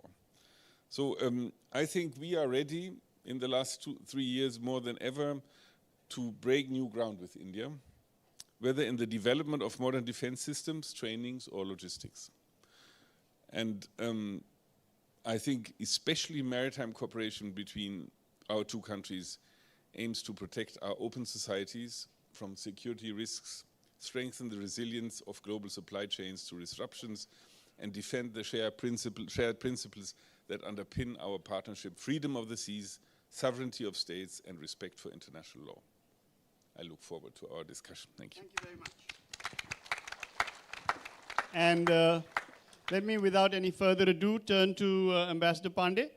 Would you like to offer a few opening remarks, or would you like to skip and wait for our questions? Yes, of course, you may speak from the podium. Absolutely. Oh, you would like to have a little more time. Certainly. We will ask our timekeepers to hold the clock in abeyance for a short bit. Thank you so much, Ambassador. That was very good. Admiral Tripathi, Honorable Chief of Naval Staff, distinguished panelists, distinguished audience, a very good afternoon to you all. I thank National Maritime Foundation for inviting me to represent BIMSTEC at this very important dialogue.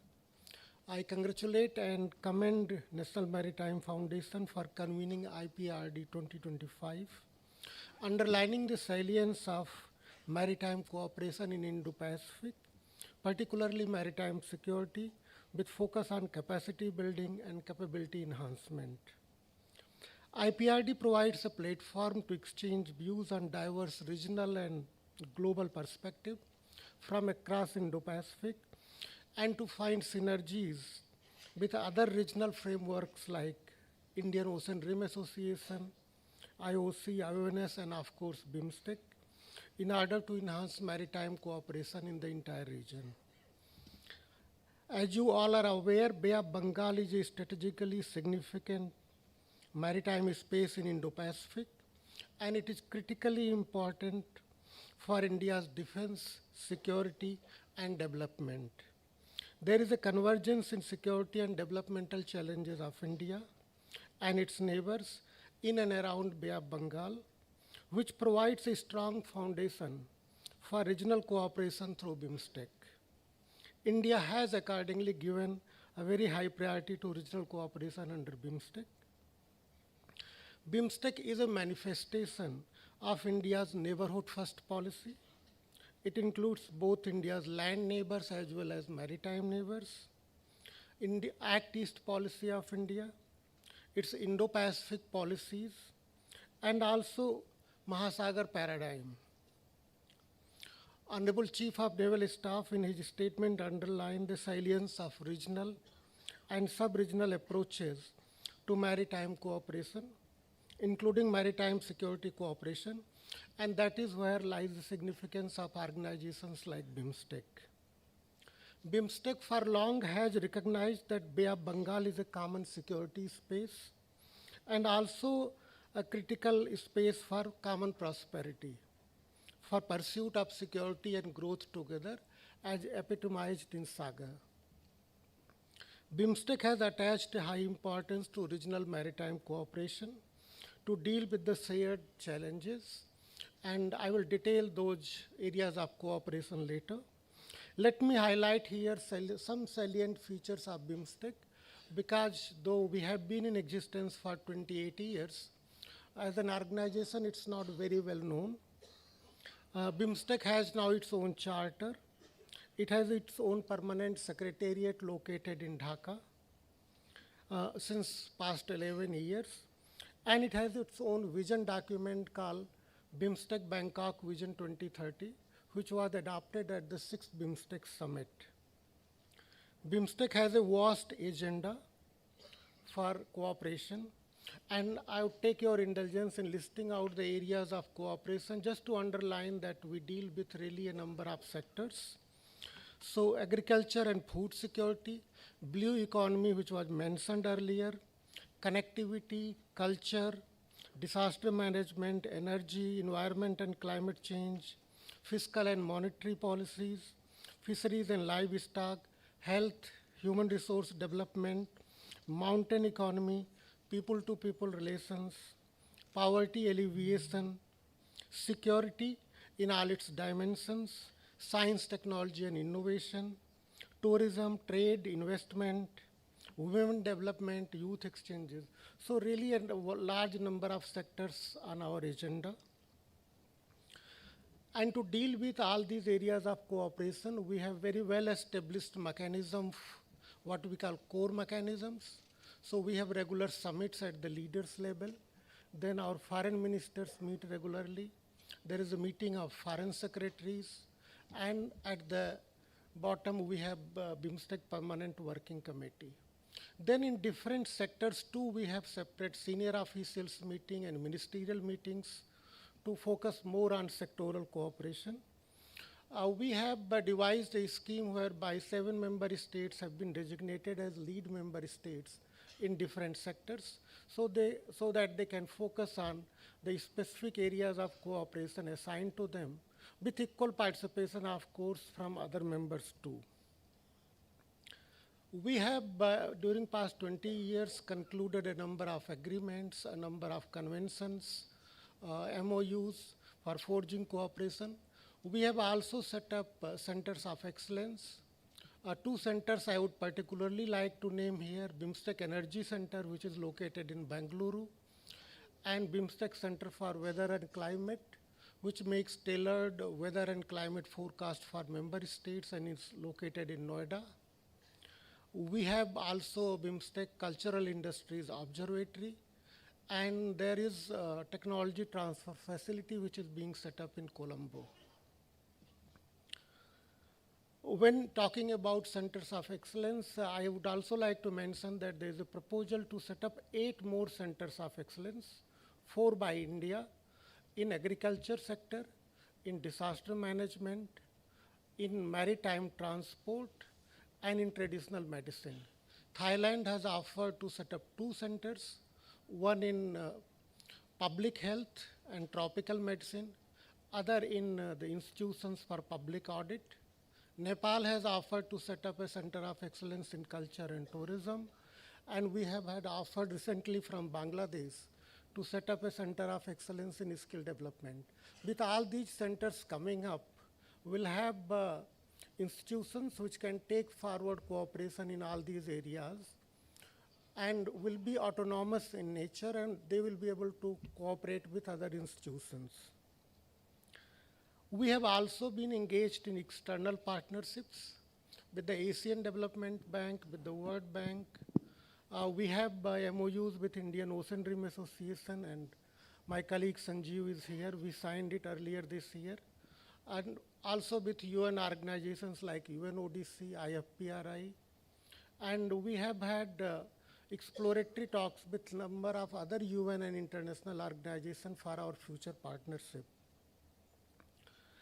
Let me conclude by saying that BIMSTEC is on the way, poised to become a very effective and efficient regional organization. We are undertaking a number of institutional reforms based on the recommendations by eminent persons group which was set up last year, and we have already started implementing those recommendations. Bay of Bengal has always been a bay for connecting India with its eastern neighbors, and the effort of BIMSTEC is directed at reimagining those connectivities, reimagining those historical and cultural links, and try to forge those links again in the modern context. I thank you for allowing me this opportunity for opening remarks, but I will provide details of cooperation in different sectors if you wish later. Thank you so much. It's really quite encouraging to see the amount of effort that BIMSTEC is making in quite so many sectors, and we will revert to this in the Q&A section. So, but now it gives me great pleasure to request Vice Admiral Coulier to please give her opening remarks. Would you like to do that from here or from the podium? I will try to do this from here. Okay. If that works. Okay. Thank you very much. Now, Admiral, you didn't realize what you were doing while inviting me here on this panel, because we French tend to boast a lot. So I'm aware that this audience is aware that France is a resident country in the Indo-Pacific. I'm aware of this. And as my American colleagues could say, our area of responsibility does not cover from, they said, from Hollywood to Bollywood. We're much more pragmatic than this, because reality says that our AOR covers from La Réunion and even Mayotte out to Clipperton. Now, if you don't know where Clipperton is, I had this map. I don't know if we can show the map on. Yeah, here's the map, okay? So here we are, from Île-Éparse, Mayotte, La Réunion, up to Clipperton, right? So this is reality for us. And because this is this reality we're facing, we, of course, over the years have come up with an Indo-Pacific strategy. And it started in 2018 with President Macron in Sydney. And you know what? Because we military are very agile. We were the first in the military to come up with an Indo-Pacific defense strategy in 2019. And afterwards, the momentum was there, and we're up now into our third iteration of a global Indo-Pacific strategy. And the last iteration was in last July. So what I'm going to be talking now for the next 5 minutes, I hope, will be about this. What is this Indo-Pacific strategy, the French Indo-Pacific strategy, and why is it, what are its core principles, and why is it distinctive from others? Because you have Indo-Pac strategies all over the world now, including Germany, including the Netherlands, countries from Europe.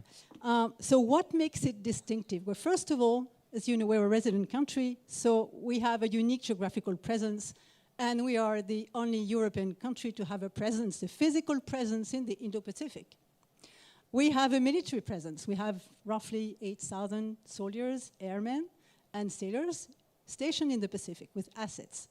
And again, I'm referring to my American colleagues here. When I was posted in French Polynesia as head of the French forces, PACOM, Indo-PACOM at the time, asked me, how many men, how many assets? And I told him, all right, we cannot compare to the US, but you know, France has something else to offer. And this is what I'm going to discuss now. So what do we have to offer? What makes it distinctive, again?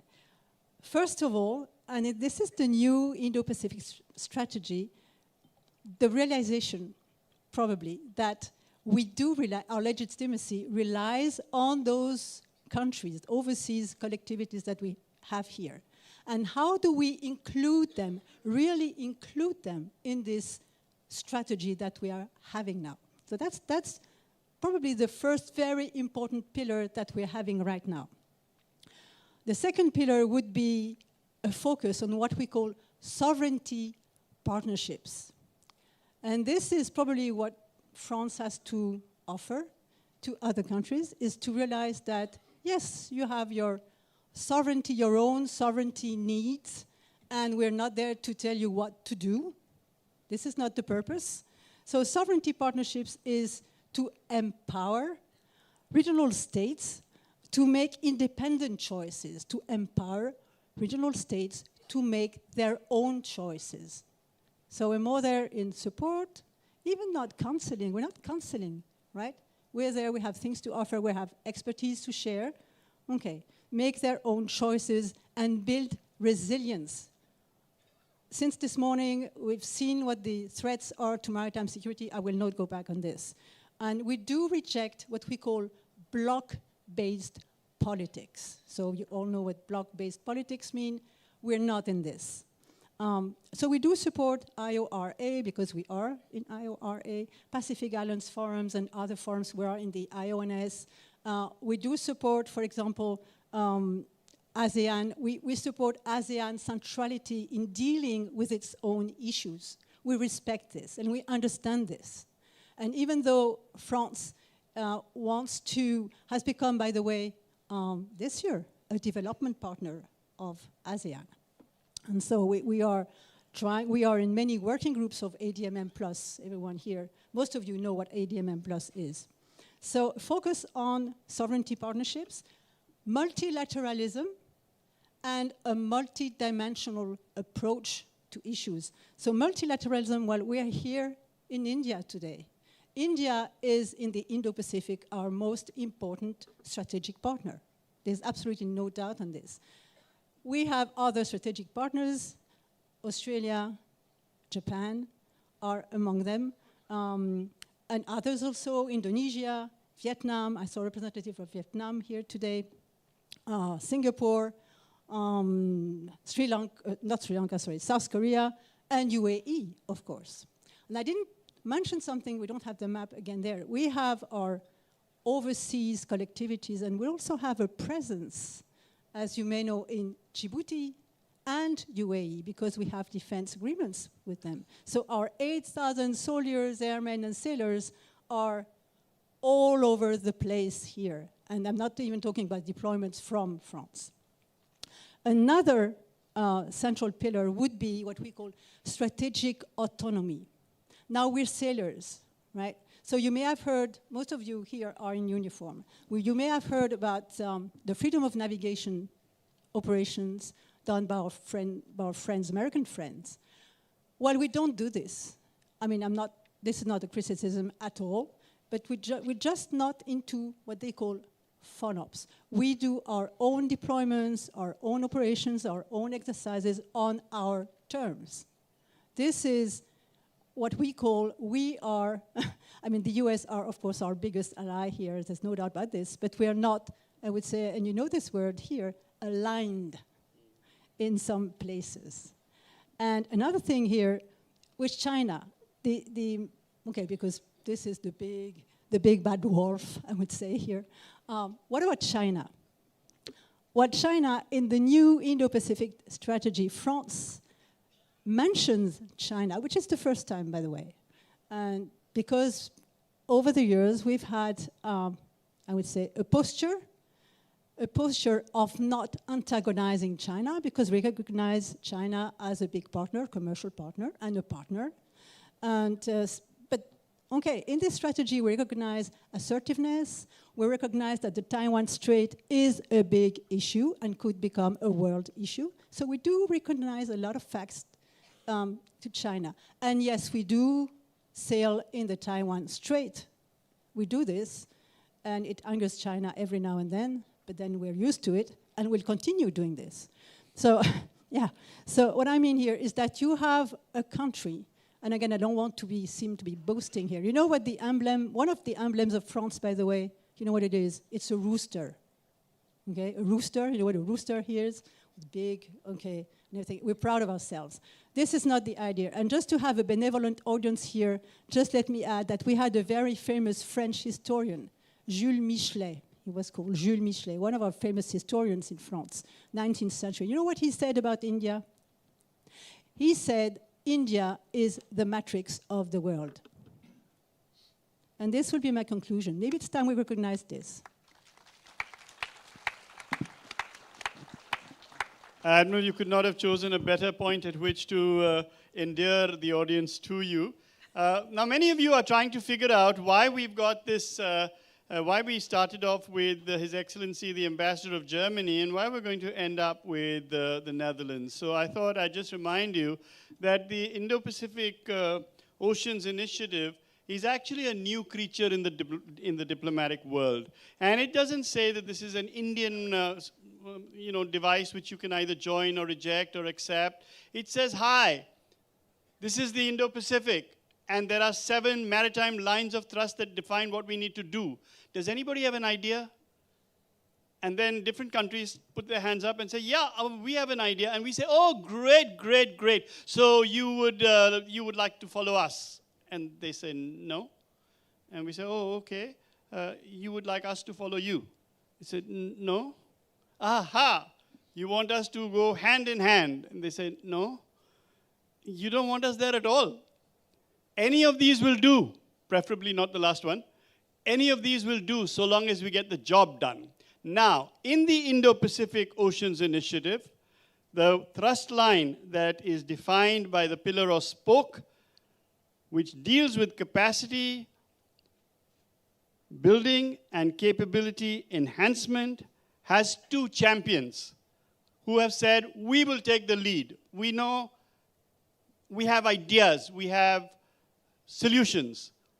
And one of them is Germany. And then close on the heels of Germany, we have the Netherlands, who said, we can do that as well. And so that's why we are bracketed by these two countries. Isn't that a good story? Come on. All good stories don't have to be true, they just have to be good. Colonel. Well, thank you very much. Thank you very much. And namaste, ladies and gentlemen. First of all, sincere gratitude to Admiral Dinesh Tripathi, and also to Vice Admiral Pardeep Chauhan, and to the National Maritime Foundation to organize this IPRD, and for their leadership in sustaining this important dialogue for already the 4th time. Our reality, like going on with France, is that we had a very big presence here in the Indo-Pacific, and not anymore. It is in one way far away, but in another way it's coming closer and closer because of the changing of the world and the growing importance of the Indo-Pacific. The Indo-Pacific has become one of the most dynamic and consequential regions in the world. That's how the Netherlands sees it. A space where trade, technology, ecology and security intersect, but also very much interdepend. And for the Netherlands, the Indo-Pacific is, as said, not a distant region. It is a vital part of our shared future and the interdependencies, just as it has been in our maritime history. And these interdependencies, they generate opportunities, but also vulnerabilities, as we are talking about during these days. From cyber attacks on ports and disruptions to undersea cables, to environmental degradation, and to the growing impact of climate change, we just discussed that this morning, on maritime communities. It all ties to our connections with the water. An example of a vulnerability that hit close to the home, to my home, the Netherlands, was the hack on the port of Rotterdam. It heavily affected international trade. It underscored how interconnected and exposed our networks are and are becoming, whether digital, hybrid, or physically at sea. At the moment, my Minister of Infrastructure and Water is in Mumbai at the Maritime Week, focusing on these issues. And they signed yesterday a letter of intent on maritime cooperation between India and the Netherlands to continue this cooperation. So it is in this context that India's Indo-Pacific Oceans Initiative, the IPOI, takes on such significance. A framework that brings us together to cooperate not only on maritime security, but also on sustainability, capacity building, as just mentioned, and the responsible use of our oceans.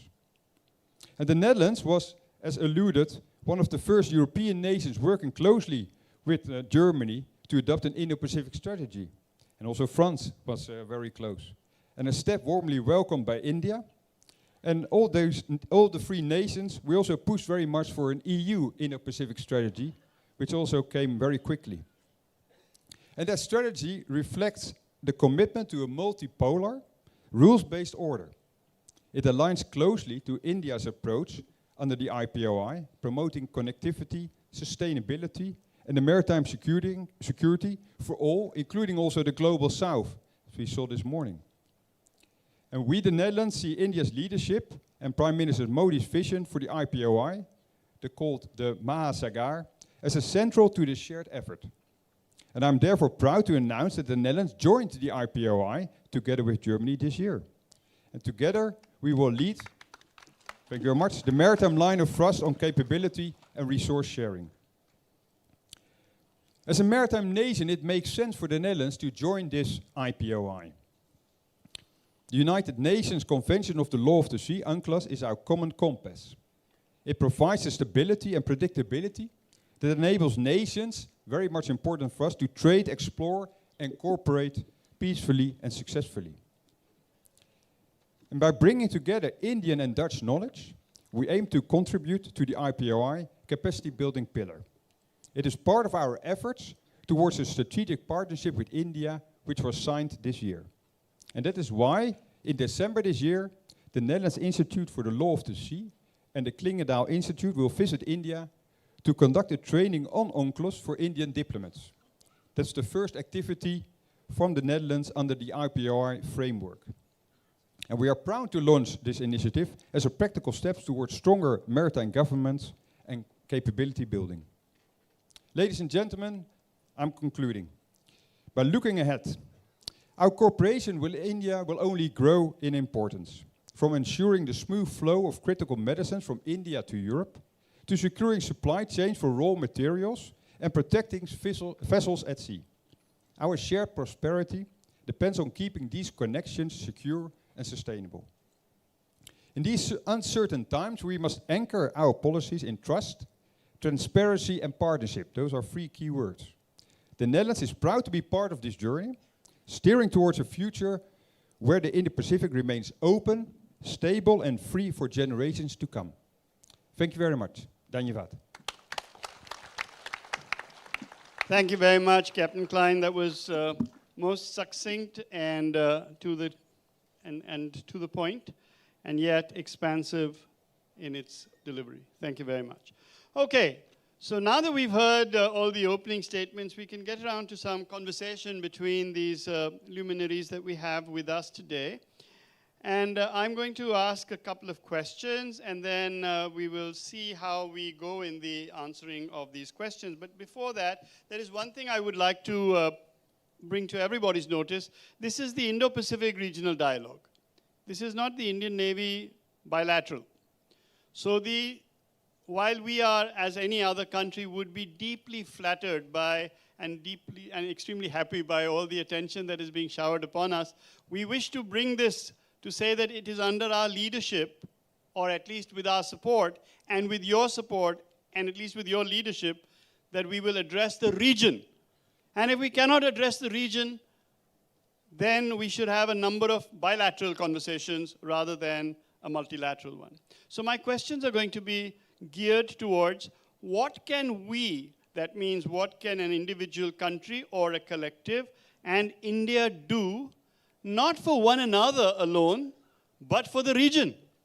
How will we be able to address some of the challenges that lie in the South Pacific when we ourselves are geographically located where we are? And yet we know, because we mouth this all the time, that oceans connect, lands divide. Therefore, from the sheer brilliance of my colleagues here, if I may be so bold as to incorporate that word to include you, what we want to hear is, okay, so India will connect with you, you will connect with India, and then the benefit of that must accrue to the region. And so that is what I want to really stress upon. So given the fact that we have since morning on multiple occasions repeated that capacity denotes material wherewithal and capability denotes human skill, human organization, human training, and given the fact that in this region, for the most part, the problems lie in capability or lack of capability, inadequacies of capability. Let me give you one example. It's not that we have a problem with somebody signing or not signing a fisheries contract with somebody, some other country that is deploying distant water fishing fleets. That's not our problem. Our effort is to say, we don't want you to tell you how you sign or what you should sign. You're a sovereign power. But can we help you negotiate the terms of those contracts? Do you know how to read a fisheries contract and where the devil lies in which details? And if that can be taught, then maybe we can do something to our mutual benefit.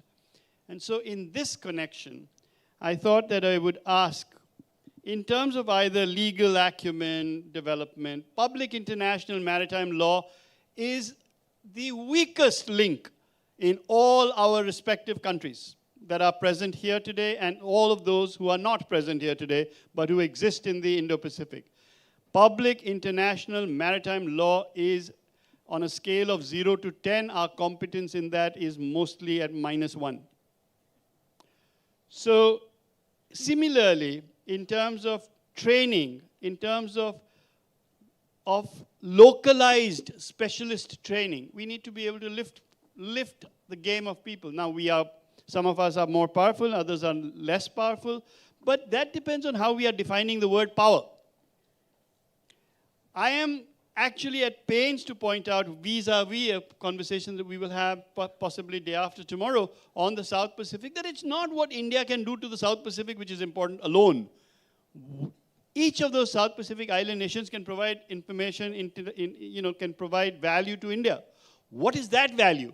So that we do not end up in a situation where one of us is being projected as the donor and the other as the recipient. Whereas what we want to be able to do is work a system by which we can actually exchange. And both of us feel good about the exchange, whether that exchange is technology, whether that exchange is human knowledge, traditional systems on how to manage eco-based solutions to climate-based erosions, traditional medicines, and so on and so forth. Maritime issues. Do not think that traditional medicines do not attract the maritime attention. They do. Most of our medicines actually have their origins, if not in the forests, then in the seas.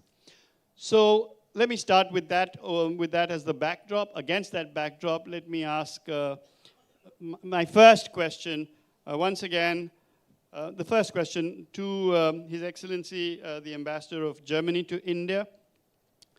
So, how do you think that Germany and India could best collaborate? We know that there is capacity building initiatives in the offing, you already mentioned that. But how should we enhance capability in the coastal and island nation states of the Indo-Pacific? What about the small and not so small island developing states?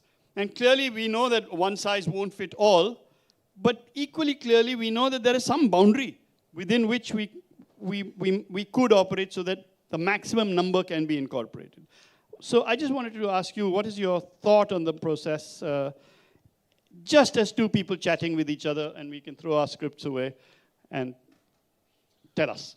So first of all, I think one should very clearly distinguish between capacity and capabilities. Capacity is the toolbox with which we work, and capabilities is, the readiness and the development of the human potential. So both is extremely important, I would say. You need both for the common goal. I think my country has both. India has both too. And when you look at just this IPOI, which you mentioned before, where Germany and now the Netherlands are joining hands for this capacity building spoke, we have started a big project with the small island states on resilience building. Resilience building, how to get the small island states in a position to fight what happens with climate change, what happens with the damage caused by climate change. And that means you need capability development, but also capacity development there. We have started this project, which is 20 million euros. It's not nothing, it's quite an important sum.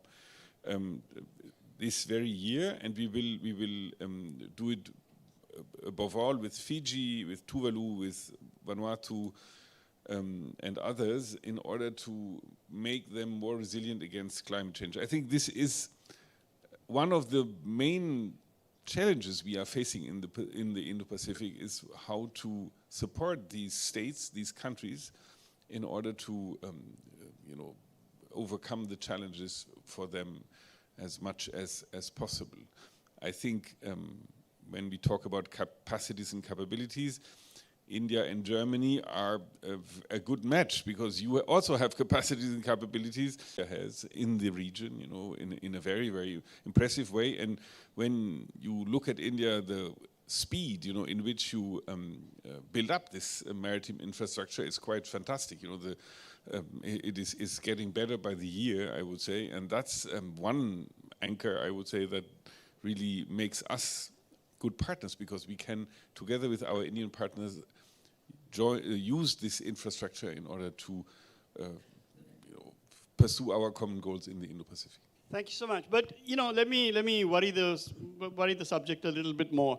It is true. You said that this is not a the subject of the Indo-Pacific. It transcends navies. It is true, but navies nevertheless remain the principal player for most states in the region. Now, navies are not only required so as to be able to contest the will of another nation or another navy in conflict. They must also be the leading lights or the guides to wiser maritime policies where maritime is a superset and the navies are subsets. What, in your opinion, should or could a navy do in order to be able to improve capacities, capacities we leave aside for the moment, capabilities? We've spoken in the morning about information sharing. So what is it? And I can see that we have several members of the audience here who are experts in this whole business of maritime situational awareness being built, information sharing being pursued. How do you think that we could actually leverage each other's abilities, both capacities and capabilities, in this regard for mutual benefit of the region? Because when the region benefits, surely we all benefit. And so maybe I will turn that question across to Admiral Kuller.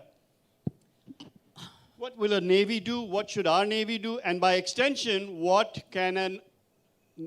should the think tank community do? Should it just raise the questions? Has it got some role in answering the questions? What is it that you recommend? I'm not sure I will answer the question on what can a navy do, because I'm sure that all our navies do already a lot. I'll give you an example on this. In the Indo-Pacific, especially for the South Pacific Islands, we have a scheme, procedures which are set up down there, which is called France. Not France, F-R-A-N-C-E, but France, meaning France, Australia, and New Zealand. And France, Australia, and New Zealand got together a few years ago, getting up some kind of arrangement, meaning if there is a cyclone or hurricane in the area, you have in preposition in France, French islands, French Polynesia, New Caledonia, Australia, New Zealand, you have all this equipment which is prepositioned and ready to be flown out or sailed out by military vessels or military planes, because these are assets which are ready. So, I mean, meaning doing something in HADR where navies are included, okay. What I'm thinking of, and we heard the word this morning with, I think, the Indonesian admiral, was training. Okay, so we need more training. What kind of training do we need? Coast Guard training? Maybe. Training in reacting to crisis, apart from military crisis, meaning HADR mainly. And we also, another idea I had this morning, sharing my views with some members of the audience here, was information sharing. So we do information sharing, and we'd like to go one step further than this. So what about adding into information sharing, into what we already have, a little bit of artificial intelligence to help us out, to get better, to be keener? We can probably do this. Help us. So, I mean, I'm aware I'm not answering your question on navies, but yeah, training, thinking, where do we need training? Who needs training? Who needs training? Is it those South Pacific Islands or other countries in the area, in the Indo-Pacific? Who needs this? Who can provide the training? It could be either Coast Guard, it can be navies. We know how to do this. So let me pull the conversation a bit away from the South Pacific and the obvious challenges that lie in there, which are very, very large and very significant, and bring it back to an Indian and a Bay of Bengal kind of perspective. I just want you to remember, and I don't know whether this is actually common knowledge yet, but we have spoken about, First Admiral Salim spoke about the creation of training as one of the best ways of improving maritime cooperation across the whole region. So India, in conjunction, India and the UK, in trying to flesh out a different pillar or different spoke of the Indo-Pacific, that is the one of holistic maritime security, are very close to the finalization of a regional maritime security center of excellence being formed. And that is being formed in India between the King's College London and the National Maritime Foundation, something that was touched upon by my chairman during his address this morning. So my point is that if that is to happen, and if BIMSTEC is looking for training centers, and if Indonesia is looking for, not looking for, but advocating training centers, then if this training center exists, should we then go in for a proliferation of training centers? Will we end up with one training center competing with another training center? Trying to be, like the buses that go and take the maximum number of passengers so that they can get the most amount of money? How will we avoid that trap? How should we avoid that trap? How will we make sure that India and the UK, our MEA, the UK FCDO, do not end up as a dyad which now competes with some other organization? Plus, how do we manage to feed the clear requirements not only of IORA in more general terms, because we haven't got the Secretary General of IORA in this dialogue, which is my apologies for that. But it is a fact that we can take a microcosm of IORA, which is BIMSTEC, and look at BIMSTEC. So what we want to know is not the generalities, because we all know the generalities. Everybody here studies BIMSTEC, everybody here studies IORA with differing degrees of enthusiasm. What we want to know is, what is your thought? Can we do something together? And if we can do something together, can we feed the BIMSTEC requirement into something like the Regional Maritime Security Center of Excellence? Plus, if BIMSTEC decides to create one of its own, then how do we avoid that trap of which I spoke earlier? Thank you very much for your question. I think this issue has come up often in discussion that the number of regional organizations, and this was something which was pointed out by Honorable CNS also, that the cooperation in Indo-Pacific, when we actually want to forge at the ground level, it will happen through regional and sub-regional organization. But how do we avoid duplication, as you have pointed out? How do we bring these organizations together so that they can benefit from the knowledge, capacity or capability that these organizations have created? So BIMSTEC, located in the center of, you can say, Indo-Pacific. On one side, we have Indian Ocean Rim Association, Indian Ocean Commission, and some other organization. On the other side, we have ASEAN, Pacific Islands Forum, and a number of other organizations like Mekong-Ganga Cooperation Framework. So BIMSTEC has taken some initiative in this regard by signing a MOU with Indian Ocean Rim Association so that we can work together in the areas where we have convergence. Similarly, BIMSTEC and ASEAN have also been exploring the opportunities for working together. We have had conversations between the two secretariats. Just to remind the audience that BIMSTEC was actually forged as a bridge between South Asia and Southeast Asia. From the beginning, we had two members from Southeast Asia, Myanmar and Thailand. And from South Asia, we had India, Sri Lanka, and Bangladesh, with Nepal and Bhutan joining later. So BIMSTEC can actually act a bridge between the western side of Indian Ocean, the eastern side of Indian Ocean, and we can avoid the duplication you talked about. The idea of creating a maritime studies center is something which I feel is required for our region, because at least in BIMSTEC Secretariat, we don't have that kind of capacity. We have been assisted very ably by National Security Council Secretariat of India, and our other member organizations, their concerned departments have been working together. But if we could have a center which can look at, as you said, building capacity and capabilities in areas not only what we call core maritime security, but all the other dimensions like maritime environment, maritime ecosystem, preserving the maritime biodiversity, looking at in disaster, at least we are moving forward with creating a center for disaster management, which will be hosted by India.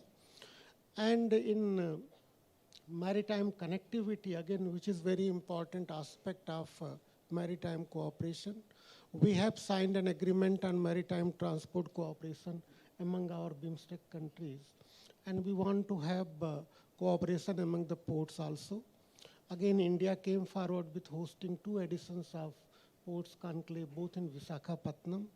So while BIMSTEC is moving forward, we are very keen to work together with at least Indian Ocean Rim Association and ASEAN in areas of our mutual interest. And there is mutual interest, just you mentioned, because we are looking at the larger strategic space. And all these organizations have very important role to play in that. Thank you. Thank you very much. I'm sorry we have to share the mic, but so let me turn to Jody, to Captain Klein. At several points, different people have mentioned the word trust. And it seems to me that sometimes we use the word trust or trust deficit because it's the fashionable thing to say. And it allows us to have, adversarial, or at least, if not adversarial, different positions on a conversation. Many times you have a conversation and the other guy is saying exactly the same thing as the first guy, except that he prefaces whatever he's saying by the word but. Isn't it?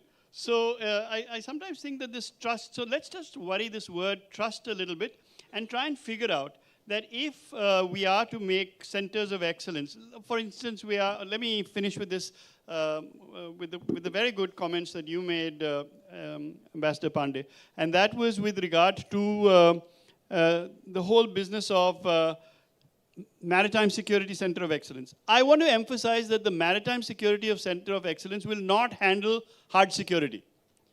That is the job and the remit of navies, and they must handle it. Only when they ask for assistance should that assistance be offered.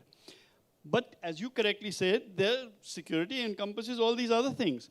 And so there's where we want to go. Now, is there scope in those other things where navies are working as postmodern navies, providing public goods, providing confidence, providing trust? So I want to ask you, for your personal thoughts, this is a chowpal and we would have normally just exchanged the hookah and handed it across to you while we coughed away.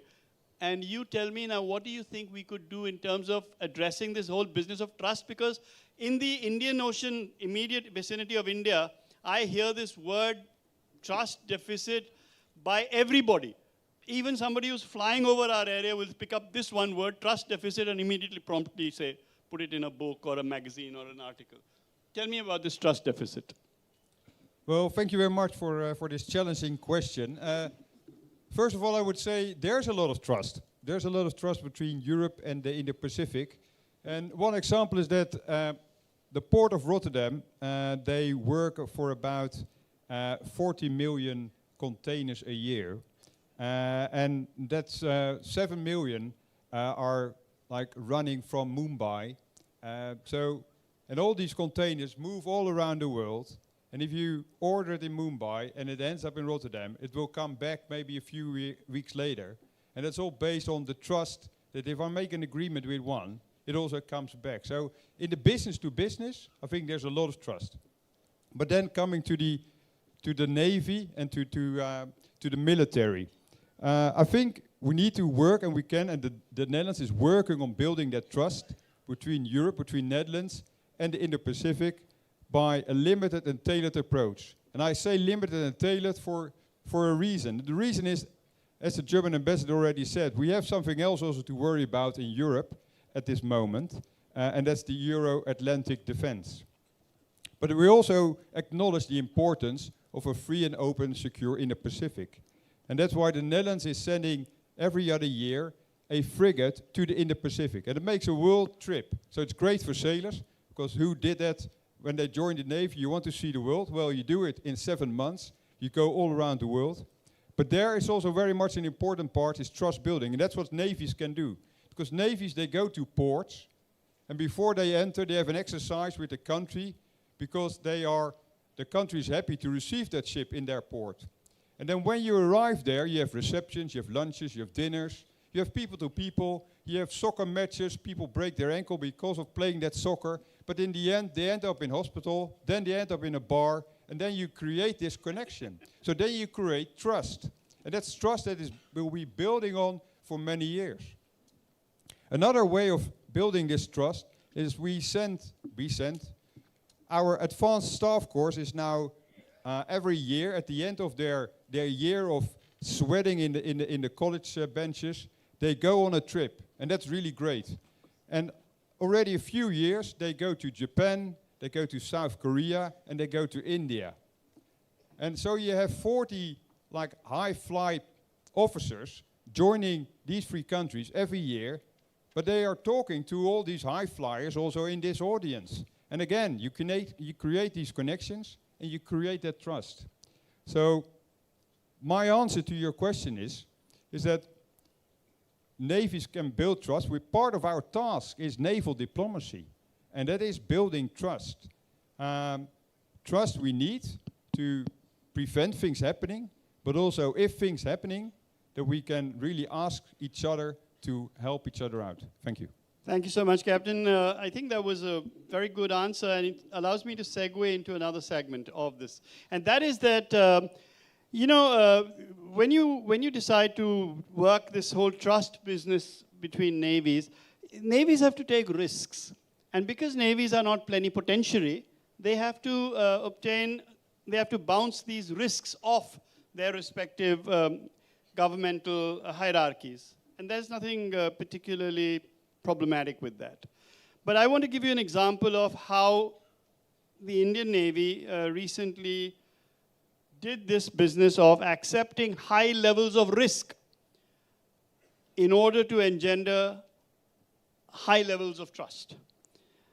So the example I wish to offer you for your consideration and as a prelude to my question is the one of the Indian Ocean ship Saga. So this is just an appellation for an OPV, an offshore patrol vessel, in which the Indian Navy didn't take 44 sea riders on board from 9 African nation states. We replaced 44 Indian sailors with these 44 people. We shed 44 of our sailors. And now we said, we trust you enough to be radar watchkeepers on our ship. We trust you sufficiently to handle machinery. If there's a fire or an emergency on board, we trust you to be part of the damage control and the firefighting teams. We will shed our people. Now, you can see that there is a fairly large amount of risk involved in this. Can you see that, and we as a Navy, I think, have every intention of repeating this particular process, whether every year or every alternate year, we have to see.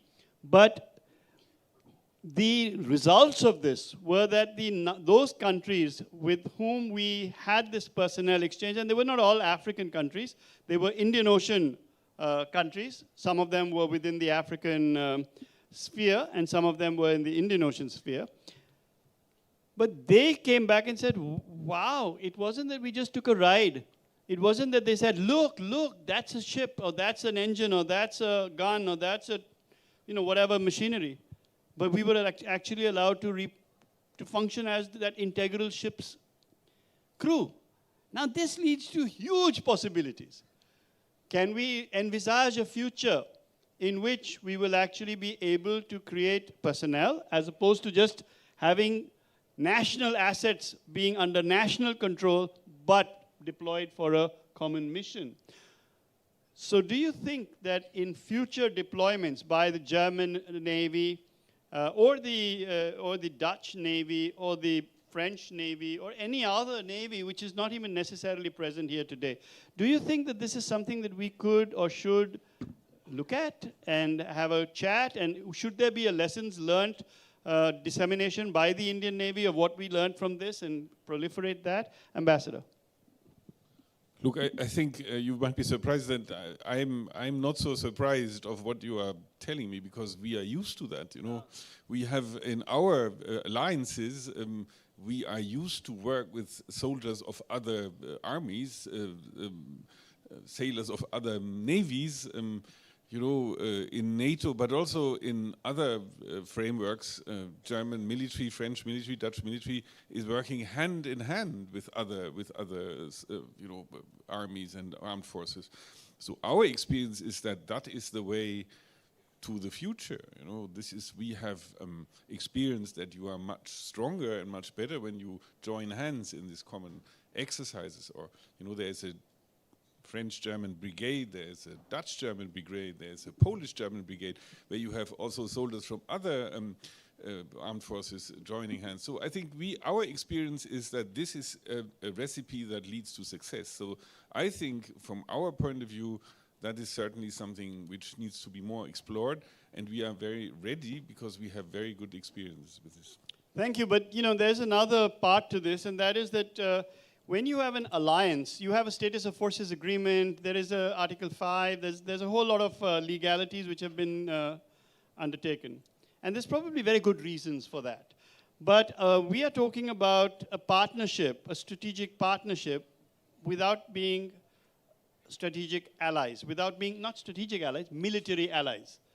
So this changes the situation quite a bit. And so while I fully agree that the models followed in Europe, and whether within NATO or outside of NATO, are really worthwhile in terms of the examination of them, do you not think that there is much merit in even seeing what the Indian model revealed, what shortcomings or what better practices that there might be for that, and that might help everybody, irrespective of whether they are from Europe or from, so long as they are operating in the Indo-Pacific. I wanted to say that, of course, we are not replicating NATO here or something, but there is a readiness and, you know, people know how to work with other soldiers. There is an experience there. You know, they know how to get to know each other, to understand each other, to follow orders together.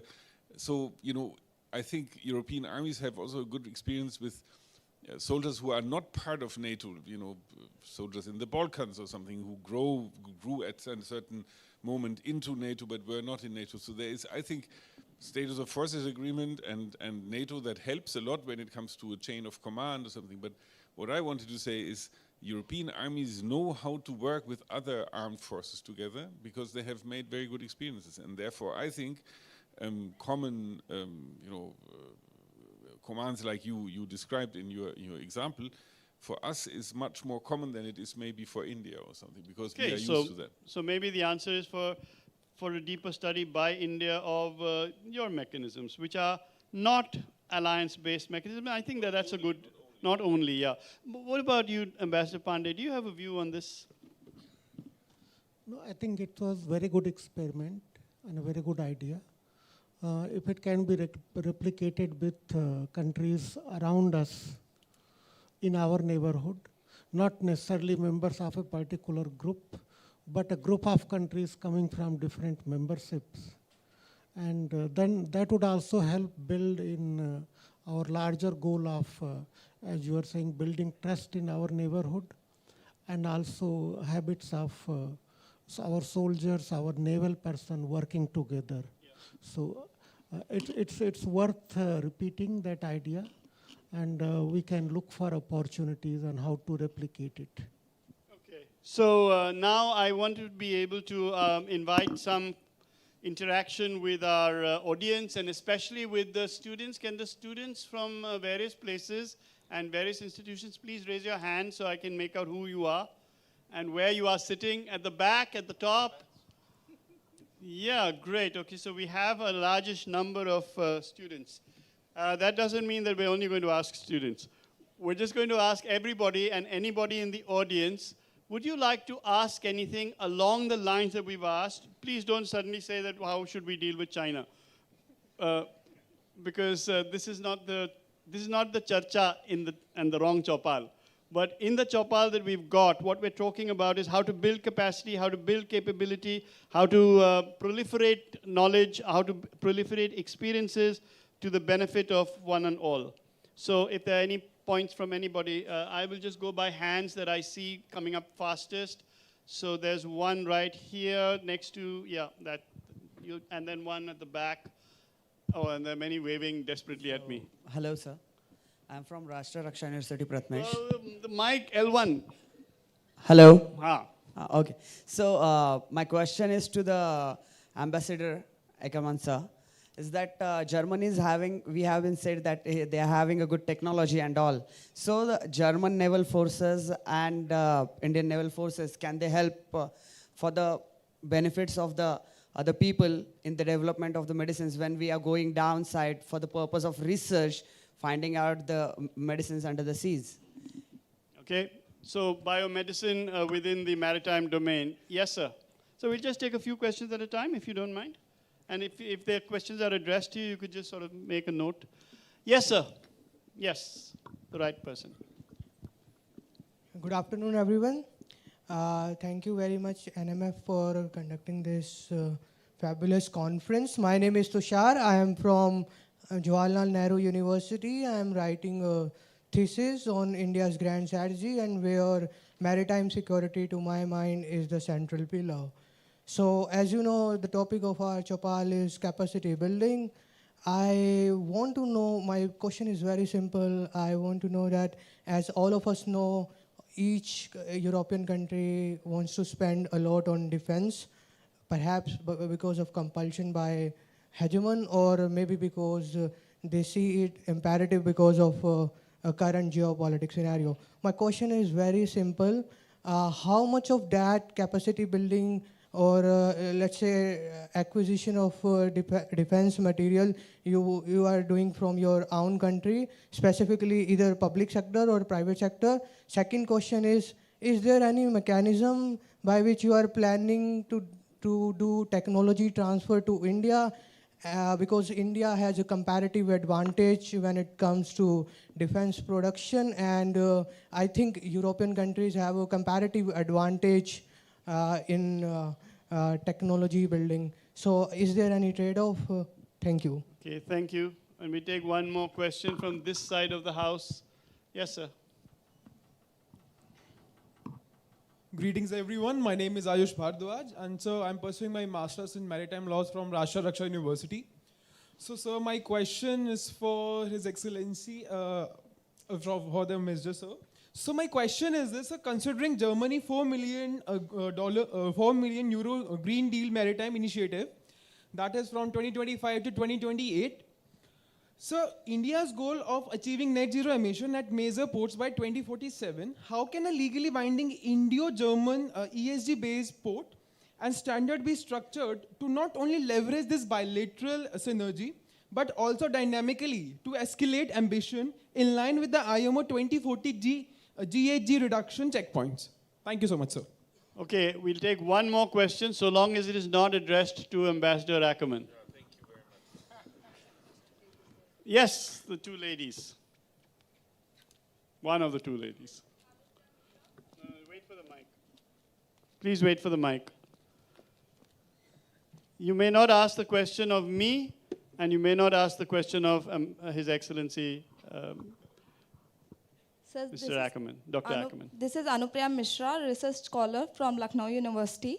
My question is to Mr. Indramani Pandey, sir. In one of the previous sessions, we have heard from the dignitaries that information sharing is the key aspect of capacity building and capability enhancement. So my question is that what steps PIMSTEC as a regional organization can take in this direction and what it is planning to do regarding information sharing? Okay. Any questions for this side of the bench? So if you don't have a question for either either Admiral Kuller or Captain Klein, put your hand down. If you do, wave like hell. Okay, Sushant Dam. My question is to Captain Klein and Commodore Sushant Dam, retired. Netherlands has got a capacity as well as capability since about 15 to 20% of the country is reclaimed in large dredging and island and land reclamation capability. Taking into consideration the morning session, if we see the survivability, security of some of the island nations, littorals in the Indian Ocean, like Maldives, due to climate change and level rise. Do you think there is a case for bringing in that kind of a capability and capacity in the Indo-Pacific so that the concerns of these small island nation littorals can be looked after, and India can be a shipbuilding technology and a base for such kind of a hub? Your thoughts, please. Thank you. Okay, and do you have a question for Admiral Kuller? Okay, ma'am. Yes, we'll get back to you. Don't worry. Good afternoon, dignitaries. Ma'am, just keep the mic really close to your mouth. Swallow it. Okay. Good afternoon, dignitaries. I am Sanskriti from Jawaharlal Nehru University and currently working on security arrangements in Indo-Pacific region. My question is from Anna ma'am. So ma'am, the question is like this, that before formation of AUKUS, Australia had the nuclear submarine deal with France. Ma'am, this is a Chopal which deals with capability enhancement and capacity building. So frame the question accordingly. General issues of hard security, AUKUS, and the disappointment of one party with another will not form part of this. Okay, sorry, sir. Not at all, ma'am. We just save the question for immediate waylay her, ambush her on the way out. Okay. Anybody else has a question for Admiral Kuller? Yes, sir. You were waving your hand desperately. No, at the back. Yeah, yours. No, please sit. That gentleman. In the absolute last row next to the console.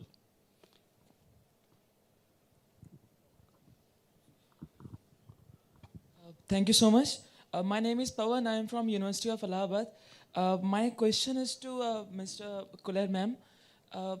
As we are discussing about capacity and capability enhancement, my question is regarding climate governance and India's climate diplomacy, as India and France co-jointly launched International Solar Alliance. So how do you see the capability and capacity of this Sunshine Coalition after Paris Agreement, when we see the challenges of underfunding finance and climate finance? And how do you see this alliance as far as climate governance is concerned? Thank you. All right, thank you. Now we will turn to our panel, otherwise they will have no time to answer. So, Ambassador, you have the maximum number of questions. Would you like to address them? And the most complicated ones, actually.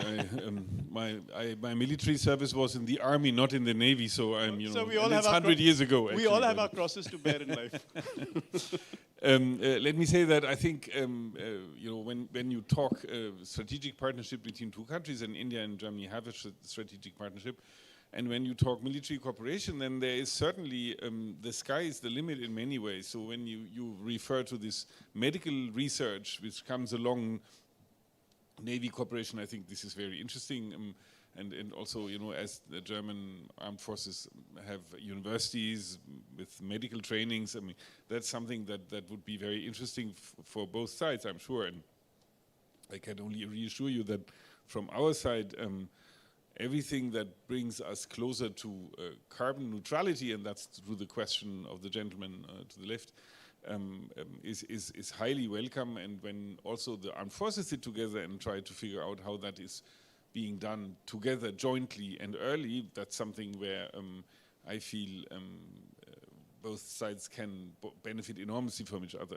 Maybe the most concrete question is what do we do with the enormous amount of money we are putting in our armed forces for basically the reason that we have a country in our immediate neighborhood that decided to invade another country aggressively and grab land from this other country.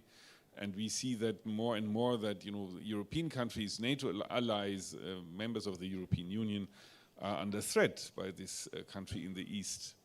And that led to a sort of common understanding that we have to beef up our armed forces to a level where we can defend ourselves in a much more meaningful way.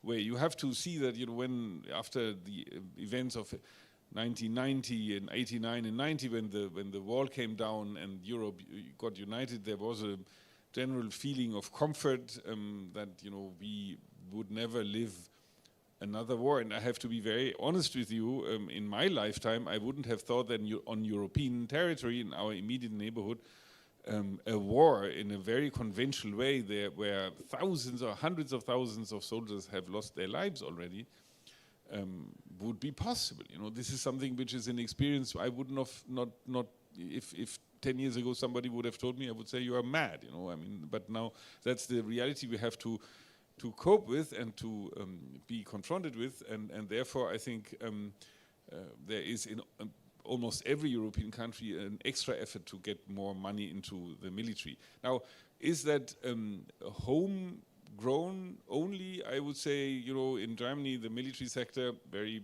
powerful industry, is almost 100% private. It's a private business.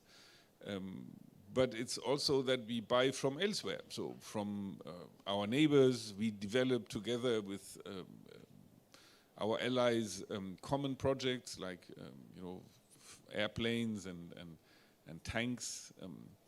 We do source from America, we should say also. But I would not exclude also to buy from India, for example. If there is something that India has to offer, we would be ready to look at it. As well as India is looking at products from Germany, submarines for that matter, for example. So I think this investment in our armed forces doesn't stop at our borders. It goes well beyond them, and I think that if India has you know, something to offer that is technologically very sophisticated, which I do believe it has, and it has a good price, I think armed forces in Europe would have a very, very close look at it. Thank you. Thank you.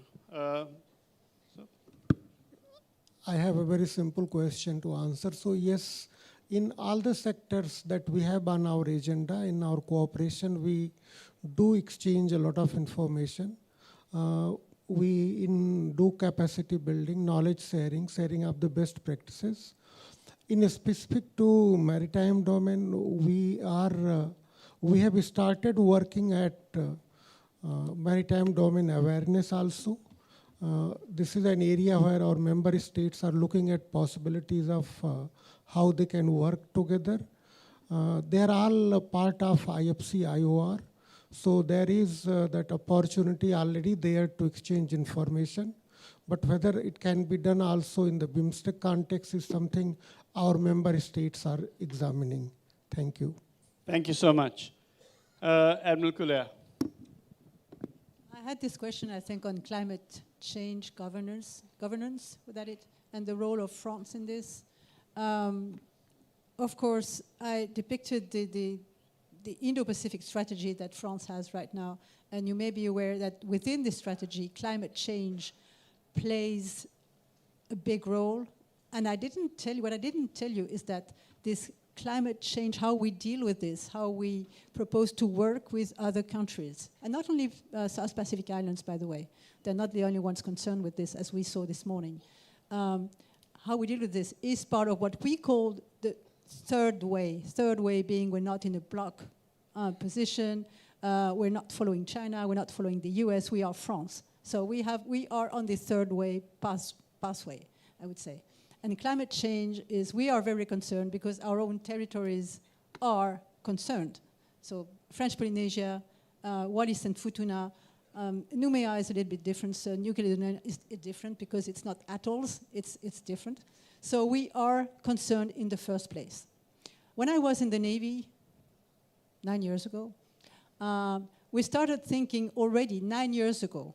I mean, climate change has a long history, but we started thinking and we were military people, started thinking, how can we help those Pacific Island countries detecting hurricanes? And you know what? We came up with those very strange ideas. We have ideas, and this idea was, all right, let's look at the birds, right? And we made a whole study on this. And now we have, I know, at the level of Ministry of Defense, we have an observatory on climate change.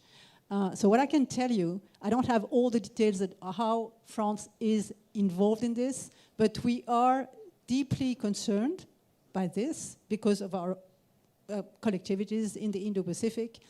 And because we are the only European country having territories in this area, we can also, leverage the EU behind us. And the EU, through the global gateway or their own strategy, they are also moving forward in this area. So it's not only us, France. We are concerned in the first place, but it's not only us. It's us and the EU. Thank you. And Jody, why don't you take us home? Yeah, thank you very much. Before I answer the question about the Dutch knowledge on water management, a quick also reaction to the question about the defense budgets.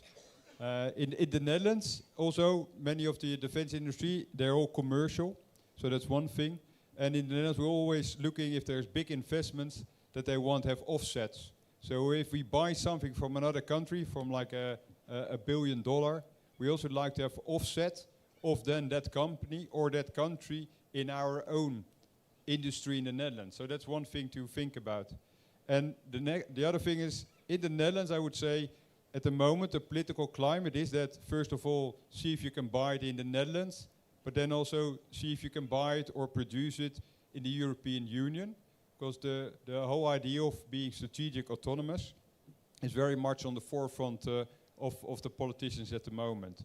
That doesn't exclude cooperation, as the German ambassador said, but I also don't want to paint a too nice picture that we are all happy singing and dancing work together. Then obviously the Netherlands is known for, one, the tulips, two, their wooden shoes, but three, also the water management. We survived, although my house is indeed a few meters below the water level, but it's still dry, I can promise you, if you ever come to the Netherlands. So the good thing is that capability that the Netherlands have, it sells itself. So all countries who have issues, they most of the times quickly will think about the Netherlands to ask for support. The embassies are also using that, and they are like told to make this one of their primary functions to bring about in the country of where they're working for. So the government is promoting any businesses who want to do anything with water management in that country, but partly it sells itself.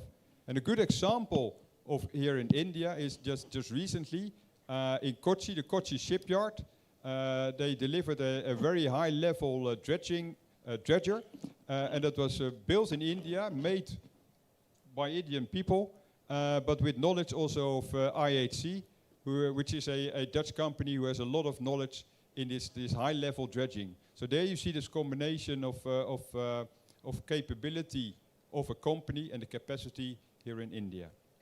Thank you. Thank you very much. So now I'm afraid we're at the very end of our time limit and have crossed it, actually. So I'm going to request you to join me in thanking our very illustrious guests, and we will snuff out our hookahs now and say thank you. You've been a wonderful audience, and thank you, Ambassador. Thank you, Ambassador. Thank you, Admiral. Thank you, Captain, for an absolutely scintillating charcha. So would you please join me in thanking them?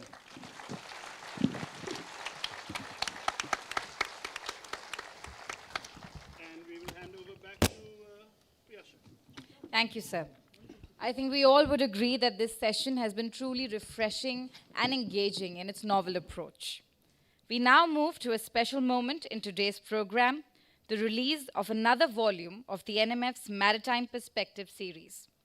Entitled A Sweep Across the Indo-Pacific, this volume is edited by Vice Admiral Pradeep Chauhan, DG NMF, and Ms. Anuttama Banerjee, Research Associate at the NMF.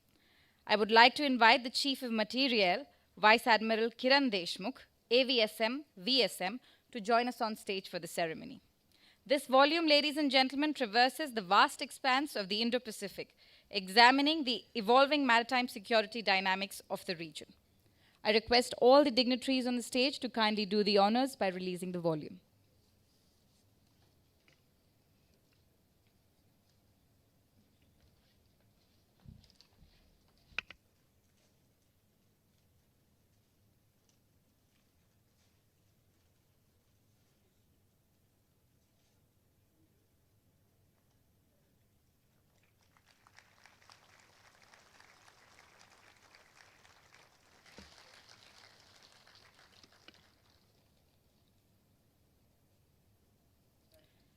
May I also request Admiral Deshmukh to present tokens of our appreciation to our very distinguished discussants.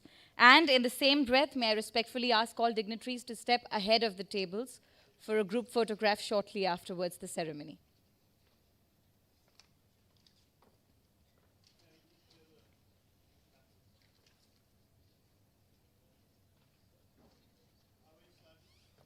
So we'll start from there.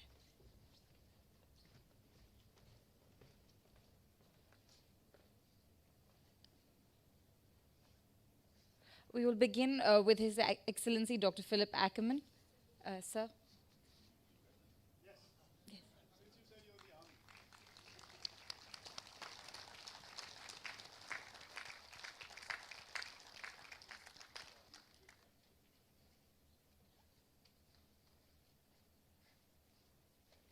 And now His Excellency Mr. Indramani Pandey.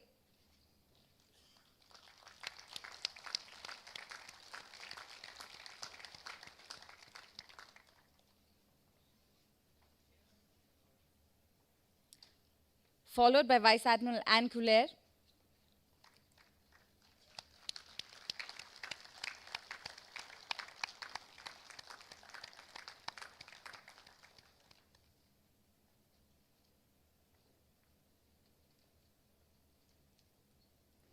And Captain Geordie Klein.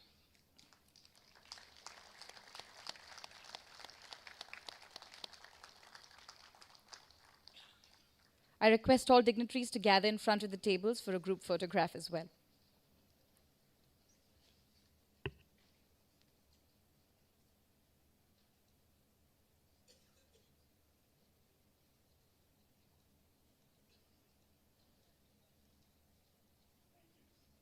Ladies and gentlemen, please join me in thanking our dignitaries as they resume their seats in the audience.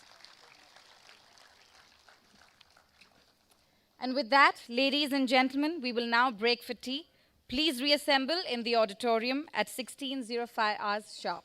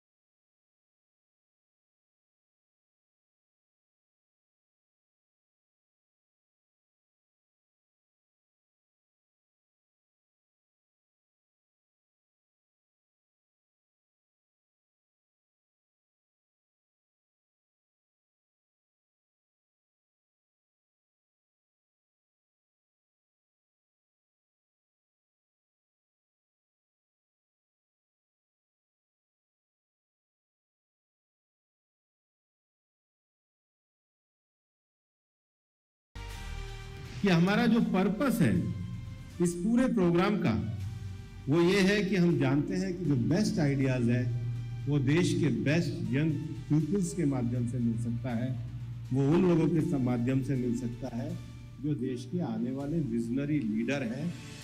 The Ideas for Life portal, launched in association with UNICEF Yuva, became a launchpad, drawing in 1,384 unique ideas from students, researchers, and educators alike. Each idea took aim at current challenges, from saving energy to save water, from say no to single-use plastic, to adopt sustainable food systems, from reduce waste, reduce e-waste, to adopt healthy lifestyle. 7 themes, one unstoppable mission to build a better tomorrow. These ideas were evaluated through a rigorous 3-phase selection process. In the final stage, a national jury assessed the shortlisted entries and selected 21 ideas, 3 from each theme, carrying the promise to contribute meaningfully to a sustainable future. As the world continues to search for answers, these 21 Ideas for Life present thoughtful, citizen-centric solutions, with India leading the way forward. Let's adopt an environment-friendly lifestyle. Let's adopt Mission Life.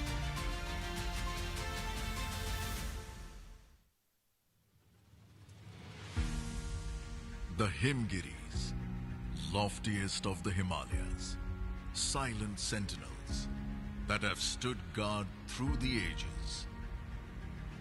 From their snow-clad peaks flows the Ganga, lifeline of the nation. Inspired by the might of the Himalayas and born on the banks of the Hooghly, rises INS Himgiri, guardian of the seas, torchbearer of Viksit Bharat. This legend carries a proud legacy. The erstwhile Himgiri marked not only our transformation from a buyer's to a builder's navy, but also our tag from brown to blue waters. Himgiri returns, future-ready and formidable, with cutting-edge sensors, next-generation indigenous automated weapon systems, and intrinsic stealth. She is invisible on the battlefield, invincible in battle. Powered by a modern combined diesel or gas propulsion system, she has both endurance and speed. A modern helicopter landing system ensures 24/7 safe operations. Driving Himgiri is her crew. Inspired by the sure-footed Himalayan Tahar are the goats.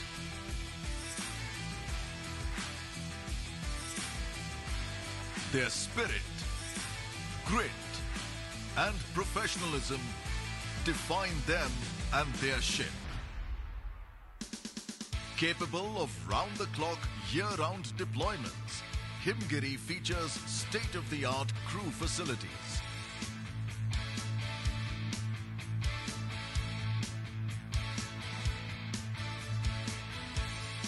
A smart ship, she integrates AI-driven security and machine learning-based training and operational planning.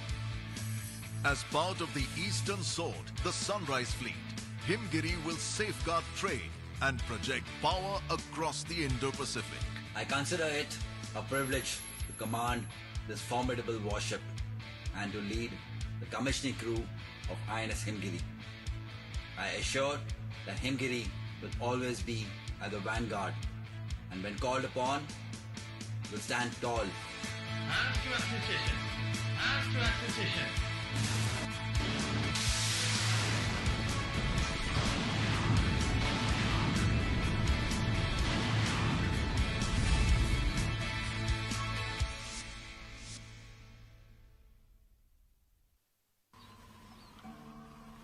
Pulicart Lake. The Pulicart Lake, a coastal wetland, spreads across Andhra Pradesh and Tamil Nadu, is one among the the 170 wetland network of India and is identified as a potential important bird area of the BirdLife International and as one of the coastal flyways used by a number of pelagic and coastal migrants, linking Point Calimere in Tamil Nadu with Chilika in Orissa. Pulicat Lake, a shallow brackish water lagoon declared as a bird sanctuary in the year 1976, formed out of backwaters of the Bay of Bengal, is the second largest brackish water lagoon in India, having an area of approximately 600 square kilometers and varies in depth of 1 to 3 meters.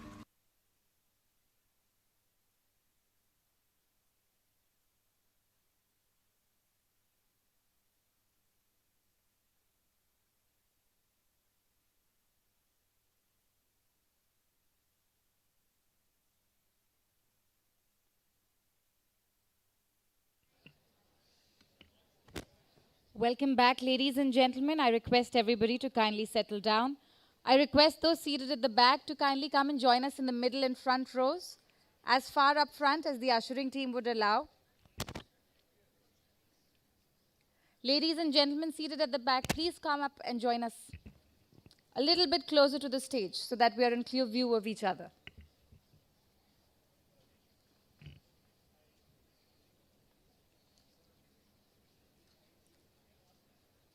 That's better, thank you. Everybody in the balcony, please come up and join us in the front rows.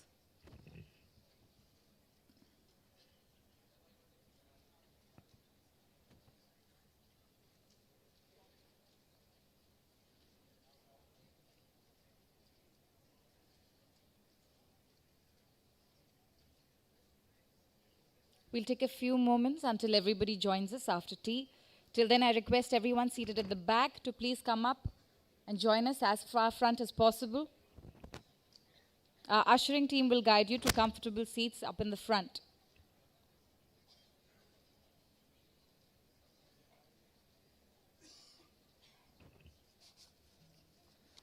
Well, all right, that's better, ladies and gentlemen. Thank you very much.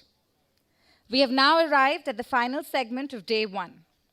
Ladies and gentlemen, it is now my singular pleasure to invite Dr. Christian Buger, Professor of International Relations at the Department of Political Science, University of Copenhagen, to share with us his trademark wisdom and globally recognized erudition through a special address which will lend great perspective to our 3-day voyage of dialogue and discovery. Please join me in warmly welcoming Dr. Buger onto the stage. He's being accompanied onto the stage by Chairman NMF and DG NMF.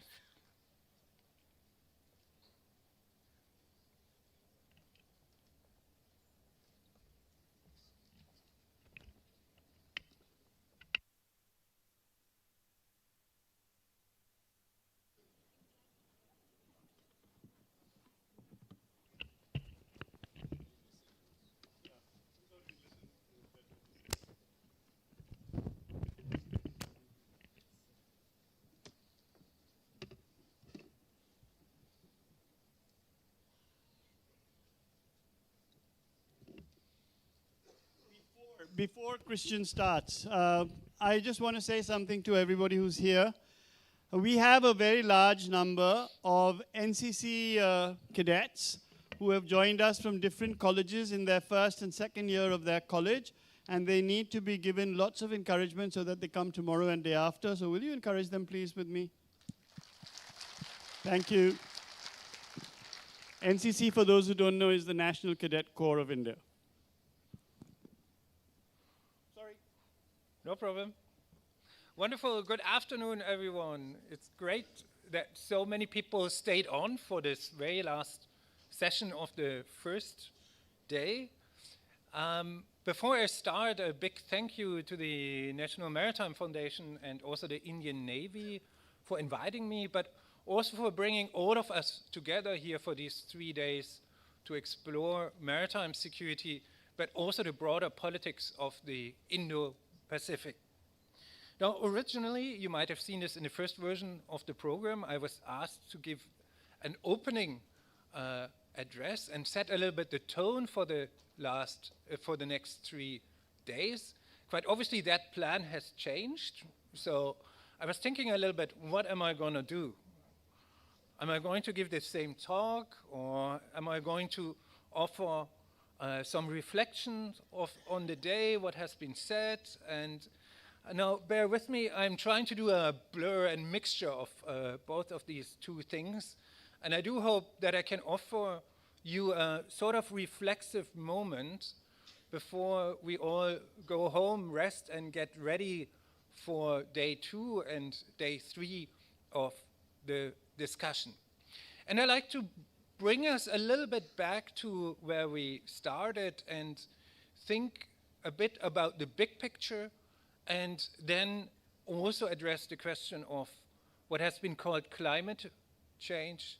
And I try to convince you why we should think about it a little bit differently, and instead of thinking about the entire climate and environment discussion as a sort of add-on, to think about it as being in the center of all of our discussions. And we will have time for Q&A afterwards, and I very much look forward to that. Now, let's start with the very big picture. There are 5 mega trends that change the nature of the ocean and the character of maritime security and its future. The first one is actually what I spoke about last time I was standing here last year. That is the trend of an increasing and accelerating use of the sea and the build-up of infrastructures. And that basically means that the oceans of tomorrow are not the same. They are no longer these pristine, open environments. No, no, no, no. They are actually highly industrialized spaces where we are literally running out of space, and that sets the precondition for maritime security, because the more we are becoming dependent on the sea, the more we actually are vulnerable to threats and risks out at sea. And if you're interested in that, there's a fantastic YouTube video actually from last year, highly recommended. The second mega trend, equally important, is the digitalization and automation of many of these activities. And just a couple of weeks back, I was at a conference for robotics and artificial intelligence, and it's truly amazing with what kind of speed things are developing.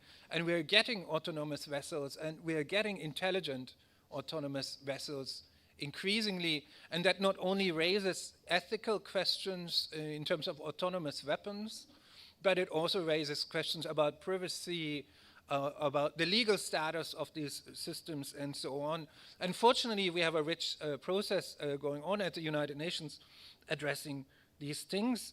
But what is important for maritime security is that because of automation and digitalization, maritime security and cybersecurity increasingly merge. And since many of these technologies rely on outer space, there's also this new nexus between maritime and outer space that is increasingly becoming important. So if you're a student and you're looking for an exciting topic to work on, highly recommended, look at the space maritime nexus.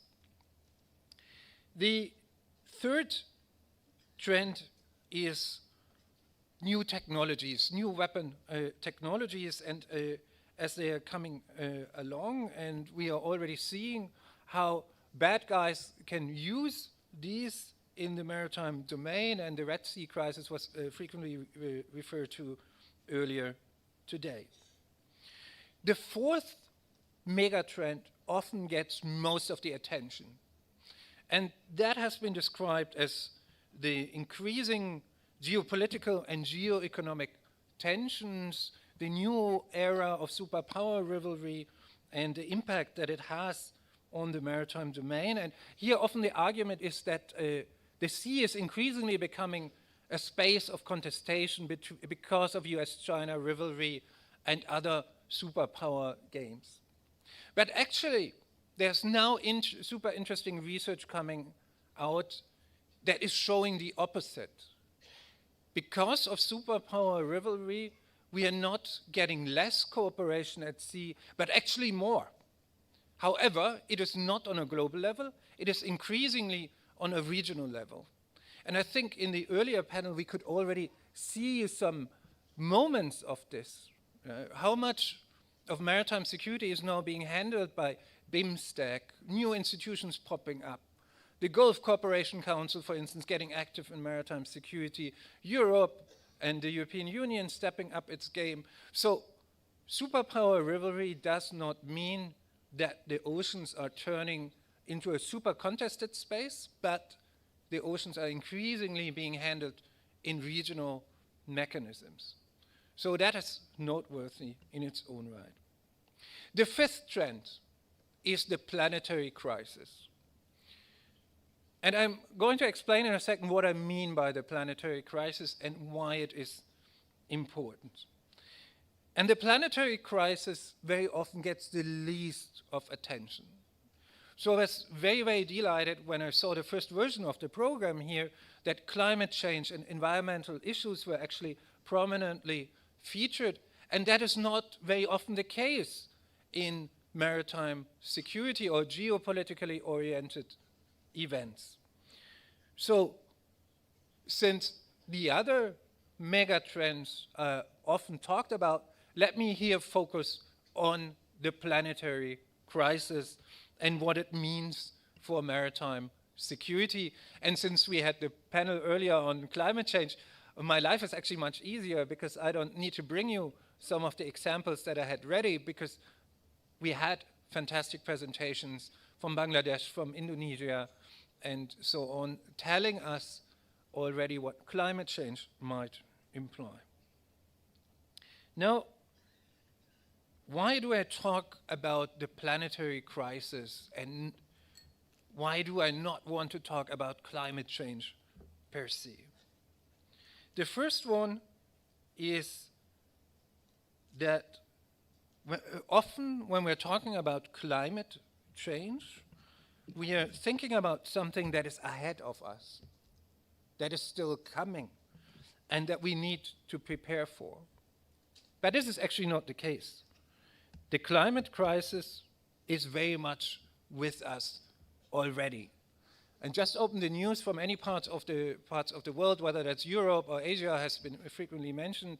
The disasters induced by climate change, they are already here.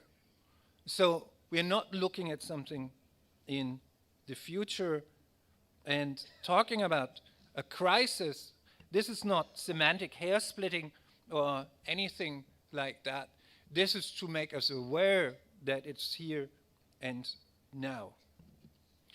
The second reason is that it is not climate change alone that is producing the crisis. Transforming climate is deeply interwoven with a range of other crisis moments, and we cannot really separate these out. We are simultaneously facing a loss of biodiversity, including from overfishing. We are witnessing the loss of habitat, including from the expansion of maritime activities, including the buildup of green energy infrastructure, wind farms, and so on. We are also struggling with a growing pollution crisis, and the proliferation of plastic in the oceans is perhaps the most dramatic of these. Now, these four different kinds of crises, they are not in parallel. They are actually interconnected. Climate change, the climate transformation has dramatic impacts on biodiversity, for instance. Think about coral bleaching as one example as the ocean temperatures rise. But also think of shifting fish stock patterns due to sea level rise and warming waters. But the reverse is also true. As it was talked about already earlier today, the loss of biodiversity, mangroves, seagrass, coral reefs, has quite a dramatic impact on the amount of CO2 in the atmosphere, because these habitats are actually carbon sinks. So in that sense, the equation is simple but sobering. Fewer whales mean more carbon in the atmosphere, which means higher temperature and more sea level rise. So whenever we are looking into something that we call climate change, we always need to confront actually a quadruple environmental crisis, or what I call the planetary crisis of climate, biodiversity, habitat, and pollution. And the term planetary is also truly appropriate, because that is a crisis that we cannot escape wherever on the planet we actually live, and how no nation, no matter how powerful, will not be able to tackle this on its own. So, since I'm a maritime security expert, ladies and gentlemen, allow me now in the next couple of minutes to address the question of how does this mega trend, the planetary crisis, actually have an impact on maritime security. People that know me know that I like systematic thinking, and I like stuff such as matrices and classification schemes. So let me offer you one here today, how to think about these impacts. I like to work with two categories. The first one is the question of primary and secondary impacts. And the second one is between general strategic challenges and more hands-on operational consequences that navies and coast guards will have to deal with. Now, by primary impact, I mean the direct consequences of the planetary crisis on the maritime security environment. And by secondary impacts, I refer to the consequences that stem from our responses to this crisis. So this is a dimension that often gets forgotten. The moment that we're trying to adapt and mitigate to the planetary crisis, we also produce new challenges. So we are in many ways in this endless loop. The more we respond to it, the more we are producing new challenges. So let me walk you through briefly through this matrix, considering that I have only about 5 minutes left. Now, when we're talking about primary impact, then it's actually quite useful to draw on the framework that we introduced in our book, Understanding Maritime Security, and it was shown earlier on a slide, and that is the triangle that encompasses interstate conflict, extremism, and terrorism, and blue crimes as the third angle. Now here, crucially, the planetary crisis acts as a threat multiplier across all three of these dimensions. If it comes to interstate conflict, here we are looking at new forms of territorial disputes, in particular over emerging resources as they become newly accessible. And the Arctic has been already given as an example, so that is in many ways paradigmatic. We are also talking about sinking territories, an entirely new type of threat that you should be very worried about if you're living in the Maldives and other small island states. And here we are literally looking at an existential threat.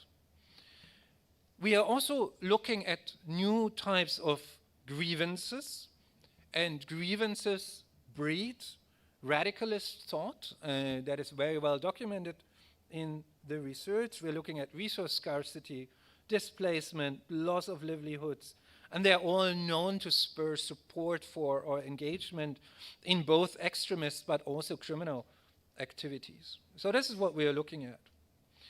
If it comes to blue crimes, there's actually quite a long laundry list of issues that we should be concerned about, and that includes new environmental crimes It includes new patterns and hotspots of smuggling, for instance. So to give you just one example, previously inhabited islands that submerge a perfect spot for running smuggling operations. Irregular migration flows have already been mentioned, and that is equally worrying in terms of the search and rescue challenges that arise, but overall also the need to fight people smuggling and human trafficking. What are the operational consequences of this impact? Well, first of all, it implies there's much more work to do. So that is good news for those in the Navy that are lobbying for more resources because they are truly needed. But at the same time, many of these challenges are also in the Coast Guard spectrum, so we clearly need to pay attention to if and how navies play into the Coast Guard spectrum, or when and how it is actually better to invest into Coast Guard capacities and capabilities more straightforwardly. What follows is we need comprehensive assessments for countries and regions of how the planetary crisis will, for instance, impact maritime security infrastructures, port facilities, jetties, and so on. This has hardly been done by navies. There's a couple of naval assessments out there, but we need to do this much more generally. The sea, because of the planetary crisis, is also becoming a much more hostile environment. That means different types of trainings, different types of vessels that will be needed in the future, and severe weather events quite obviously lead to much more operations in the Coast Guard spectrum. Now, very briefly on the secondary impacts. Here we have to look into how we're actually adapting and mitigating climate change. And there's quite a number of new vulnerabilities that are being produced by this. And a good example is the critical maritime infrastructure protection agenda. The more we are moving towards offshore green energy, the more we are becoming vulnerable to offshore threats, including in the gray zone spectrum. Another very good example is the new generation of green fuels. The shipping industry is moving towards hydrogen. Are we prepared to deal with hydrogen, which is highly explosive, in our ports on the sea? Do we have the salvage capacities? Are our forces appropriately trained? Moreover, the valuation of resources is also changing dramatically. Critical minerals is a good example. That might also lead to new patterns of crime. And last but not least, the more we are establishing marine protected areas, we do need capacities to actually protect these areas, and that usually means coast guards or navies. And let's not forget, in February next year, a new treaty will enter into force, the BBNJ treaty, and it foresees the possibility of having marine protected areas on the high seas, which raises the question of who is going to enforce the law in these marine protected areas. So, to sum it up, the planetary crisis is a mega trend. It will impact everything and anything out at sea, and it will have dramatic consequences for maritime security forces, and we need to strategize and think about it now in terms of training, in terms of equipment, in terms of anticipating what criminal networks will make out of these developments. And let's not forget, the majority of criminal networks are smart and creative, and they have regularly outsmarted us. So it's time that we closely pay attention to this and develop appropriate strategies and operational responses to these. I do hope that we keep the planetary crisis in mind over our discussions in the next 2 days, and perhaps indeed a future iteration of this dialogue can be exclusively devoted to it rather than having just one panel on it. And I will stop here because there's a monitor and it says time's up.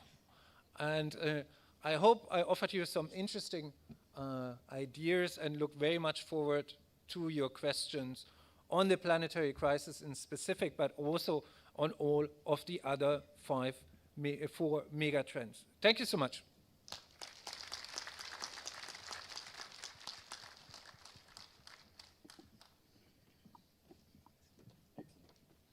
Thank you very much, sir. Ladies and gentlemen, we will now open the floor for audience interaction. To that end, I will now hand over the proceedings to Vice Admiral Pradeep Chauhan. Okay, so once again, we have an opportunity to interact with a genuine expert from around the planet. Yes, I can see your hand up. If you just stand up as well, the mic will come to you. So we do have an opportunity. It's very, very difficult for people to get hold of somebody as much of a luminary as Professor Christian Buger. He is quoted almost extensively, if not exclusively, in almost all IR formal publications. So, yeah. Please go right ahead. So you're standing and you have the first question. Please introduce yourself. So am I audible? Yes, you are. Hold the mic closer to your mouth. Yeah. Good afternoon, all of you. My name is Varun Seth. I am from University of Delhi, pursuing Masters in Political Science. Sir, my question is from Sir Christian Buger. Sir, as you have put light on the mega trends in maritime security and their impact through various dimensions, sir, my question is how you or we balance in humanitarian and environmental concern and in security in context of cooperation and capability enhancement, with inclusive growth taking a small islands nation to other. Thank you, sir. All right, in the interest of time, we'll take a couple of questions. We'll do 3 questions at a time. Yes, sir. Greetings, everyone. My name is Ayush Bhardwaj, sir. My question to sir is, sir, over 99% of global internet traffic moves through approximately 600 submarines, communication cables. So yet very few states have the legislation for their protection. When it comes to Indian Ocean, sir, we have 17 cables and a lot of them are outside of collective framework. So, sir, in the absence of these framework, so what cooperative and legal arrangements can Indo-Pacific nations pursue under UNCLOS Part 12 to safeguard underwater infrastructure from hybrid and cyber physical threats? Thank you so much, sir. Thank you. Yes, ma'am.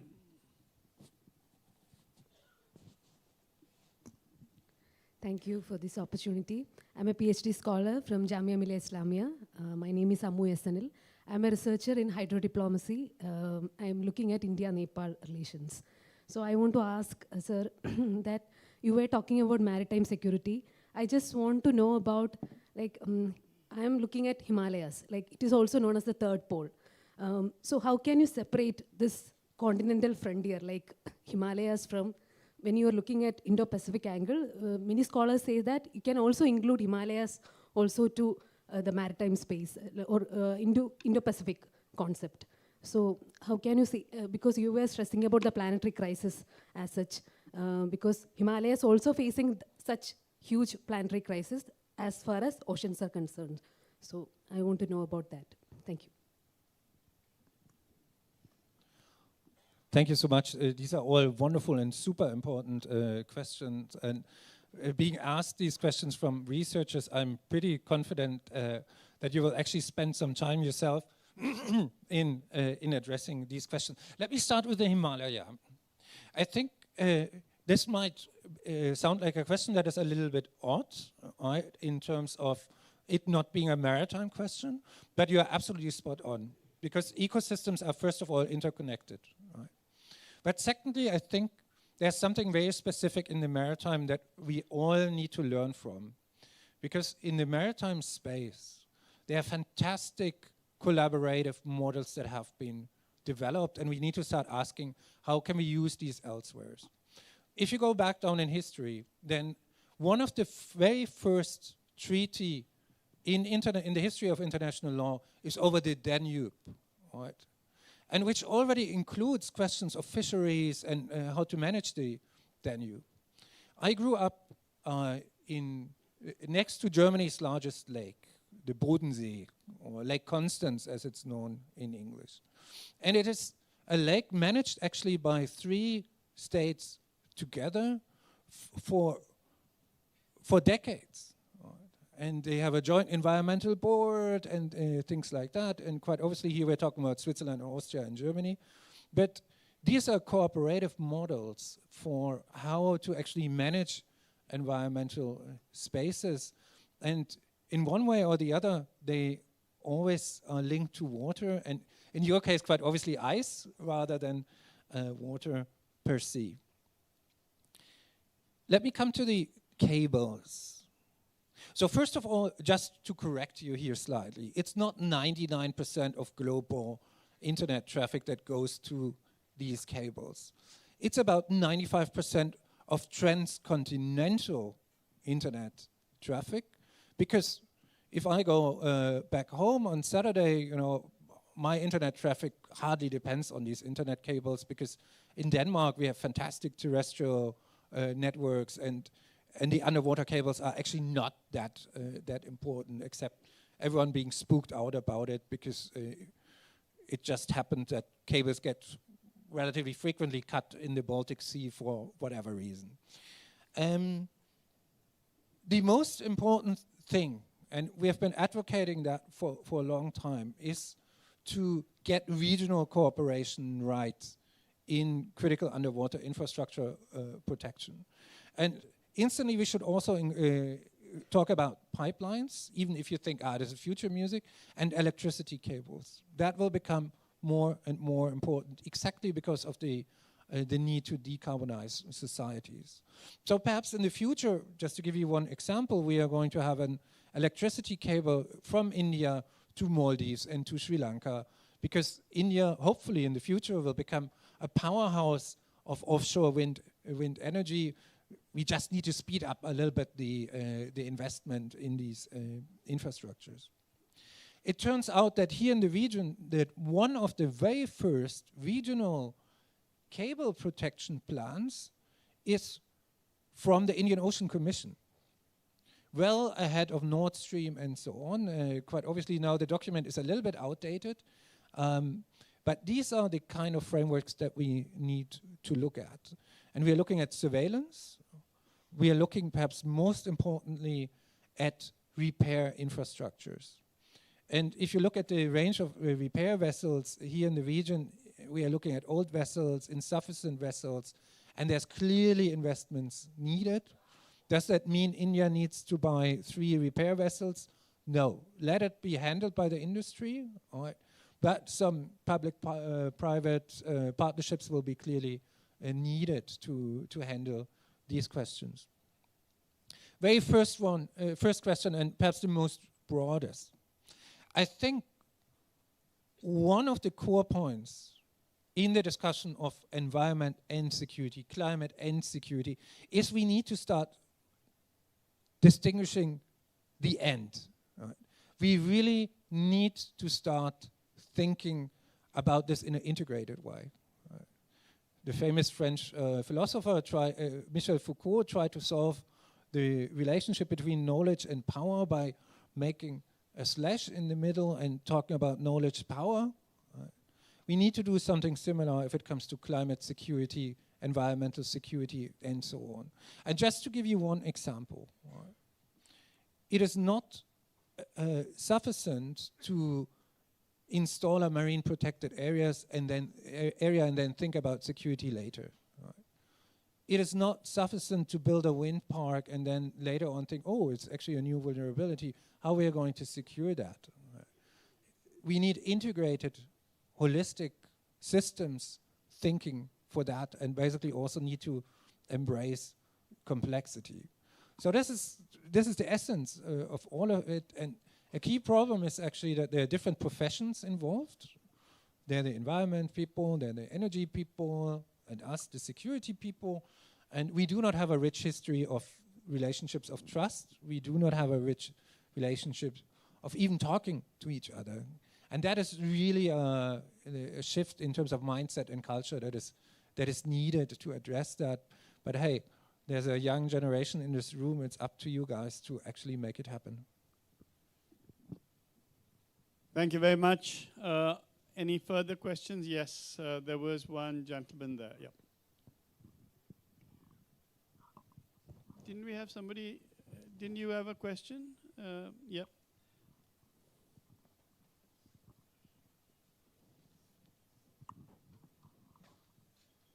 Good evening, sir. Myself Sahil. I am from Keep Indian. the mic close to your mouth. We can't hear you. Myself Sahil. I am from Indian Society of International Law. As sir discussed about so many important things, so just I want to know one questions. New upcoming treaty can close eyesight about problems which you discussed. That's my question. I'm sorry, could you repeat that again? Now upcoming treaty can close eyesights, such problem, those you have discussed in your overview about new upcoming treaty. Okay. I hope you wrote that. Yes, ma'am.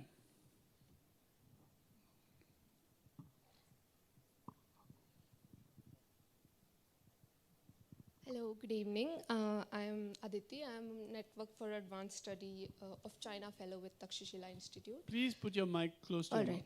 So, sir, I found your point about the nexus between maritime and outer space to be quite interesting. So, from what I understood, as far as maritime is concerned, one could look at the NASA ISRO synthetic aperture radar mission, which is now underway, and the other side could be the surveillance or the threat portion also. So I was wondering if the legal framework for this could be at the intersection of UN clause and the Outer Space Treaty, if we could find something about that, or would new legal framework have to be evolved for this, or I mean, who would actually lead the norms when it comes to the intersection of maritime and space sector? Thank you. Yes, sir.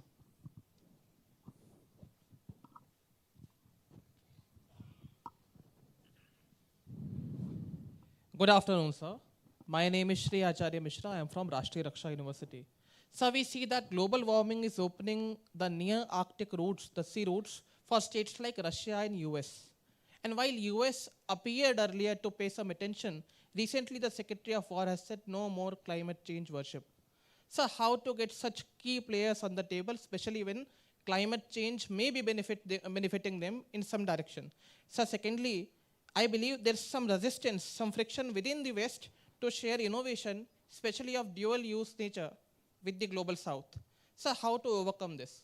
For example, in the African continent, one hardly finds one nuclear power plant. So this is my question. Thank you.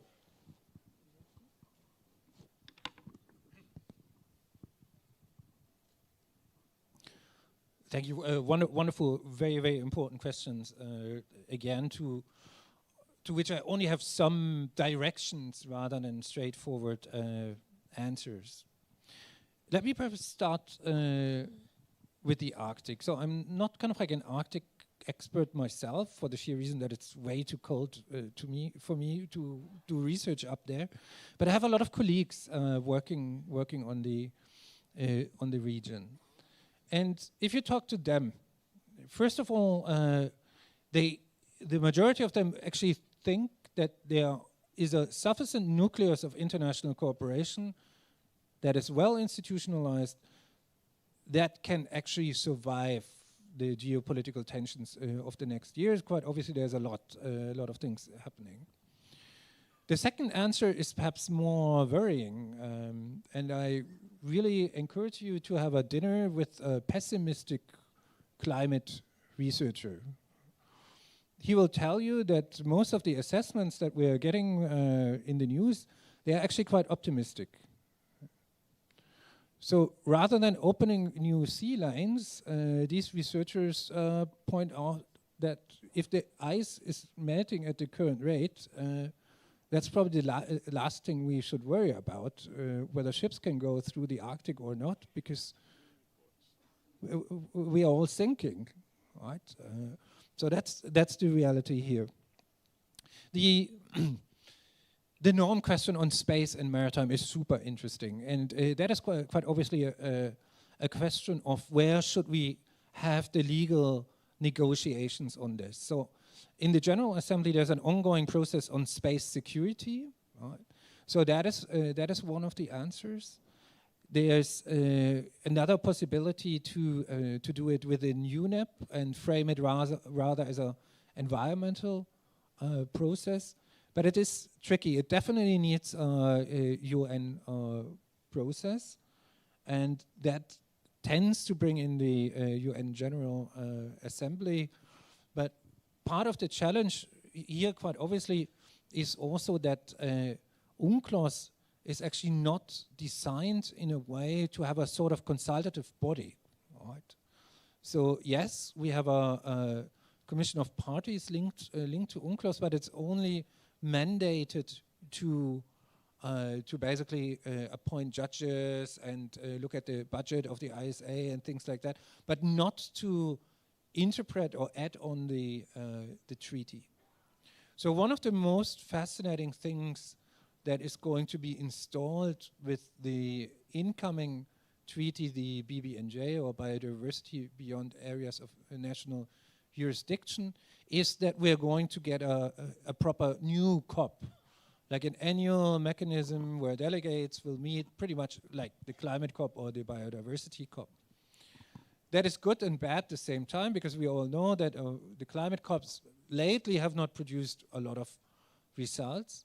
The same time, since BBNJ is an implementing agreement to UNCLOS, the way the treaty is designed, at least we're going to get a platform where questions such as the space maritime link, the question of how to protect marine protected areas, the question of how can we green navies, the question of hydrogen and salvage. So some of these issues that I was raising in my talk could be discussed at the forthcoming COP. If that happens, is quite obviously a different question, and it will still take a little while for us to get there, to get these new institutions running. I'm a little bit skeptical about that process, and I would rather bet on more activities in the General Assembly, but also the UN Security Council. For those of you who are not following it, there have been two major debates in the Maritime Security Council on maritime security this year, and I had the honor to actually do a briefing at one of them, the one in May. Do we have still time for one more question? No, I'm afraid we don't have any more time for questions, but we do have time enough for some comments by the chairman of the NMF, if you will permit. Absolutely. Admiral Karambir Singh, sir, the floor is yours. Thank you, Christian, for a lovely talk and the way you handled all the questions. I just had a couple of points, on terminology. We had this issue of continental outlook and maritime outlook. We tend to call the countries with like SIDS, the small island developing states. Actually, I would think that the better or maritime way of addressing them would be large ocean developing states. A country like Mauritius, it might be a small island developing state, but it's got an EEZ which is as big as India. So we've got to have that kind of outlook as people who are looking at it and from the maritime space. The other issue is like the terminology landlocked. I don't think we should be looking at calling them landlocked. We should be calling them land-linked, because that is how we're going to link them to the sea. Another point that I thought I'd just bring out was this use of cooperation and collaboration interchangeably. If you go by the dictionary, cooperation is when you help somebody. That is when you provide some assistance to someone. You cooperate with that person. Generally, that is what it means. Collaboration is when you work together for a common purpose. And that is, I think, what we are trying to get at. We are trying to collaborate for a larger purpose, regional stability, security, etc. So I just thought I'll just bring out these couple of points. And on this issue of Himalayas being the third pole, it is actually the main reason for rising sea levels, with the glaciers melting and coming in. It's not really the icebergs which are melting, which are already in the sea, but it is the glaciers which are melting and causing the rising sea level. Thank you so much. Thank you so much, sir. I think I'm tempted to ask for one last question. Yeah, Sonali. So I just want to tell everybody that Sonali too, I know her because she was in the NMF till very recently, and she too is working on the nexus between space and maritime issues. So the lady who asked the question earlier, you may want to connect with her. Last question of the day. You need, mic's not working.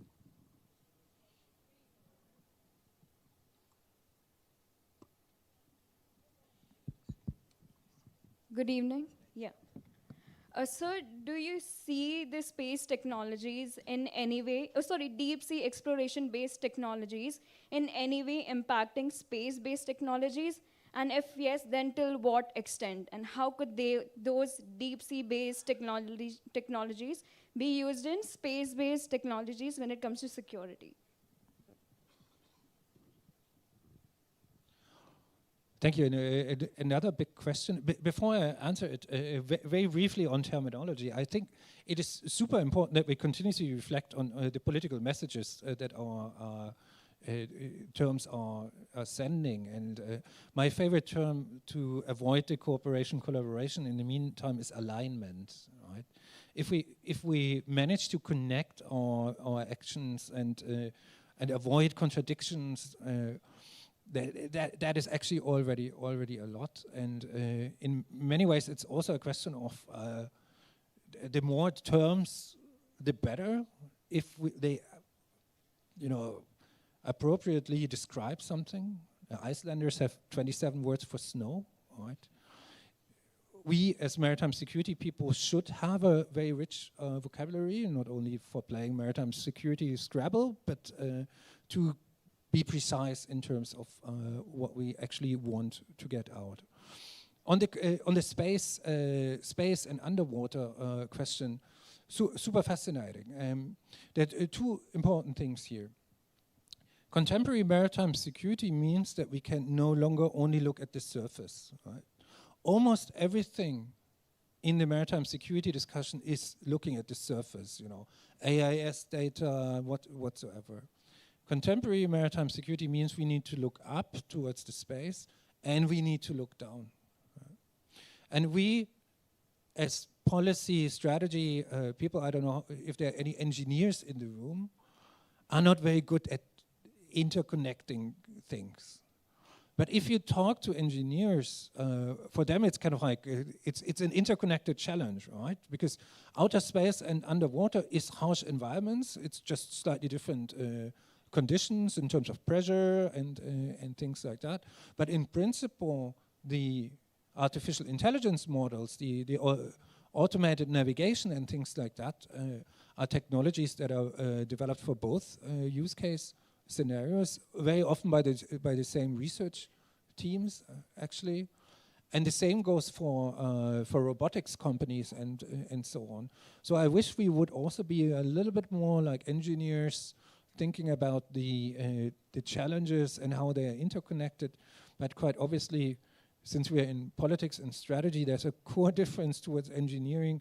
Engineers believe that there's always an optimal solution, while we are the people that are very well aware that the world is full of contradictions and dilemmas, and usually whatever solution you propose, it means that someone is winning and someone is losing.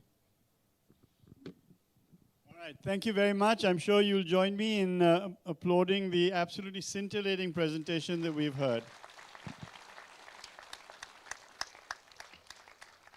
Please give yourselves another round of applause for those absolutely brilliant questions from the audience.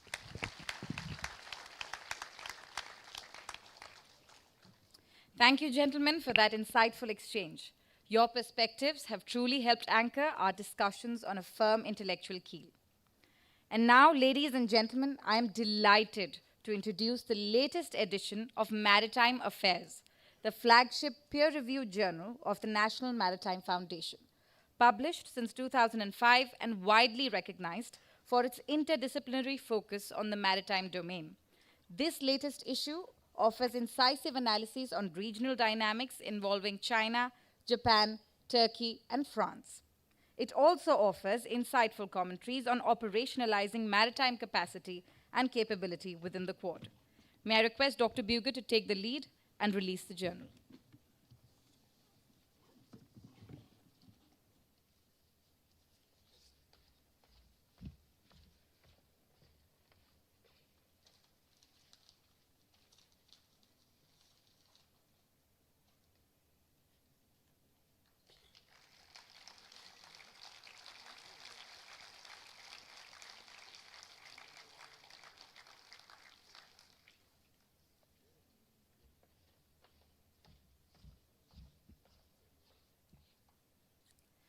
Thank you very much, gentlemen. May I now request Chairman NMF to present a small token of our gratitude to Dr. Buger, and in the same breath, may I request everyone on stage to kindly come up in front of the tables for a group photograph following the ceremony.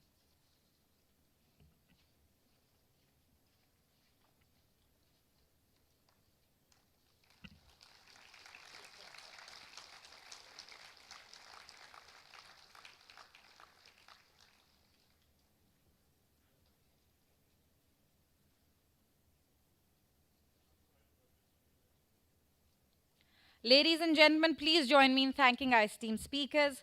May I request everyone on stage to kindly resume their seats in the audience.